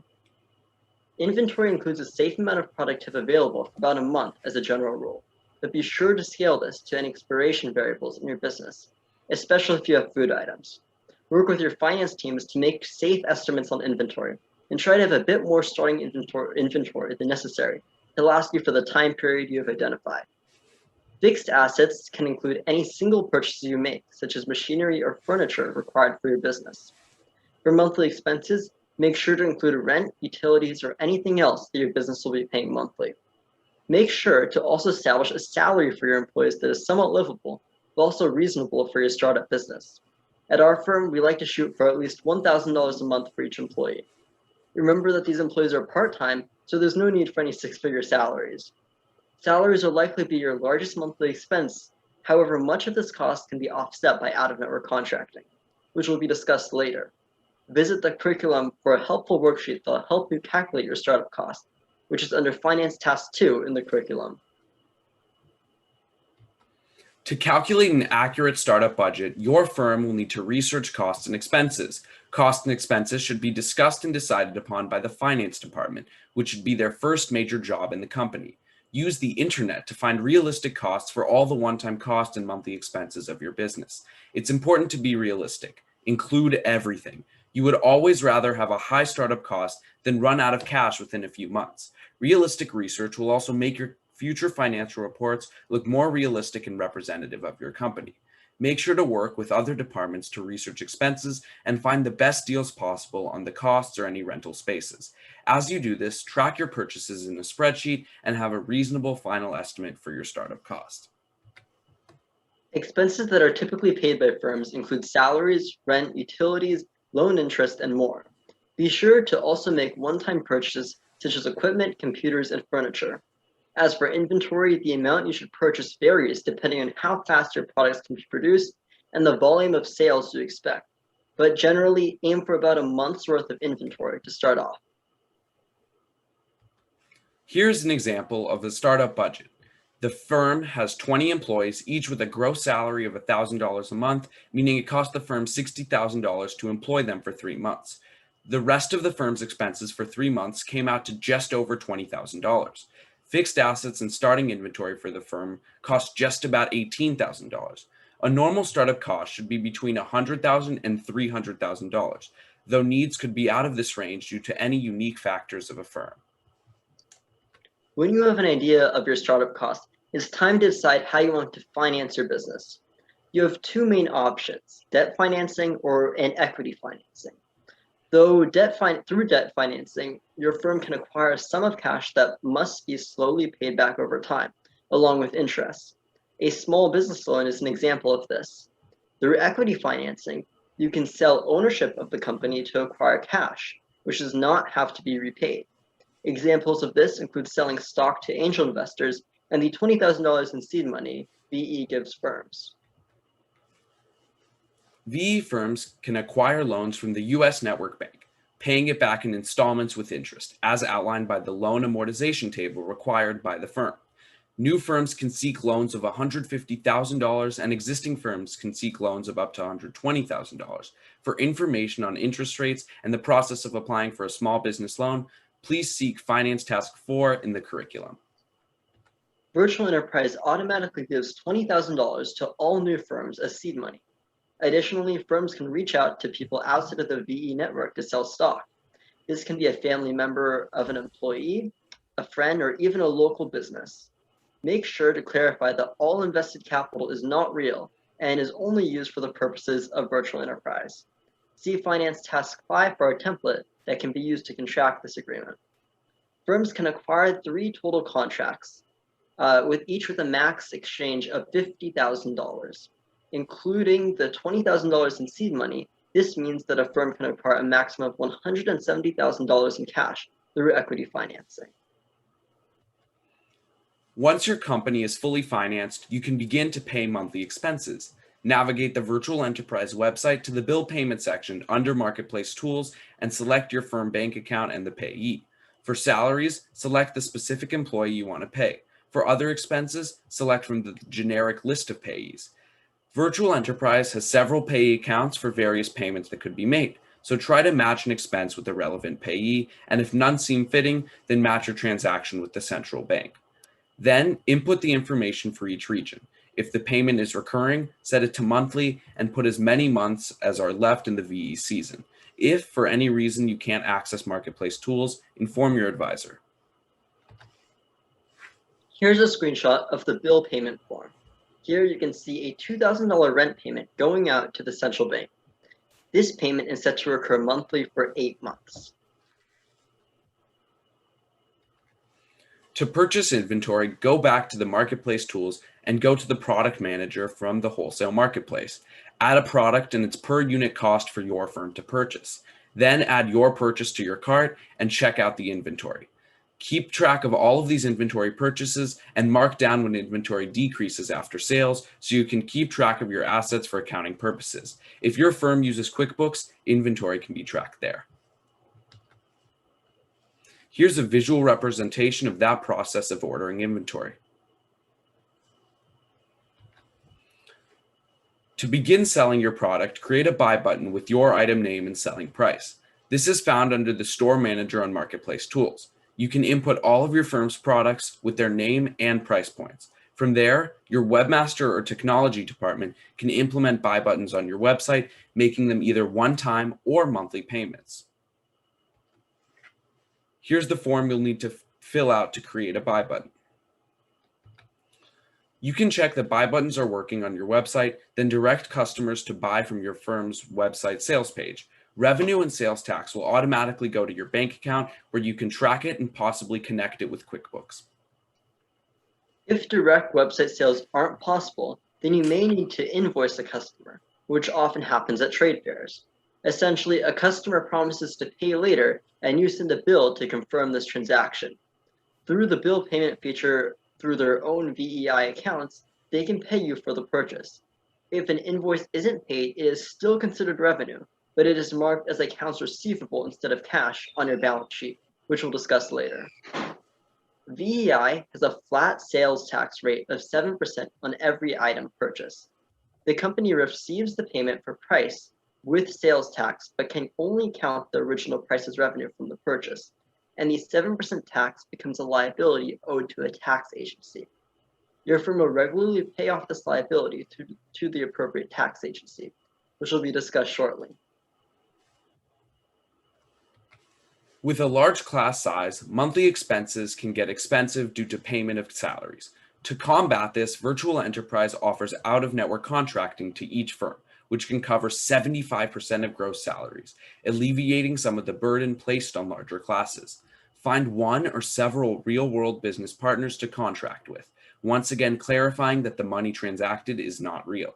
Have your team write up an out-of-network contract as detailed in Finance Task 6 on the curriculum.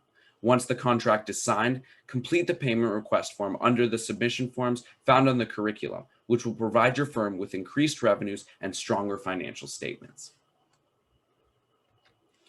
Last, loan and tax payments must be paid according to an established schedule. Loan principal payments are not considered expenses since they are existing liabilities, which is also true for sales and payroll taxes. However, loan interest is in fact considered an expense. These payments reduce both cash and tax liabilities on your balance sheet and should be done to ensure that your firm is staying on top of its finances. Thank you for listening to our presentation, and we'll be back shortly with the second half. Welcome back to our digital accounting workshops. In this lesson, we're going to be covering accounting fundamentals, statements, and bookkeeping. Proper accounting is extremely important because it allows firms to see their financial situation accurately to make decisions for the future. If accounting is done properly, your firm will be able to track all the capital that goes into and out of it, which includes revenues and expenses. Accurate accounting also lets you visualize your financial picture through different statements that help break down where your money is. There are three main financial statements. The balance sheet helps break down your assets, liabilities, and owner's equity and displays the accounts that comprise each of these regions. The income statement is a summary of revenues, expenses, and profit over a given time period. And the cash flow statement is a reflection of your company's cash payments and receipts over a given time period. All financial statements are composed of accounts, which refer to the individual lines on each financial statement.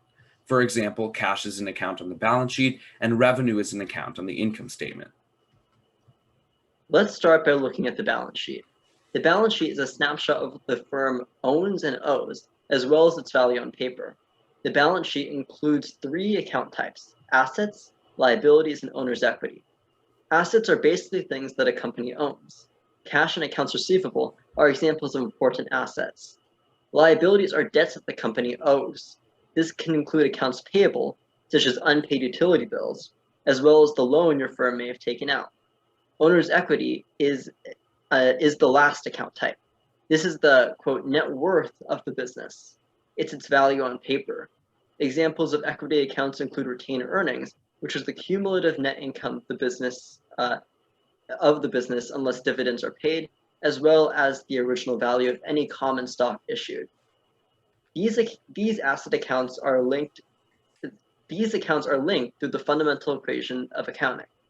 Assets should equal the sum of liabilities and owner's equity. You can think of the equation as assets minus liabilities equal owner's equity, which is the same thing but rearranged. You'll find the totals of each account type listed throughout the balance sheet.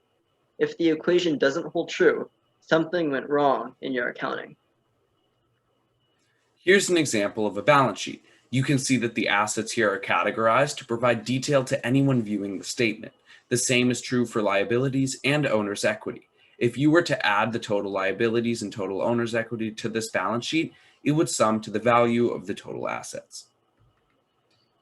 The income statement summarizes profitability over time. The equation for this statement is a bit longer, but it's very intuitive. By taking the total revenues of a firm and subtracted all costs directly associated with producing the product, you'll find the gross product. By subtracting all the expenses of the firm from the gross product, you'll receive the net income before taxes. By subtracting corporate income taxes, you'll get the net income after taxes. Here's an example of an income statement. You can see that this firm included all of the main accounts, such as revenue, cost of goods sold, gross profit, expenses, and net income. It also included sub-accounts to provide further detail to anyone viewing the statement. The final main financial statement is the statement of cash flows. This summarizes all cash payments and receipts over a given time period and separates these cash flows into three categories: cash flow from operations, cash flow from investing activities, and cash flow from financing activities. Operating cash flow is the cash that is exchanged in the day-to-day operations of a business, such as paying expenses or receiving cash in exchange for products. Investing activities include any purchases of fixed assets the company makes, like buying computers. Financing activities involve cash flow from fundraising, such as through debt or equity financing. The cash flow statement should show the beginning and ending cash balance for the given period as well. Here's an example of a statement of cash flows. From the operating cash flow, the firm took the net income and performed adjustments to show how the operating cash flow differs from the profit of the company. There was a cash outflow from investing activities since the firm decided to purchase equipment. It also looks like this company lost cash as they paid back a loan and paid out dividends to shareholders, as seen under financing activities. The total of these cash inflows and outflows is the change in cash from the beginning of the period to the end of the period. All the financial statements are intertwined and each one reflects information that is relevant or directly related to the others. As a result, many accounts should match, which can allow you to check the accuracy of your financial statements. For example, the cash on your balance sheet should match the cash balance on the cash flow statement. Also, retained earnings on the balance sheet should match the net income of the income statement. Always be making sure that your transactions are affecting each statement correctly so each report can back up the others. When you record a transaction, individual accounts may be affected, which should alter the bigger picture of your financial statements. Because of this, you should always make sure to check if your accounts are consistent and changed correctly. Finances can be overwhelming to track, but with the statements that we just learned about, it should be easy to understand which accounts are affected by each transaction. Coming up are some example transactions and how they affect each report. Our first example is the sale of equity for financing. Your firm sells $150,000 worth of stock to 3 different angel investors.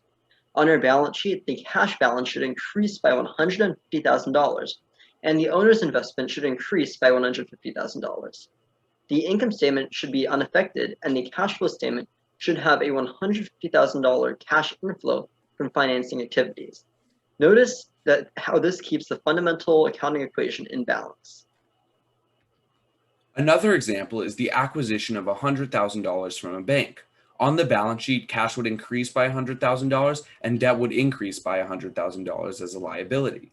The cash flow statement would have a $100,000 cash inflow from financing activities.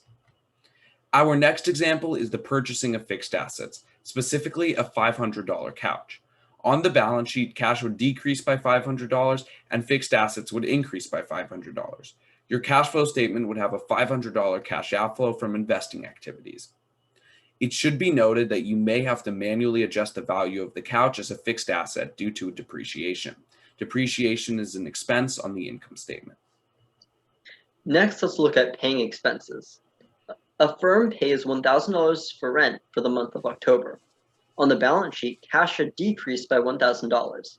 On the income statement, expenses would increase by $1,000, causing net income to decrease by $1,000, so retained earnings would decrease on the balance sheet. The cash flow statement would have $1,000 cash outflow for operating expenses. Even though both the balance sheet and the income statement accounts are being affected, the fundamental accounting equation still holds true because changes in net income result in changes in retained earnings. Employee salaries are another regular expense you may have to pay. If a firm pays an employee $1,000 in gross salary for the month of January, the balance sheet cash would decrease by $1,000. On the income statement, expenses would increase by $1,000, causing net income to decrease by $1,000, so retained earnings would also decrease on the balance sheet. The cash flow statement would have a $1,000 cash outflow for operating expenses. If a firm pays $5,000 of inventory in cash, cash on the balance sheet would decrease by $5,000 and inventory would increase by $5,000. There would be a $5,000 cash outflow from operating activities on the cash flow statement. Surprisingly, selling a product is probably one of the more complex transactions to account for properly. As we know, a 7% sales tax will automatically be charged to customers above the price of a firm listed above the price a firm lists for the product. So in this case, this $1,000 purchase of 110 widgets would result in a $70 sales tax being collected. So this firm's cash balance would increase by $1,070. However, it forfeited $500 worth of inventory to the customer, so inventory would decrease by $500. Tax liabilities would increase by $70 because the firm eventually has to pay the $70 in sales tax it has collected from the customer. On the income statement, the firm would list $1,000. The firm would list the $1,000 it has from the sale. The cost of goods sold would increase by $500 because the firm lost $500 worth of inventory. This increase in the net income of the firm by $500, which results in an increase in retained earning on the balance sheet. And finally, the cash flow statement would list $1,070 operating cash inflow. You're muted. Sorry, I was muted. After your firm has been operating for some time, you'll have to make a tax payment. Remember that as sales tax is automatically collected from customers, your tax liabilities will increase. To decrease them, you have to pay the appropriate tax agency.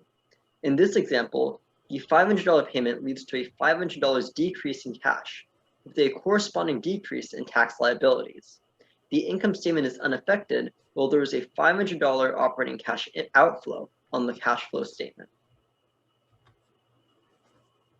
Paying off loans is somewhat similar to paying off taxes, but interest payments complicate things a little. In this example, a firm pays $500 for the principal and $10 as interest. This leads to a decrease of $510 in cash, but only a $500 decrease in long-term debt, since that was the principal. The interest payment is instead recorded as an expense on the income statement, resulting in a $10 increase in expenses, reducing net income by $10. This lowers retained earnings by $10 on the balance sheet, keeping the balance sheet balanced. The cash flow statement will reflect a $510 cash outflow from financing activities.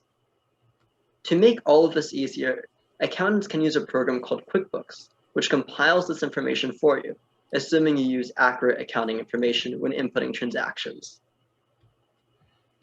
QuickBooks is used to track financial activity and create reports based on the inputted information. Your accounting team should regularly update accounting information based on sales, expenses, and any other transactions that you have affected your firm. You can also connect your QuickBooks account with your actual virtual enterprise bank to match transactions and confirm the validity of your finances. QuickBooks is a useful tool to help simplify complex accounting tasks. Thank you for listening to our workshops. Banking and accounting can be a lot of fun, and we hope to properly equip you with the right tools to begin this year strong. More finance curriculum is available on the VEI website, and feel free to email either of us at aidanbco4@gmail.com and josephbroderick2003@gmail.com if you have any accounting inquiries. Thank you. Thank you. Bye. Next up, we have a guest speaker, Ms. Cheryl Ho, on customer service and its importance to your business success.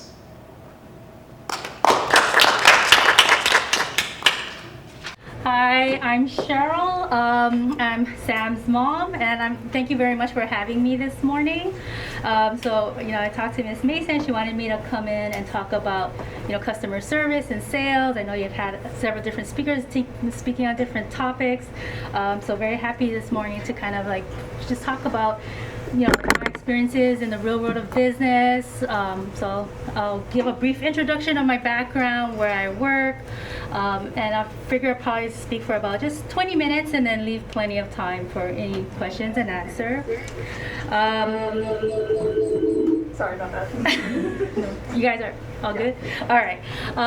So I work for a company called Capital Group Companies. We are one of the world's largest investment firms, headquartered right here in downtown Los Angeles. We have about $2.2 trillion of assets under management, which means people invest money with us, and it is our duty to make sure that we invested in different, all sorts of companies to really grow people's money.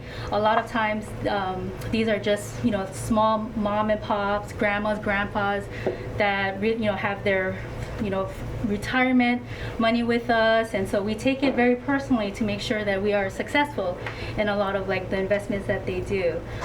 I've been working there for about 18 years.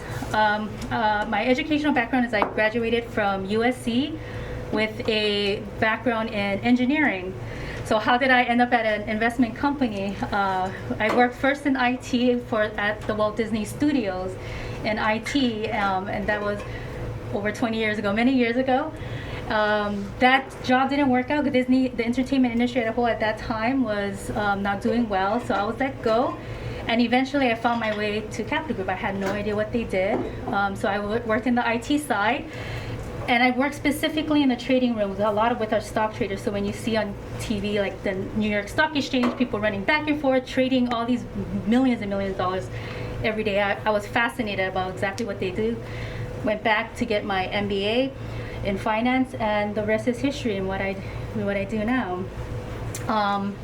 And so in my daily role, I lead buy teams, which means that we have to we do a lot of contract negotiations with our external big banks, such as Goldman Sachs, JP Morgan, financial firms like Bloomberg, Reuters. You may have heard just a few of them.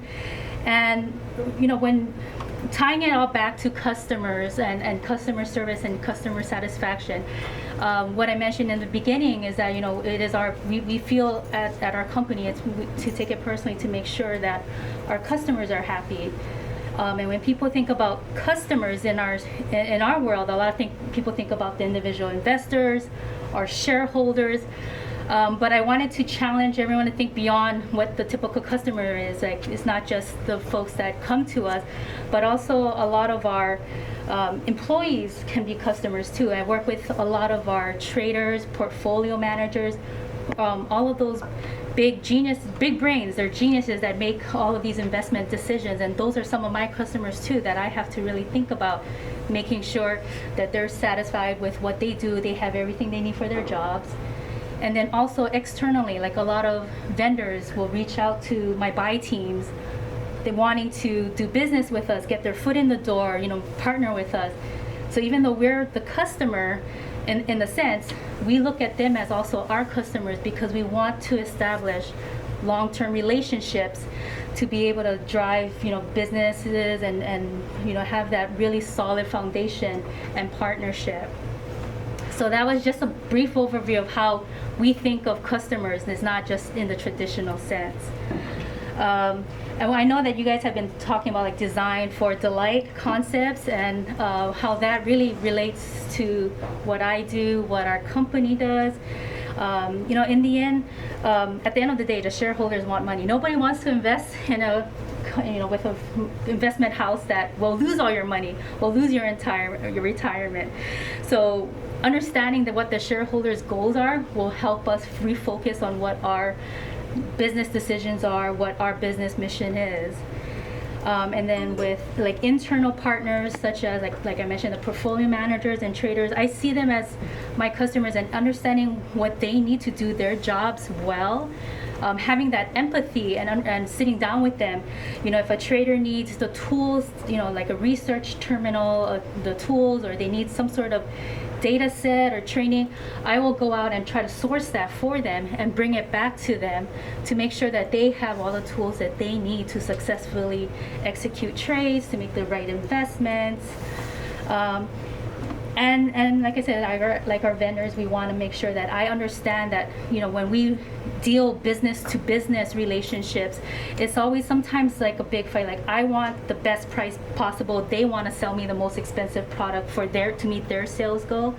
But by doing that, no one's going to get anywhere. It's going to be a standoff. So a lot of times we come to a compromise, whereas we, start small, purchase a small service from them, and give them the opportunity to grow over time with our business, adding more services, adding more researches. So, having that empathy of where other sales folks are coming in and understanding what, the pressure that they have on their quota really helps us understand and work well and really come to a solution where both sides are happy. And if they're happy, we're happy, they're more likely to help us in the future if we need additional services or negotiate for products that are like cheaper.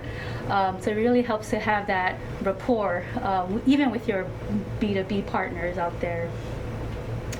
And how do we do this? How do we make sure that our customers are satisfied? I'll start small with our shareholders. Right now, a lot of, for example, the electric vehicle market, the EV cars, are the hot topic of the industry right now. Just this morning I was reading the business report on Rivian. They're putting out their electric truck to compete directly with Tesla's Cybertruck, but also Ford, GM, they're all coming out with this.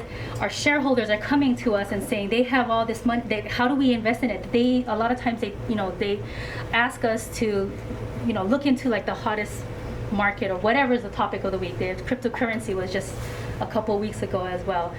And so when we go broad, we're thinking the automotive industry, especially with the EV cars, are so large. Like, where do we start? Where do we start with this for our shareholders? So we focus down and we narrow it down. We send our analysts and our researchers out to the headquarters of all these large automotive companies. We then bring back look at their financials, look at their revenue, their streams, their product lines that are coming down the pipeline. And if it sounds like something that we can honestly stand behind it and put our company's name behind it, and also invest all of our trillions of dollars behind them on behalf of our shareholders, we will do so. And so that's an example of how to satisfy like our customers or shareholders. They want, there's such a broad question. A lot of times, they ask for such large things, but how do we narrow it down to get it focused and drive success for them? And then like for employees too, our company's employees are also our own customers. So how do we make sure that our employees are satisfied and happy and we retain the top talent for our company? So approaching the idea that employees are also customers, we want to make sure that we have the top education for them. We make sure that everyone's staying on top of all the latest, greatest buzzwords that are out there in the industry. And so we send our people to conferences. We have tuition reimbursements. Like, I was very fortunate enough that my MBA was paid fully on behalf of the company because they saw the importance of education and making sure you have an educated workforce so that you can come back and bring it back to the company and really drive success forward. And so that's an area where, we're thinking big for customer satisfaction, employee happiness. How do you invest in the people? So that's another area where I feel like a lot of businesses tend to forget. You're pushing sales quota, you're really trying to get customers as much as customers, but there's also the people aspects, your own people that hope that more and more businesses really focus on, because people will leave. If they're not happy, you will lose your top talent, and that's another. We definitely don't want that, and so that's how we also kind of focusing on how to bring satisfaction to employees and viewing them as customers as well, that to meet their needs for both professionally and personally as well. And then also last is, in the concepts that Ms. Mason was kind enough to share was rapid experiments about how to successfully implement all of these ideas. So we have every single day, we're all customer focused. We all want to make sure that everyone is happy, but how do we, do that? So we talked about looking broad and then narrowing it down. But, when the actual execution of it is a lot trickier than, it's a lot easier said than done. So for example, like with our other large banks, like that wanted to do business with us, they all want to get their foot in the door. So what my buy teams do is we negotiate trial periods, like to have like a small group of traders and portfolio analysts and managers kind of try out some of the products. And while they're doing that, we're taking detailed documentation on, feedback. We hold lessons learned meeting sessions after the trial periods are done to see if they are satisfied with the products of this other partner firm that we're thinking about purchasing services, or their research data. And so, it's a very detailed, methodical process, and starting small. And once we're pretty happy with, having a broad, or having a diverse focus group, take a look at any new ideas or any new products, businesses we want to bring in, then we start expanding it out to a much larger, diverse company-wide. Because we're a global company, and so we have offices LA, London, Tokyo, Singapore, Geneva, so it's all over. So we need to make sure that what works in the US here for our US-based employees and customers will work the same as Singapore and Asia, because a lot of times they have different culture differences, or they approach things differently, they think differently. So we want to make sure that we are not just thinking about US-based shareholders, US-based employees, but also on a global scale, and taking into account cultural differences, language differences, time zone differences as well. So all in all, focusing on different types of customers will improve businesses and also the people's lives. So it's not just focusing on people that are coming into the store and buying it, and you're buying products or services or apps and purchasing apps. It's really just all encompassing, and making sure that all the people that you work with, even those that you see as your business, I would say competitors, they can be customers too. And if you change the mindset and thinking about what do they want out of this partnership, it really helps with negotiations. It really helps come to mutual decisions on both sides, and it really firms up long-term relationships to kind of really help make businesses successful.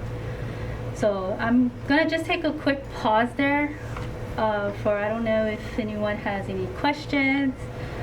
I was, just wanted to make this interactive instead of me speaking at you guys the whole time. What firm did you mention you work for again? What firm? The company I currently work for is called Capital Group Companies. But traditionally, like it could be a lot of your parents and grandparents might have our mutual funds. It's called American Funds. So that's our mutual funds product that we sell and have invest. So if you're trying to look it up, it's capgroup.com. So that's how you would be able to find us. And most of the companies, like investment companies, are all headquartered in New York or London. Those are huge financial firms worldwide. We are the only one of two out here on the West Coast. So I was very fortunate that after I graduated from USC, I wanted to stay in LA, and that I found my way to Capital Group right here in LA, and I did not have to relocate. But my job does take me to New York quite often, so that's like my second home, to meet with our partners out there, business banks and other large financial firms out there. So I get best of both worlds. I get to come back to LA, but I get to go to New York as well. I'll go here and then here. What would a normal day look like for you in terms of work? Yeah, so a number day, it could be anything. Like no, there's not a single day for me that comes in with the investment industry, trading. I mean, anything can happen. A typical day, I'll come in, I'll look at my emails. First things first is which of our services went down. You know, our traders are first and foremost. They're trading billions of dollars every day. So we want to make sure their systems are up, their pipelines are up. Like pipeline meaning like we have a direct connection from their terminals in LA directly to the New York Stock Exchange in New York. Like we're talking nanoseconds the minute they execute things. We need to make sure the technology is up. So that's where my engineering background really came in really handy, was to understand all of those protocols and all the developer speak. So that's my typical days, like just making sure everything's fine. Our traders start at 5 a.m. So I work New York hours very early. And so we want to make sure everything's fine, up and running before the market opens. And so once the market starts trading at 5 or 6:30 a.m. Next is like looking at requests. A portfolio manager may be interested in purchasing more Apple shares. Apple is releasing the iPhone 13, and then he needs research like, what does this mean? He wants trends, like if Apple announces a new phone in September, how did Apple stock prices move historically over the last 10 years every time they announce a new product? It's my job to go out there and research. Is there all of these little niche firms that have research about that? Where can we purchase their reports? A lot of times I'm purchasing intellectual property. So, you know, one firm may feel like their report's worth $5,000. I think it's worth 500, and so somehow we need to negotiate to come to the middle to get that data or that research for my portfolio manager. So that's another typical day, and so it's really like what is moving in the market right now that will determine my day. And a lot of times we have things that are completely out of control. There could be a terrorist attack, or the airlines go on strike, and it will tank the market, and then we'll have to put everything off, pivot, and be flexible with our day and scramble and say, okay, the market's, you know, going down. We have panicked shareholders. We're trying to, you know, maintain calm and remind everyone a long-term focus on investments. And, you know, so our trader might need more services or something else, you know, to help maintain the losses that are coming out. So that's why I've been there for 18 years, because not a single day is the same. I work with so many different types of customers, internal, external, and so it really keeps my day interesting. That was a good question. All right. Among all of the different people you interact with at your job, what different roles do they fulfill? Yeah, so everyone has a role. I firmly believe that. I had no idea what I was going to stumble into in my career. I never really thought I was going to be where I am today. I mean, I thought my initial, you know, I wanted to, you know, work for Raytheon or Boeing or some large engineering firm, and it took me here. So everyone has a role. And so a lot of it is, we have everything from, you know, like the traders, the portfolio managers, but even a lot of like people who work in our back offices, accounting. Every single day that we trade, the market closes at 1 p.m. here on the West Coast. So after that, someone has to settle all of these millions of dollars that were traded throughout the day. So we have, you know, accounting teams. We have asset setup teams where they're keying in data entry, making sure they're booked. And we only have an hour to book all of these trades and get it out to individual investors' reports. So if you know, your parents, or you have your own, even if you have your own investment portfolio, your 401k on E-Trade, when you log in at the end of the day, you can see what your balance is. We have teams that are responsible for making sure those reports get out within the hour. We have the Securities Exchange Commission, the SEC, requires that we have it out in 1 hour, or we face huge financial penalties. So we have massive teams of people just working behind the scenes to make this all work. So we have, and then you have myself who need to help buy things for our internal customers, or negotiate with, you know, other business firms. We have IT. You know, we got to make sure, like IT, our developers are keeping our systems up and running. Internal platforms, because of what we do, we can't just go out and buy a software to trade, because of the volumes and what we do. So we have developers that build custom apps. We even have editors, you know, that write articles on behalf of, you know, and writers and marketing departments. So a lot of, like, at our company, there's so many different roles that people play that you can really grow and move into different areas depending on what interests you. But yeah, it's almost like we're sort of like a mini universe within our little self-contained company. We even have art curators. We have artwork along the walls.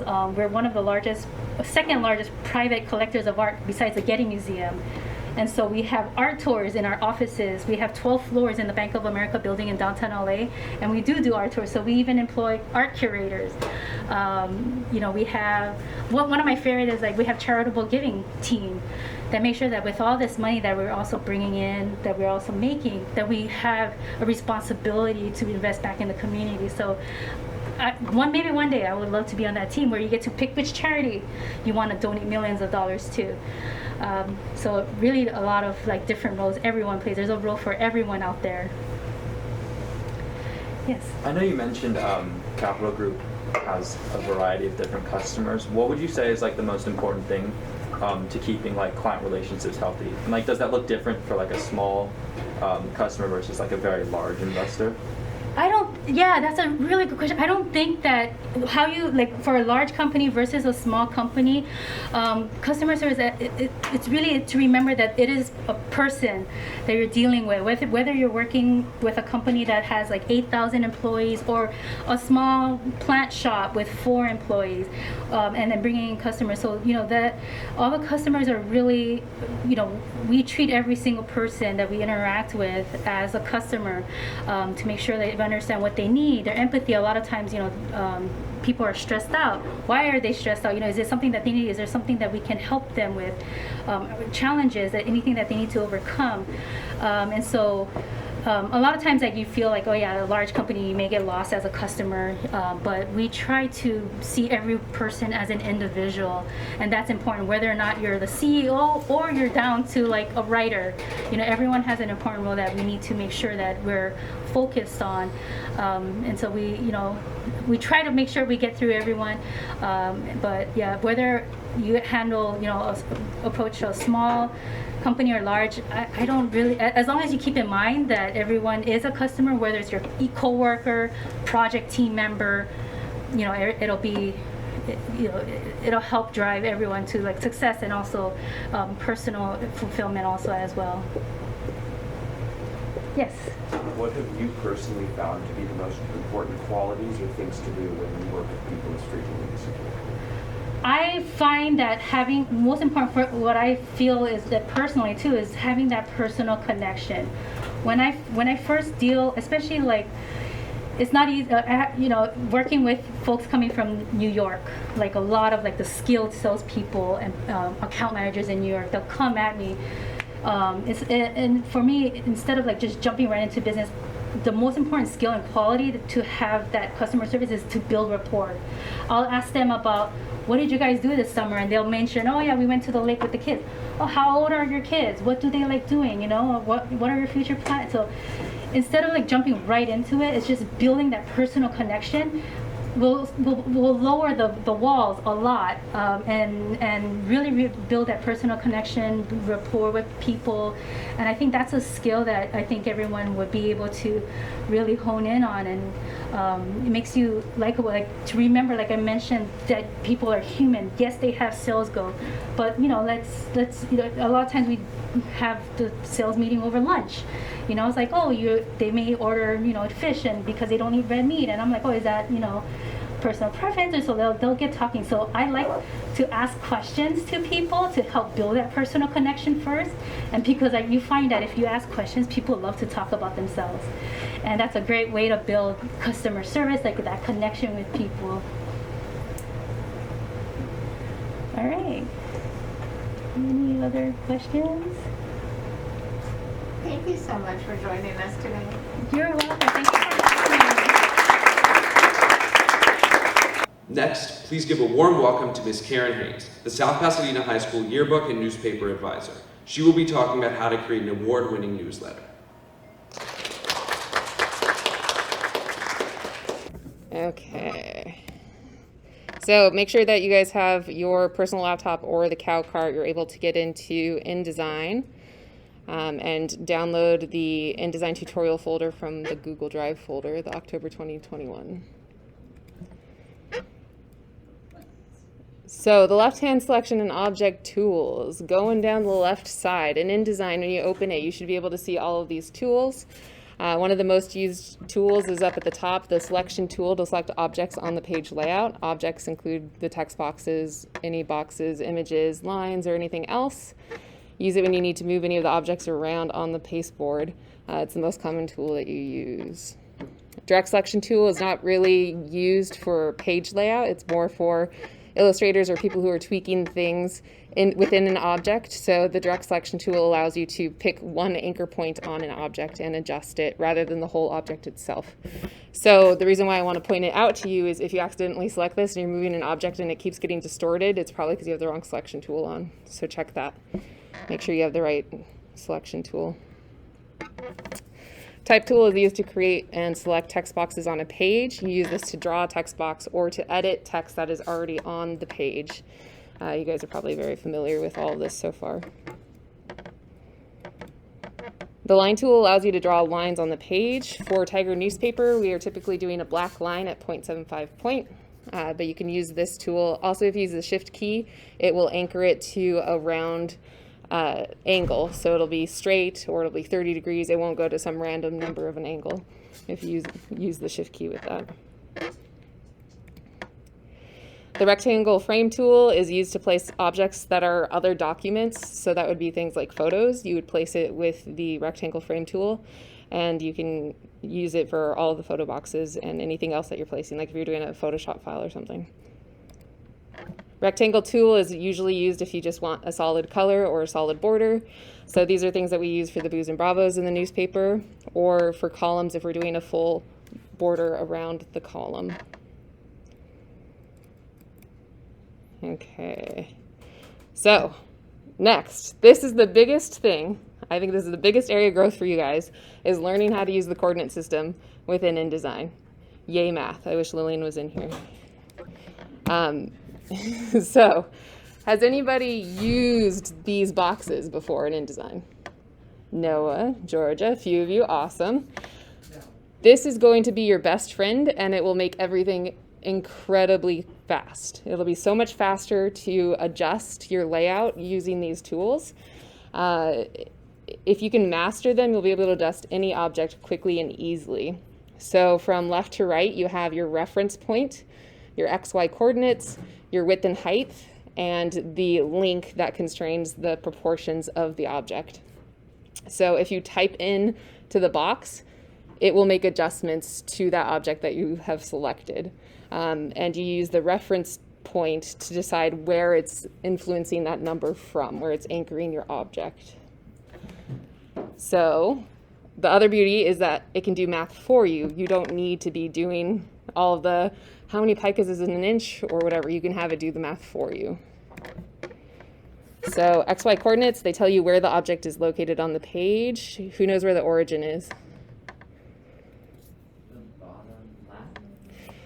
Top left. So when you were working on a page by default, the newspaper 00 is up in the top left corner. So it's inches down and inches across to the right.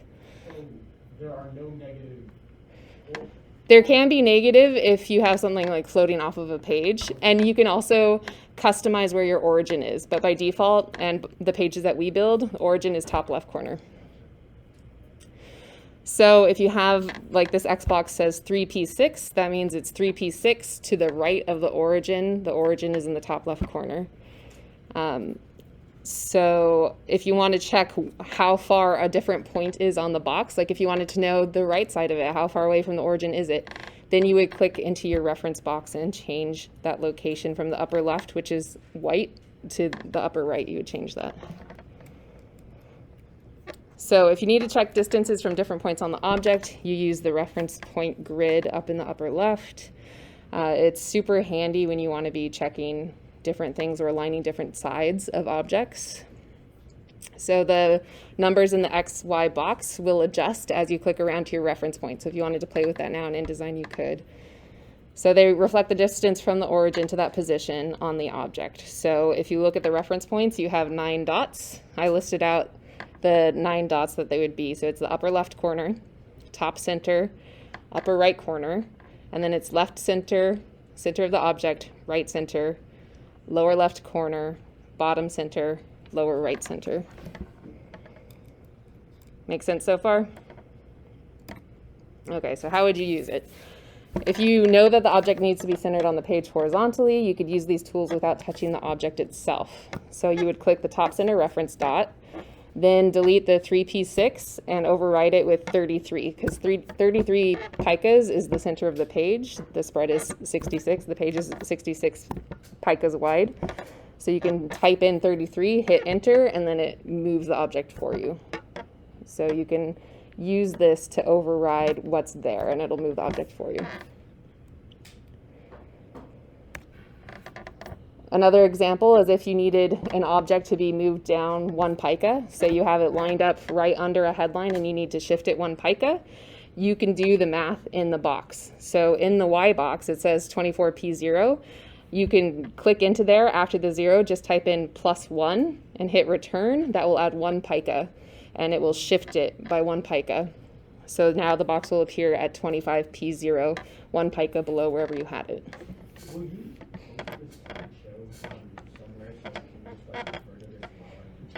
Absolutely, yes. So this will be somewhere. I will also show you in the folder how we have a style guide, but I'm actually going to see if Quinn wants me to update that, because I think I can update it for you guys. Have 2 versions in a Word doc and an InDesign file that can have all of those. So we can talk about that after, but yes, all of this will be available for you. A note about units. So by default, your document is going to be set to a type of unit. In Tiger, you guys use picas. I'm more comfortable with inches, but I'm adaptable. So I've been, so that's flexible. If you guys felt like inches would be more intuitive, we could change that. But even without changing that, you can still work within inches. Like if you wanted to put something 2 inches on the page, like you wanted the Y coordinate to be 2 inches, you could type in 2IN, hit enter, it'll do 2 inches. 2 inches is 12 picas. It'll show 12 picas, but you know it's 2 inches because you typed in 2 inches. So it'll change the units for you. So let the boxes do the math for you. If you know it has to be some set amount from something, you can type it in. So if you just type in a number, it's going to default to picas because that's what the unit of the whole document is. So if you type in 3, it'll show 3p0 because it's 3 picas. And a pica is made up of 12 points. So that's why the 3p6, that's 3 picas and 6 points. And you don't need to always think that way. Like you don't need to think in twelfths. If you want to do half a pica, just type in 0.5. If you want it to be 3.5 picas, you do 3.5. It'll automatically change it to 3p6 because that's the same value.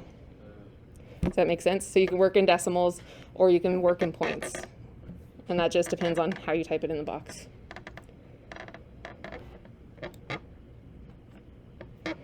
So the width and height is how you adjust the size of your object. The link on the side is the most important part of this. So if it is linked, that means the proportions are locked. So if you adjust one, it adjusts the other.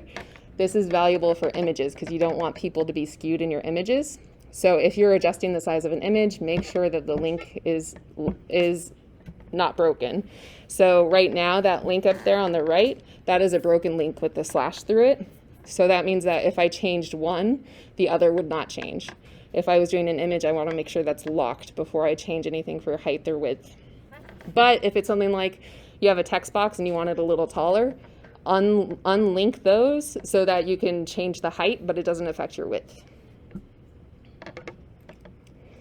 And don't be afraid to use the undo button. I use that constantly. So Command Z, just undo whatever you did if you did something incorrectly and then adjust your settings.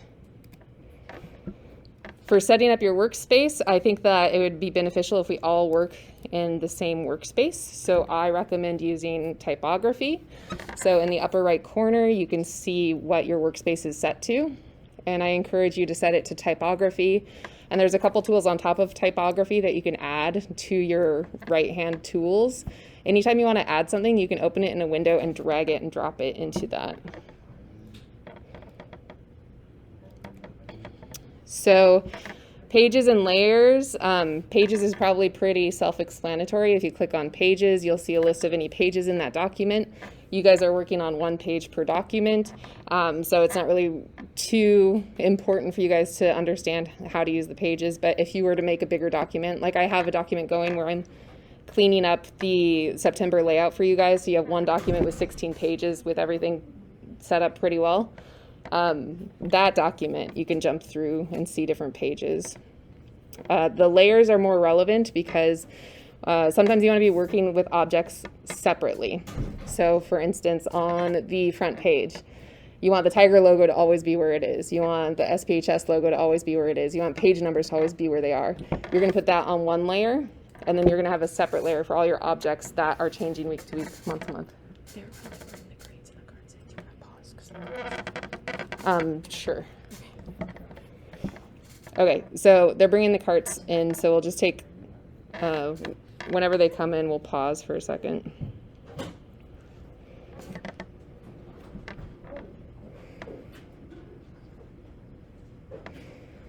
You can just stack them by the door there. Thank you. Make sure you don't block Lillian in.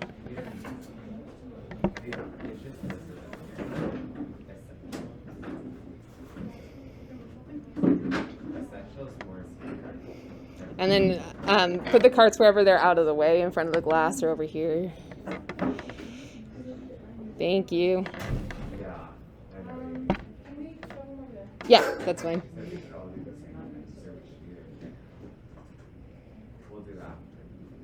So once we get,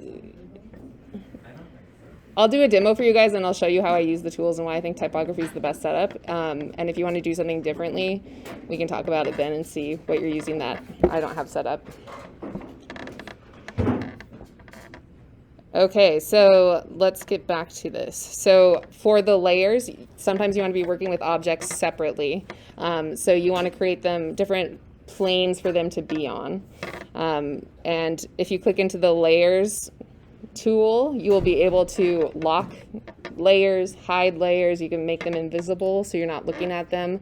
If you lock one and then you click onto the other layer that's unlocked, you'll be able to select all objects at once and work with those separately. So for Tiger, we create a master layer and lock that for anything that's staying the same, like page numbers and things like that. These 4 tools are probably the second most important thing to know. So the coordinate system is number 1 in my mind. Paragraph styles and character styles are the next.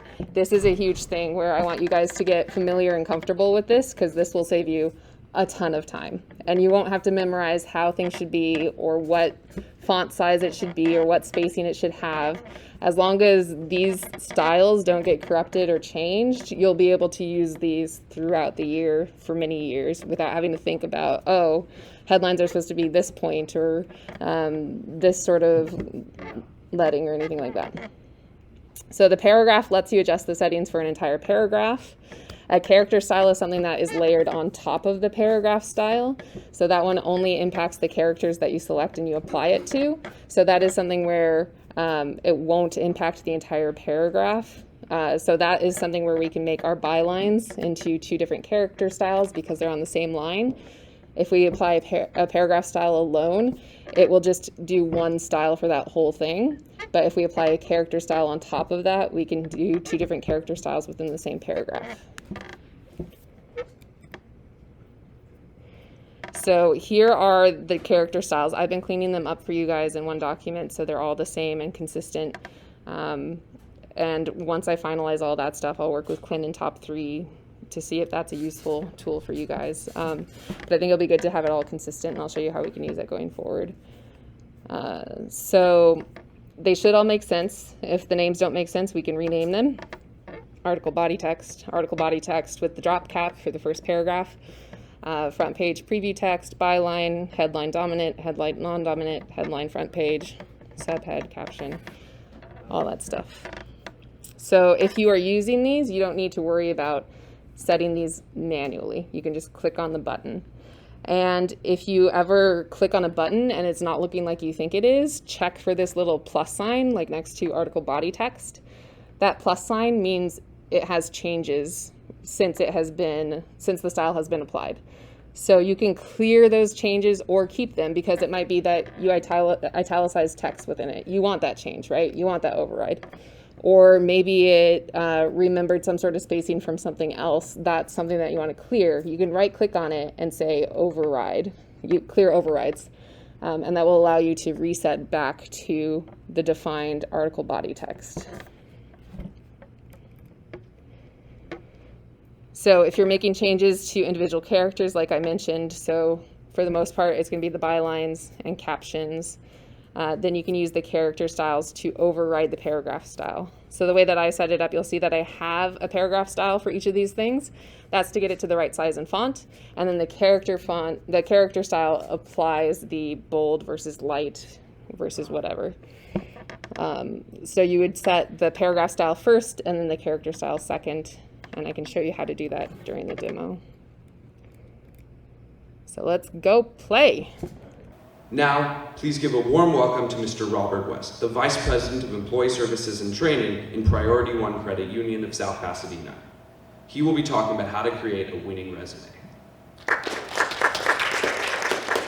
Well, good morning, everyone. My name is Robert West, and I'm the Vice President of Employee Services and Training at Priority One Credit Union here in South Pasadena. The mission of Priority One Credit Union is to help our member owners and employees achieve financial fitness and with money. Today, I'm going to share with you on the topic of resume writing. This is a resume writing workshop. Specifically, we're going to talk about what is a resume, what is the purpose of a resume, how do employers use resumes as a tool, what are the key elements to consider when writing a resume, and then we're going to conclude with a practice exercise that brings us all together. However, but first, I have an opening exercise I want to ask you to participate in. So I would like for everyone to take out a piece of paper, 8.5 by 11 paper. It could be notebook paper, it could be blank copy paper. So everyone should have a piece of paper and a pen or pencil. I'll give you 15 seconds to get your equipment together.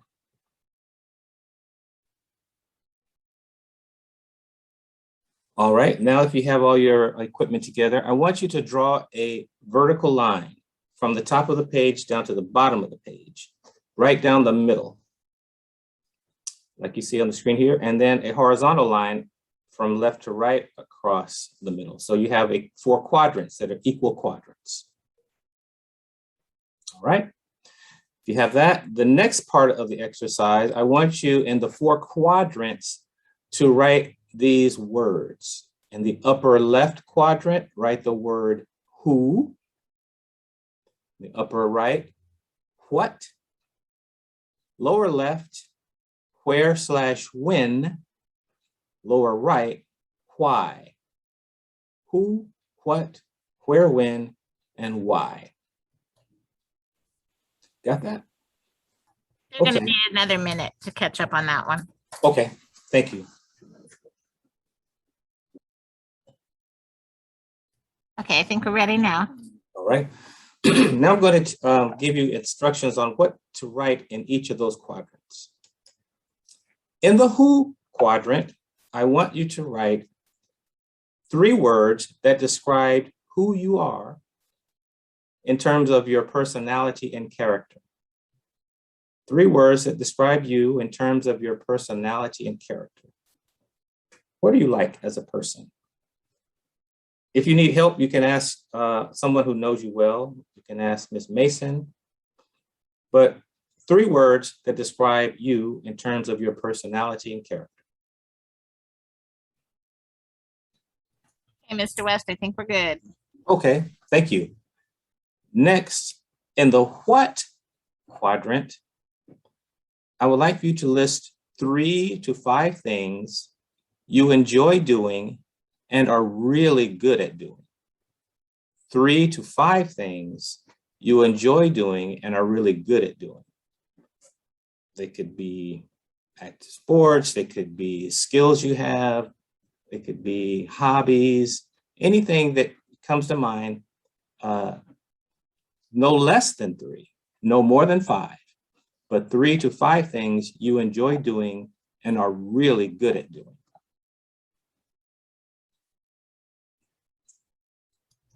I think we're ready to move on. All right.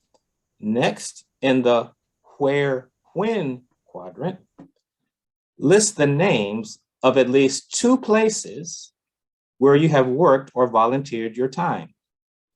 List the names of at least 2 places where you have worked or volunteered your time. It could be Starbucks or Yogurtland, or could be your local church or synagogue or mosque, or could be the name of a family for which you babysat, something like that. The names of at least 2 places where you worked or volunteered your time. Include the dates of service. So you could either put, if you served in 2021, just put 2021, or if there was a length of time from May to August of 2021, etc. So we want you to list the names and then the dates of service.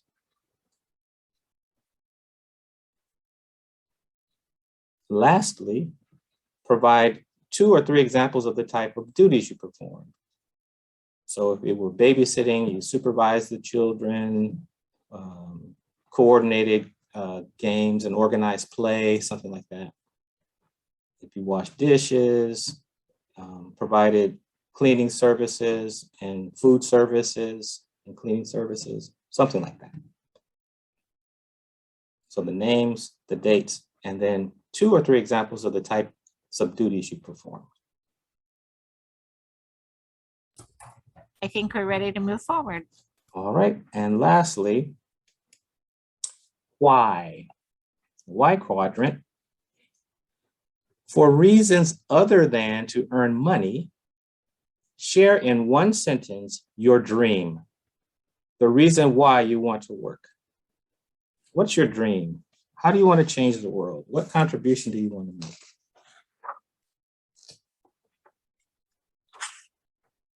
What's your why?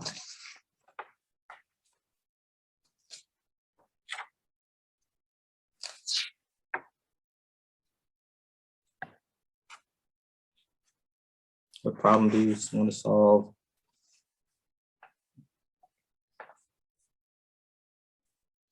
What experience do you want to gain, etc. Things like that. I think we're ready to move on, Mr. West. All right. So now what I would like for you to do is put it all together. I would like you to get into groups of 3 people.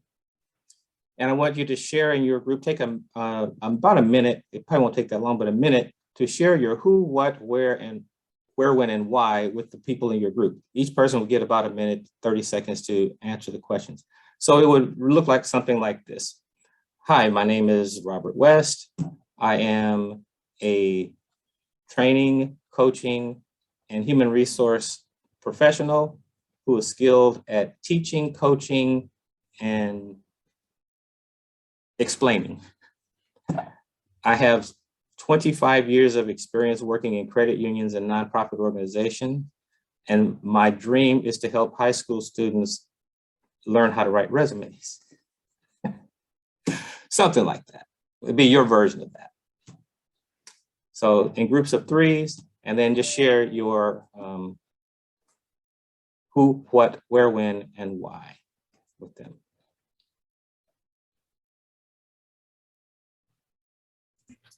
Good to go forward. All right. Was that fun? Did you enjoy that? Yes. Yes. Oh, definitely. What was the easiest question to answer? And then what was the most challenging question to answer?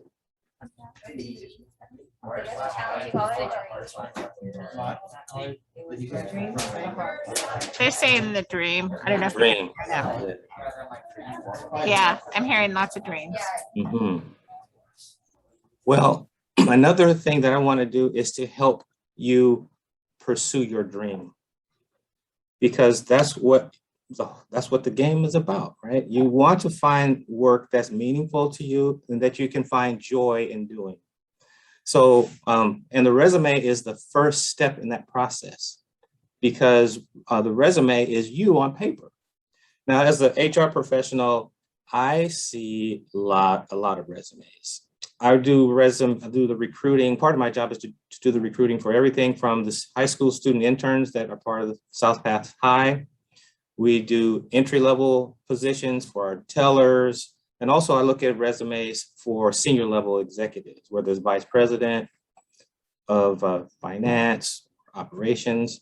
So I see a lot of resumes, and we don't use applicant tracking. We look at every resume that comes through. And the number one thing we're looking for is who is this person? We're trying to find a person that matches not only the vision, mission of the credit union, but who is a person that we can help fulfill their dream. So that's what I want to help you in today is with the resume workshop, is how to articulate who you are on paper. So first we're going to do this basics. What is a resume? A resume is a document used during the job hunting process that gives potential employers a feel for your past experience, skills, education, and achievements. One of the most important marketing tools you can use is your resume, because you sell yourself, whether it's to college or jobs or internships during your high school years. It's one of the most important marketing tools you can use. Now, what most people don't understand is what the purpose of the resume is. The purpose of the resume, and if you're taking notes, write this down, is to land an interview. You don't get the job from the resume, you get the interview. That's why the who is most important. I'm going to call in a person who intrigues me, who sounds interesting, who I want to get to know more about. So the more you can tell me about who you are, the more likely, at least as I review resumes, I want to meet that person. We'll talk about skills and accomplishments later, but the number one thing, the role or purpose of a resume is to get an interview, and you do that by expressing and articulating who you are. How do employers use resumes as a tool? Employers not only use resumes to find a good match or fit for the opportunity, they also use it to weed through applicants and to decide who not to interview. Therefore, the resume, if it's well written, you're more likely to generate a phone call to get a call to come in for an interview. So we use it as a screening device. We screen in people and we screen them out, because we really want to know who you are and have that conversation.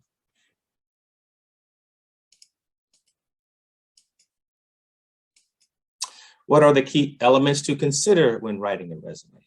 That's a good question. Again, as I mentioned, as an HR person, I look at a lot of resumes. And so there are three things that I look for when I'm examining resumes, and I call them the 3 L's. The 3 L's.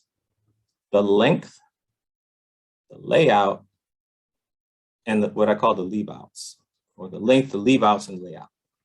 The 3 L's. The length. A resume should be no more than 1 page. As a reviewer, the average in the industry is about 7 seconds. When someone's looking at your resume, we're going to look at it for about 7 seconds. If we're interested, really interested, maybe 20, but 7 seconds. So I don't want to read a lot of text. I want to get a sense of who you are within 7 seconds. That doesn't seem fair, right? Because you spend a lot of time putting it together, but it's a summary. So we only want to spend 7 seconds on it. So 1 page is sufficient. Now, if you have more than 10 years of experience, it's okay to go 2 pages, but the standard is 1 page. And I'm going to share with you how you can say what you need to say in 1 page. Leave outs. There are more things that could be said about what to leave out, but here are the basic things to leave out. When you're presenting a resume, don't include your photo. Unless you're applying for a role which requires a professional headshot, we recommend that there's no reason for you to have your picture in your resume. It could also set up for the employer an issue with discrimination, because if a person's resume is not accepted, a person could say, well, I was discriminated against because for whatever reason, but there are laws, US laws that prevent us from discriminating against a person based on age, gender, marital status, disability. So we don't want to see who you are in terms of your picture. We want to see who you are in terms of your narrative of who you are. If we're interested in knowing more about you, we'll call you in for the interview, but please don't put a photo in there. Also, personal data. We want to know your name, where you live in terms of the city, but we don't need to know your address. If we're inviting you in for an interview, when you fill out an application, we'll capture your address data. But we just want to know like your name, your phone number, and an email address where we can reach you. And on the topic of email addresses, please don't have unprofessional email addresses. What may work in other areas of social media, we just want a simple, basic, business-like professional email address. You can see on my header, I put my name, the certifications that I have, my title right now, or I work, the name of the company, city, state, phone number, and my email. But if I were sending a resume, I would eliminate the company name in my title, just Robert West, South Pasadena, California, phone number, and professional email. Abbreviations. Now, you may look at the top and say, hey, you have SWP, PHR, what does that mean? Well, those certifications, if people are asking for them in the job description, they will know what it means. But generally speaking, don't abbreviate. It's not like writing a text. We want you to spell out everything so it's clear. So leave out abbreviations, leave out extra wording. If you could say something in 5 words, don't use 10. Brevity, brevity, brevity, let thy words be few. Grammatical errors and spelling errors. Always spell check and grammar check your work before you submit it. Leave out dramatic or fancy font styling and the use of columns. There will be a place and time for artistic expression in your resume, but I'm going to be sharing with you like the basic concept. You can add to it later, depending on the employer, but basically use either Times Roman or Arial font. No smaller than 10 point, no larger than 12. 11 is about the sweet spot. And columns. If you are submitting a resume through an applicant tracking system, it's hard for it to read some of those serifs and those different kind of fancy fonts. So use either Times Roman or Arial font. 11 point is the sweet spot. Past salary ranges, how much you got paid, the reason for leaving previous positions, and specific names and references. Again, you can leave those out because if we want to call you in for the interview, on the application, that information will be captured. Caveat, even with salary ranges, nowadays, we can't even ask that of an applicant. So you don't want to put that in there. So that's the leave outs. Next, the layout. There are about 7 areas that you can include in your resume. The ones that are bolded here, the summary, experience, education, and skills, those are must-haves in the layout. The objective, activities, honors, awards. If you have that, it'd be great to include it. But if you don't, no worries. Just focus on the summary experience, education, and skills. We'll talk more about those other areas in just a moment. But another word about the layout. Your name goes at the top at about 1 inch margin from the top. Then below that, you would have the objective, summary, experience, education, skills. All this stuff will fit on one page. More white space, the better. So you would have about a 1 inch margin at the top, 1 inch at the bottom, maybe go down as far as 0.7, 1 inch on the right and on the left. It makes it easy to read. Again, we're spending 7 seconds, and so we want to be able to capture who you are quickly. And these type of conventions are very helpful. Sometimes people make up for the lack of experience by having broad margins and things in the margin. Some of the software or templates use that kind of thing. For our example today, we're just going to use a basic 8.5 by 11, no columns, no fancy stuff resume. You'll see how powerfully it will communicate who you are. But these are the things to include in the layout. The objective, summary, experience, education, skills, activities, honors, and awards. Summary, experience, education, skills are must-haves.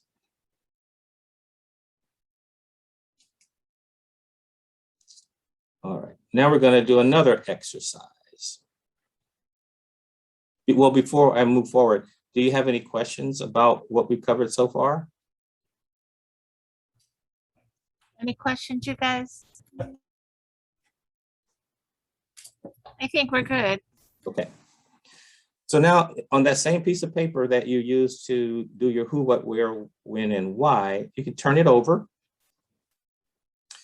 And at the top, about an inch from the top of the page, write your name in all cap letters, first and last name. Then below that, the city and state in which you live in. Then below that, your phone number and email.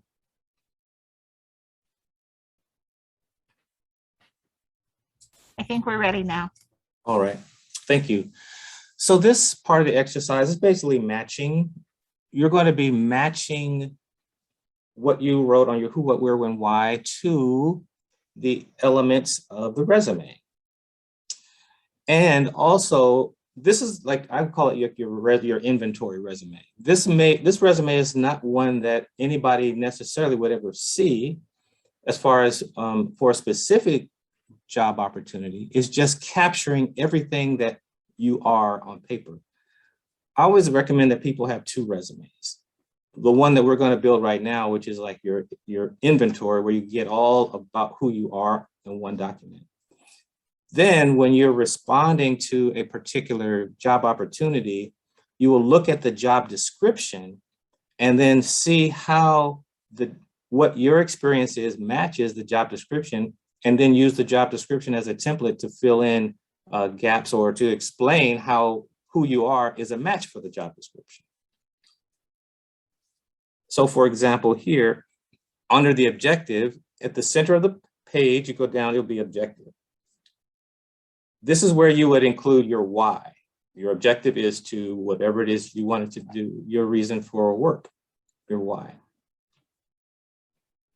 Under summary, you would put your who you are. You describe who you are. Under experience, that's where you worked or volunteered, when you did it, and what you did.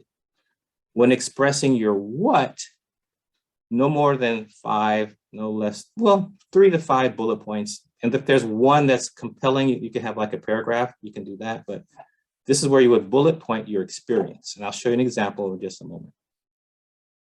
Under education, you would put where you went to school and when.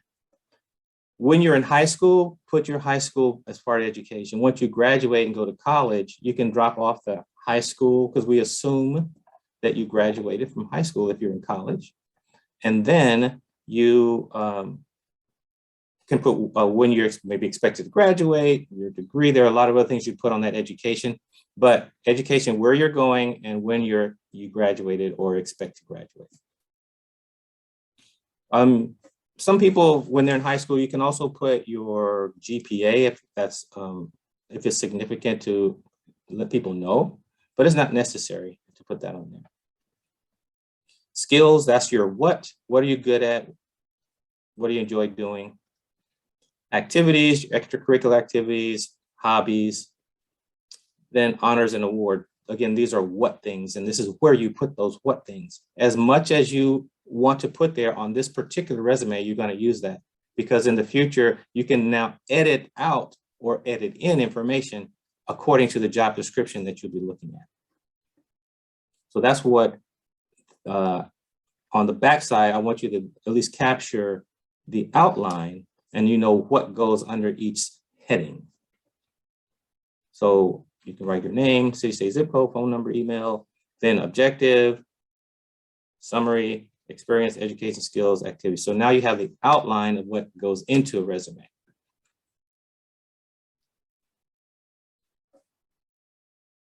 I think we're good to go. Okay. All right, so next, we're going to look at an example of a resume. And this young man, his name is Daniel West. How about that? He has the same last name as I do. Actually, it's my son. When Daniel was in high school, we homeschooled him. So he was interested in sports broadcasting. So the other advantage Daniel had is I do career coaching and job search coaching, and I use a career assessment that helps identify a person's personality, vocational interests, skills, and values. So after taking the assessment, we helped Daniel put together his resume. So this is what his looks like. So his summary is like, wow, he has a lot of information. A lot of these adjectives are taken directly from his career assessment. He can use that. So it says he's an innovative, outgoing, positive, and enthusiastic camera operator, voice actor, and play-by-play sports broadcaster with a strong drive to achieve and succeed. You can read more about that. So in the summary, not only is he articulating who he is, but also he includes what he has done. So it's kind of a, who is this person and what he has done? So the summary, it whets a person's appetite to want to read more about what they have done. And the summary also tells you about the skill, some specific skill that you substantiate later in the resume. So it says he's a camera operator, a voice actor, and a play-by-play broadcaster. So I'm going to look to see what he did as far as voice acting, play-by-play, and camera operating. The resume should tell me that, but it captures my attention at the summary of who he is. Now his experience, he was in high school and he was homeschooled. How's that work? Well, he was the public address play-by-play announcer at Little League.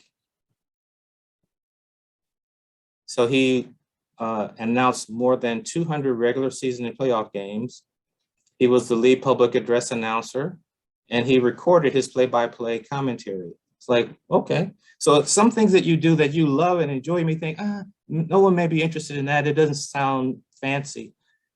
It's important. Everything that you do that you love has a marketplace application. So don't discount things that you love doing for fun, even though you don't get paid to do it. He also would spend hours in his room recording a show that he would produce. It was called Baseball in Whatever Time Zone. So he named the name of his company, the Network of Obscure Broadcasting. Today, that's still a tagline that he uses in social media. He was an on-air talent talk show host, and it describes what that show was about. This relevant experience. His community service, he was a camera operator at our weekend services at our local church. He did that from when he was 13 until he went to college. And then as part of his high school experience, he worked for a local news station as on their camera crew. So he put that on there. His education, went to sports broadcasting camp at UCLA, and he graduated from homeschool. And here are his skills. So this is an example of what a high school resume can look like. It's impressive. It's not fancy in terms of lights, camera, action, a lot of fonts going all over the place and pictures and borders, just very simple. Want to know who he is and expresses that very well. The other part of the story is he went to Pasadena City College, using this resume, got opportunities to do programs on the campus radio station. He called their sports games, their football, basketball, both men's and women's, a whole lot of other opportunities. He did the tournament rose parades for 2 years, a lot of opportunities. He got an internship working for a local radio station, and they hired him on, and now he's been there for 5 years. So with a resume like this, it got him a lot of opportunities in college, landed him an internship, which ultimately led to him being gainfully employed full-time in the radio industry. He still has the dream of being a play-by-play sports announcer, but all the other things that he continues to do with podcasting that were based on this type of experience that he had and the dream that he has to be in radio. So I want to share that with you as an example. Proud daddy moment, thank you. So in conclusion, as we stated earlier, resume is one of the most important marketing tools you can use to sell yourself to colleges or for a part-time job or on an internship during high school.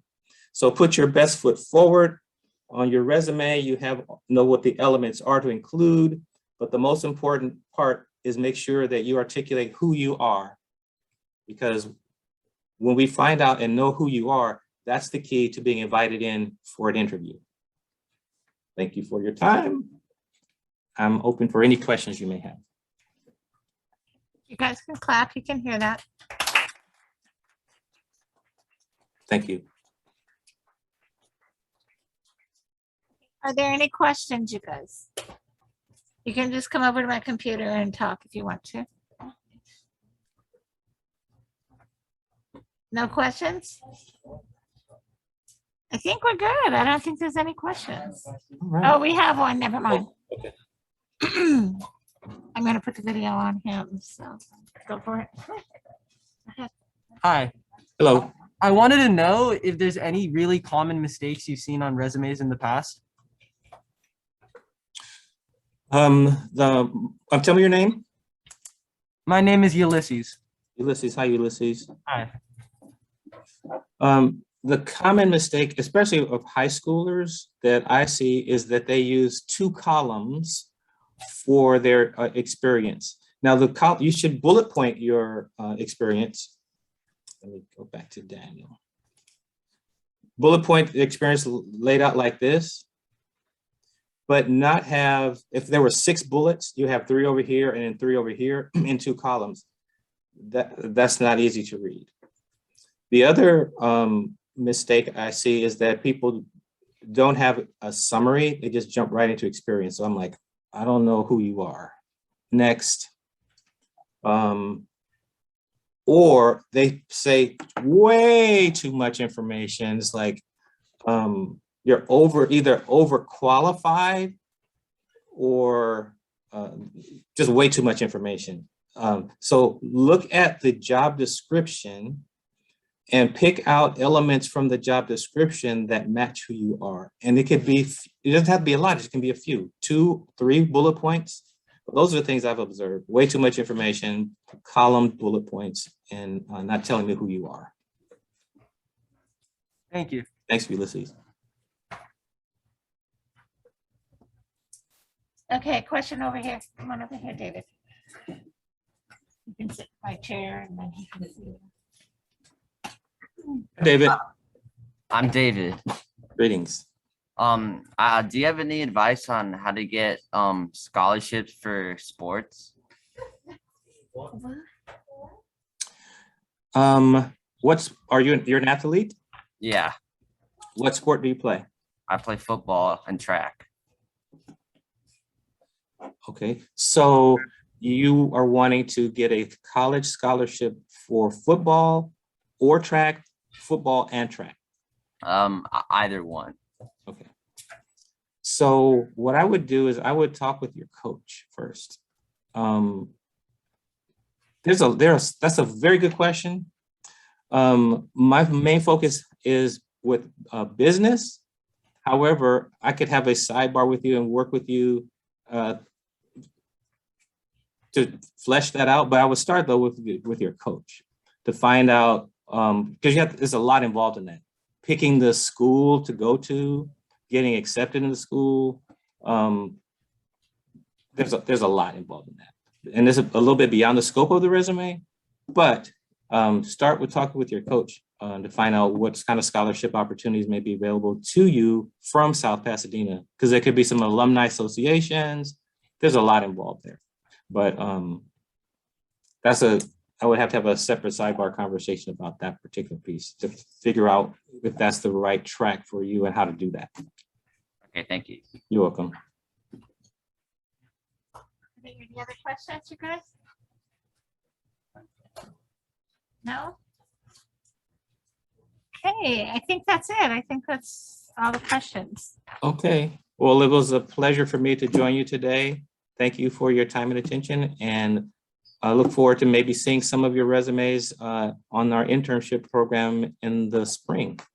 Good. Thank you, Mr. West. You're welcome. Mr. West. All right, take care. Bye-bye. Bye, thank you. You're welcome. Thank you.